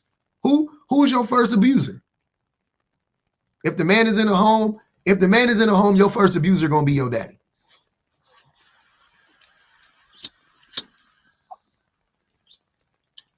Your first bully gonna be your daddy. If you a girl, the first man to grape you gonna be your daddy, more than likely. I could say possibly on all the things you're saying. Yes, definitely. It ain't possible. It's just things you're saying. It's most likely. I guess maybe the question is different than what I would like based on what you're telling me. Like the question could be different. It's like, are children all systemically oppressed? That's a different conversation than men don't like their kids. It equates to the same thing. I guess centralizing it, right? That's personal. Yeah, I want to make it personal. I want men to understand that they're the reason why the children are oppressed. If I say kids are systemically oppressed, and that gives men an out, it makes men think like, oh, well, the system is bad. But it's like, nah, the reason why they're oppressed is because of you, because you don't like them, because you don't care about their well-being.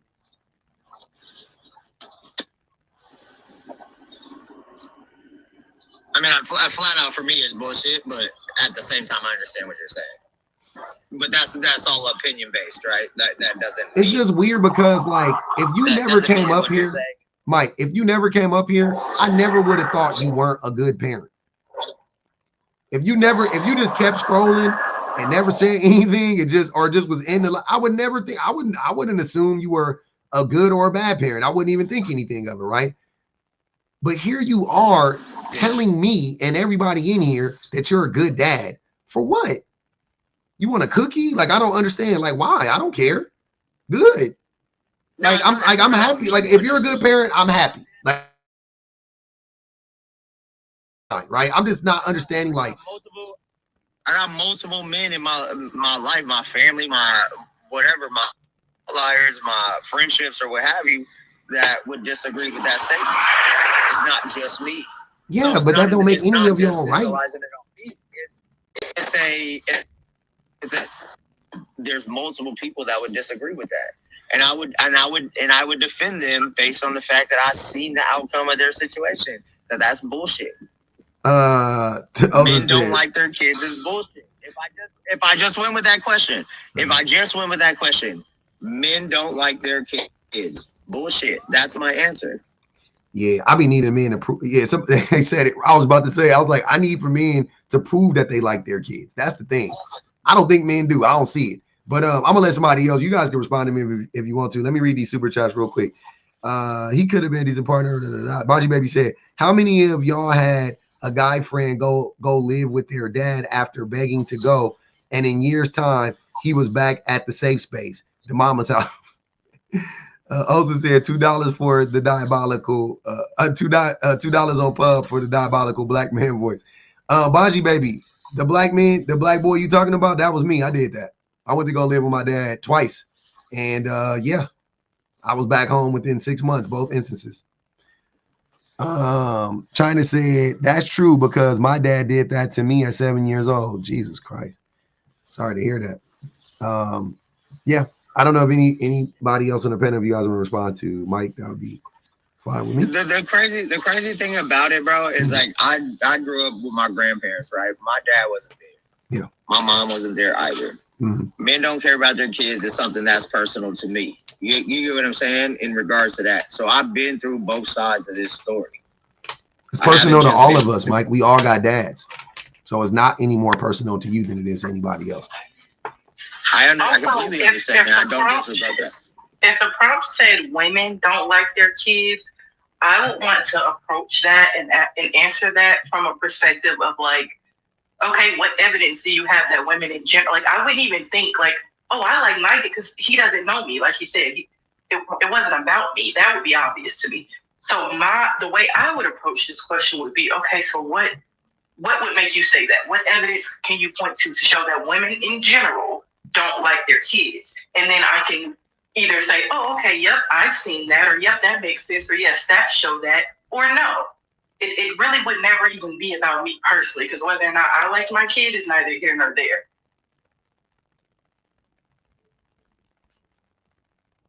Does that make sense? It makes sense to me. I don't know if it makes sense to Mike. It makes sense to me. I understand what the host is saying. I understand what you're saying. I'm not disagreeing with either one. I just don't know how to speak about it without having some understanding personally. That's where I guess my compromise is. And that's where I'm having the struggle. And I guess I'm probably learning more than trying to explain more. Mm-hmm. Yeah, it seems like you're a little bit limited to your own, like, I guess, personal experience. Oh, I didn't mean to say that anyway. Sorry, y'all. I didn't mean to say that anyway. My bad. Thinking about this from a more larger, like you're having trouble zooming out, and you can only think about this from your own personal experience, and it just makes me wonder, like, do you do that with everything else, or is this like unique? I don't know. Like, I'm sure there are other things that you can understand, like, I don't know, cancer or DV or alcoholism that you maybe have not experienced personally, but you can kind of understand how it works, right? Or what it looks like. Or Mike, can you change the prompt so that it makes sense for you generally? So like, he said it. If it said, he changed it already. Okay, so like, yeah, if it said men don't like their kids. No, he said no. He said what he said was kids are systemically oppressed or something like that. That's what he wanted it. Like he was saying, like that's what. Yeah, I actually said that. I said if it was a different approach to the language, maybe I would understand it differently. But I just approached it the way it's spoken on the live. So yeah, I did say that earlier. If it was like, yeah, systemically kids are this way or whatever, I might have had a different way to approach this. But yeah, that's exactly right. I just want to say something. I feel like there is a generalized problem with men in the fact that they cannot come outside of their situation to connect with the rest of the world. They cannot see a prompt like this, that men don't like their kids, and say, okay, why is that being said? And like, I want to say that was shenanigans, or say, okay, well, what facts or what proof do you have to say that this is a problem? But instead, okay, it's all about me. Okay. Well, I'm good to my family. The 5 people that I know is good to their family. Okay.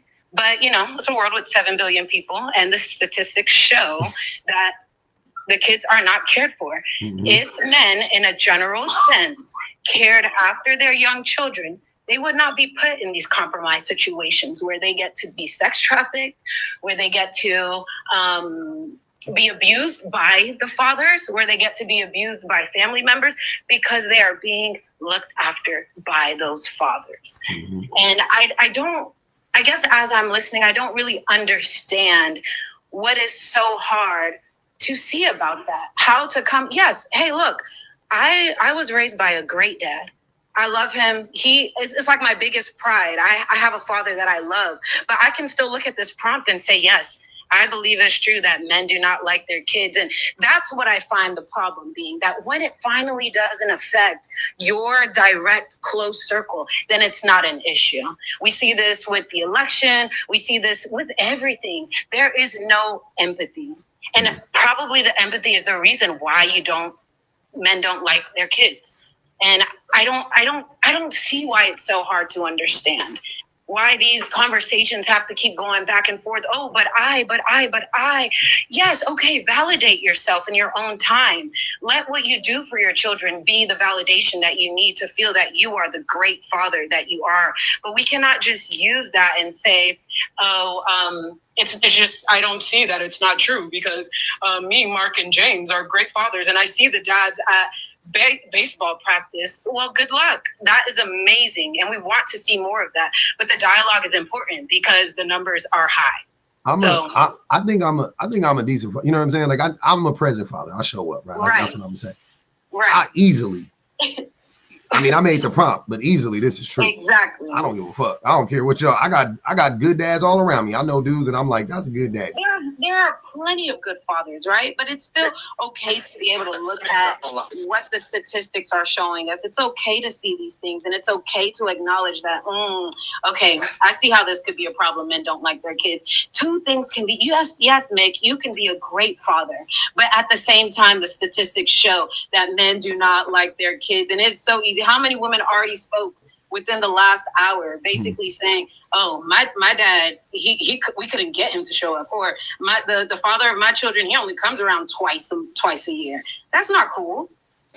Somebody just said they're trying to stop, like the amount of men that, and even though I know they would never even, because men aren't that organized, but they like the amount of men that was coming out talking about, yeah, we need to fight against child support. Dumbass Dr. Umar was talking about black men need to organize to stop child support. Like what? And the amount of black men that was like, yeah, brother, that didn't even have kids. I was like, why are you talking about that shit? You don't even got no babies. Boy, these bitches don't deserve nothing. I'm like, what? What's she doing with the money? Paying for the kids? Well, like this shit is crazy. It's so weird. Like I'm like, y'all really. Like even the good dads, I know good dads that be posting that shit. I know the good dads that, you know what I'm saying, the quote unquote good fathers that are present and stuff like that. I've seen them post that like, yeah, child support crazy, and I'm like, why, you think you gonna end up on it?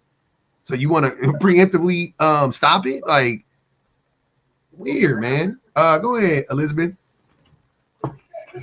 I think that when it comes down to the child support thing, a lot of men, if that wasn't looming over their heads, a lot of them wouldn't even be around their own children, to be honest with you. That's why I agree with the whole talking point of men don't like their kids. They really don't.